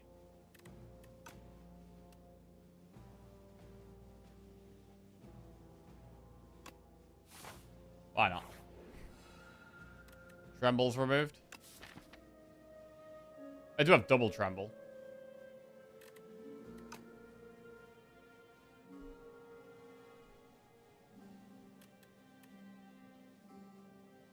Let's go again. Vicious? Nope. Dismantle. We don't need Dismantle as much anymore because we've got the Mad Science.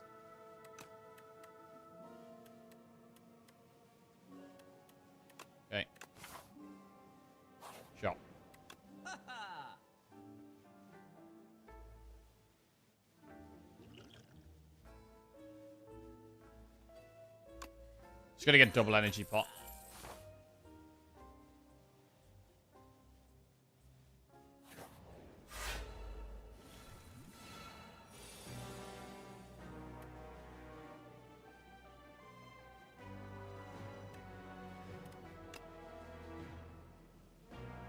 We could use an energy pot in this fight. But we don't have conch against the bosses.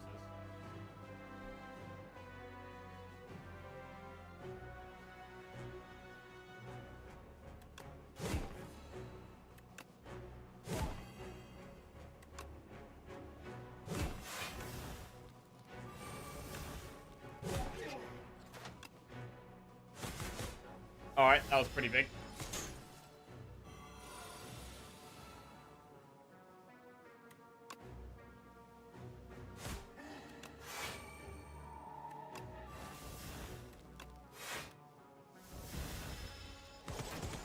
$16 strength.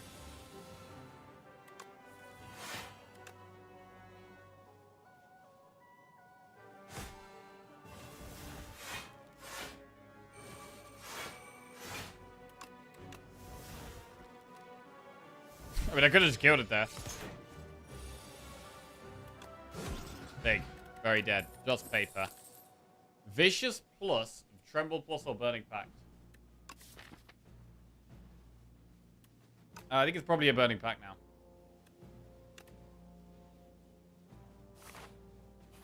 Event. Draw 2 fewer cards at start of each combat and raise your max HP by 20.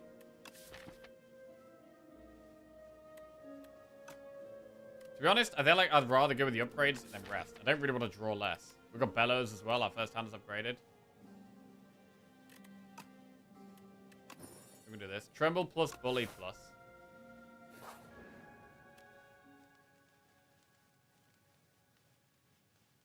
Alright, now we've got the bosses. So this guy's got artifact we're going to get through first.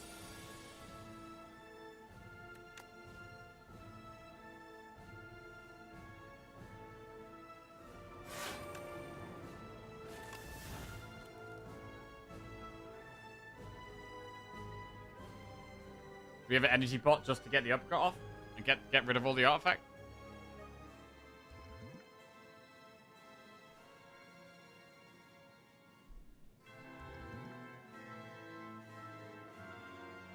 Probably.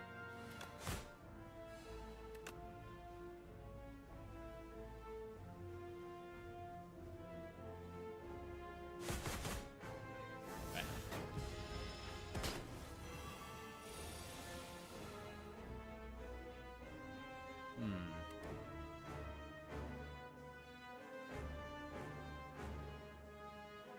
Tremble. Aggression. Battle Tremble. Molten Fist. Molten Fist. Dominate.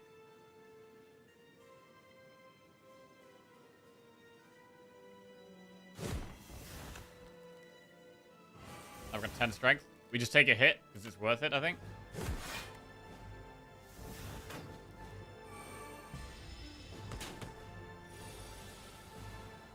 Oh god, bad side. 37 times 3 twice. Humongous.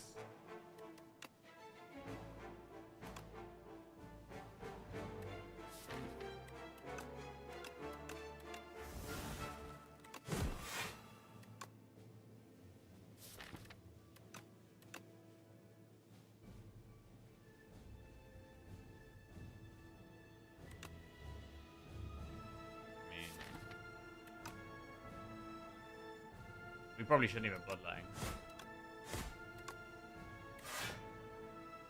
Cool.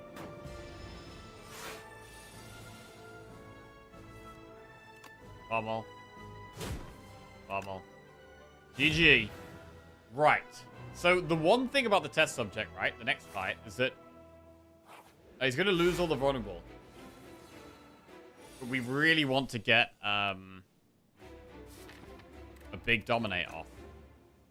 So it's a bit sketchy.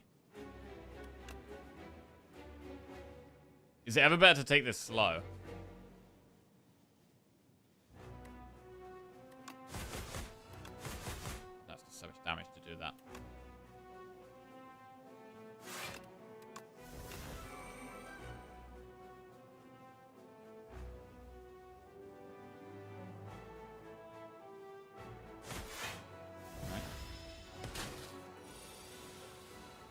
Right, is there a way we can get a big dominate off here?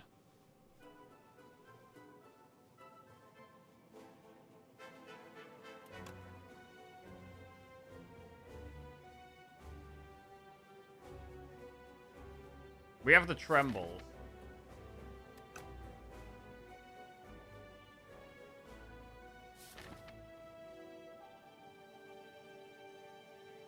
Try and draw tremble.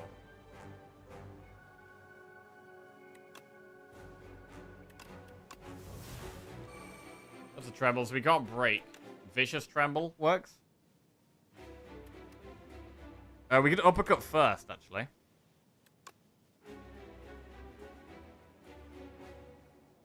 Vicious uppercut.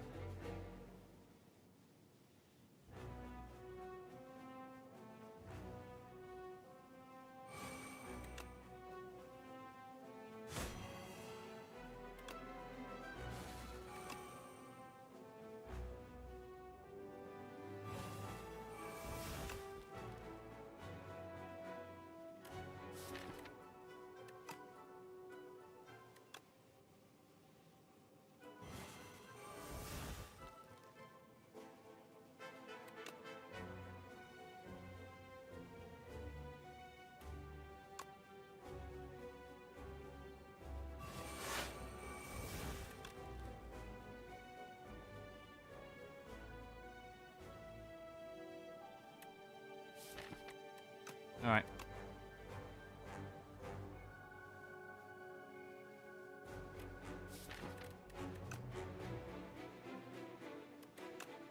I mean, I would quite like to get aggression in play, to be honest.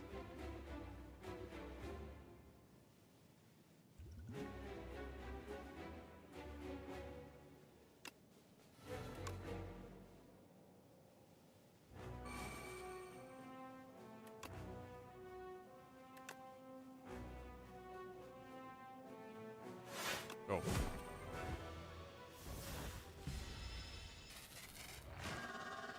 Right, gotta get vulnerable down again somehow. Gotta play unmovable, really. Then we should probably cascade.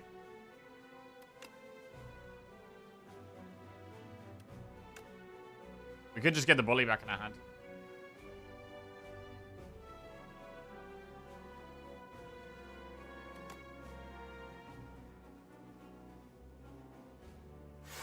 We could get vulnerable first, then Molten Fist. Ooh, that's spicy.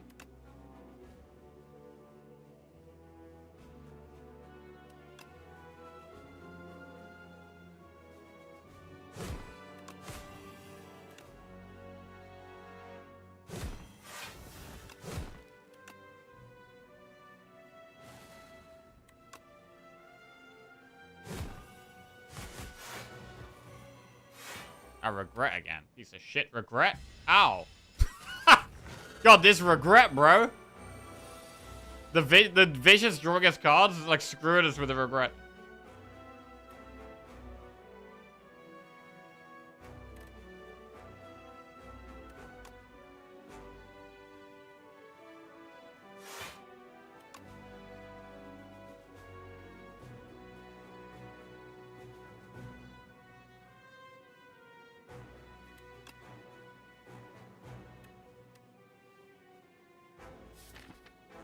I got 2 ways of exhaust again that day. Is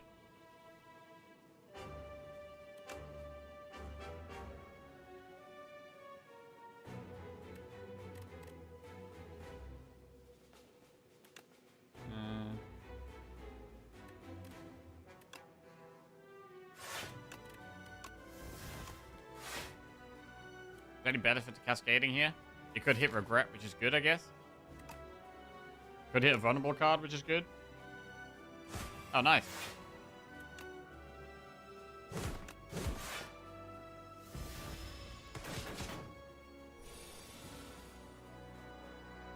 Break. Flame Barrier does block all of this. 60 damage break.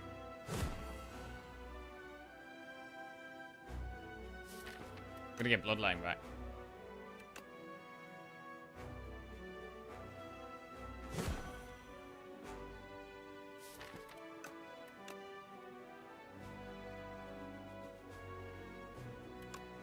Burning Pack the Regret. Finally get rid of that piece of trash. Bloodletting. I mean, we've got quite a lot of damage here, to be honest.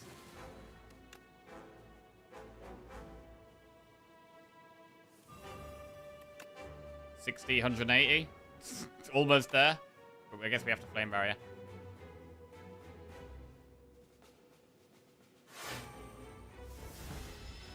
Mad Science. It's an annoying turn to draw this. It's such a great card.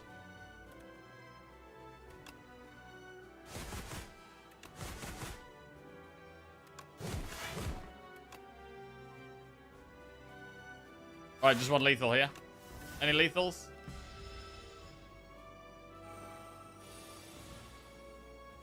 Times 3. Bully is 79. Sounds like lethal.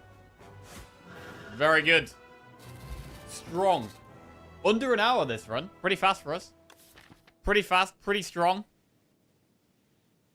We had a lot of good runnable stuff in this deck. A lot of good stuff. Yeah, break was huge. Bro, this also equals... This equals our best Ironclad win streak so far. 6 in a row with Ironclad. Really, really good. We're definitely improving a lot with Ironclad recently. Necro, we've definitely got some work to do with. And I think I need to get better with Regent as well. But Ironclad, we're definitely getting a better understanding of how to play him consistently. Beautiful. Beautiful.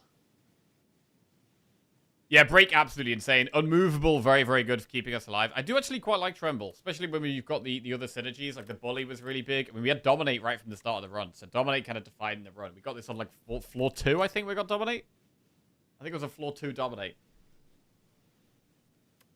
What about Music Box? Music Box was good. I mean, we could have done with a little bit of extra energy in these longer fights. Like, it was insane. Like, the energy relics were insane. Like, Lantern, Candelabra, and Chandelier. Having those 3 was absolutely bonkers. Like, absolutely ridiculous. 1 energy turn 1, 2 energy turn 2, 3 energy turn 3. Like, absolutely massively help with our energy problems. I think that's really, really good relics, all of them. All of them are really good. Which is the best one? I would say the Candelabra is probably... The Chandelier is possibly the worst one, right? Just because it's turn 3. I think the best one probably is Candelabra. 2 extra energy on turn 2. I don't know. The one that gives the most energy, is that really the worst? I mean, it's kind of the same with the block ones, right? Where I see Captain's Wheel is probably the worst of the block ones because you don't get it till turn 3. Chandelier's the best one. You think? I don't know. I mean, they're all amazing. They're all amazing.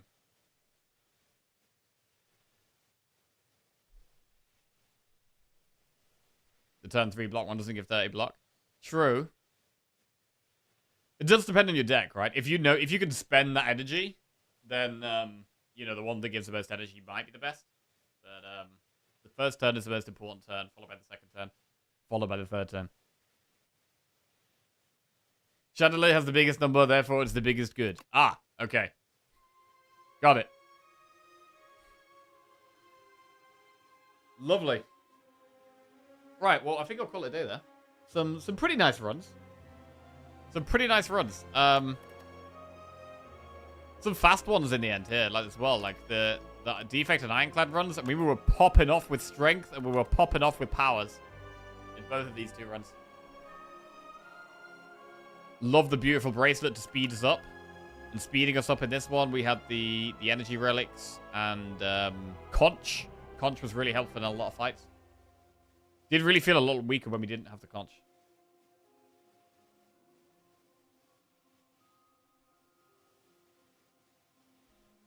Ooh, nice. Okay. Well, I am gonna call it a day there. Possibly doing some more practice this evening. We've got a tournament on Monday. Slay the Spire 2 tournament. 32 players. 8 teams of 4. So I've got some teammates I'm playing with and I'm practicing with. And it's going to be Monday evening, European time. Yeah, gotta get some practice in for that. And, yeah, we'll be back tomorrow morning trying to get some more wins on the board. Thank you for watching, everyone. Appreciate it. Hope you enjoyed the stream. And I'm going to try and record another video this evening as well. Maybe some kind of like tier list type video or something like that. So yeah, stuff to do. Who are we going to raid? Let's raid Fletch. Have a good one, guys. Bottom tips?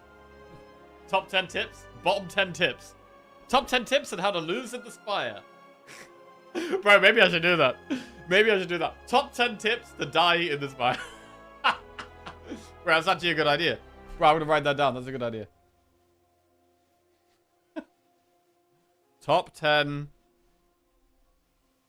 to lose at the Spire. Alright. Oh, there, guys. Choose cheese. Oh, yeah.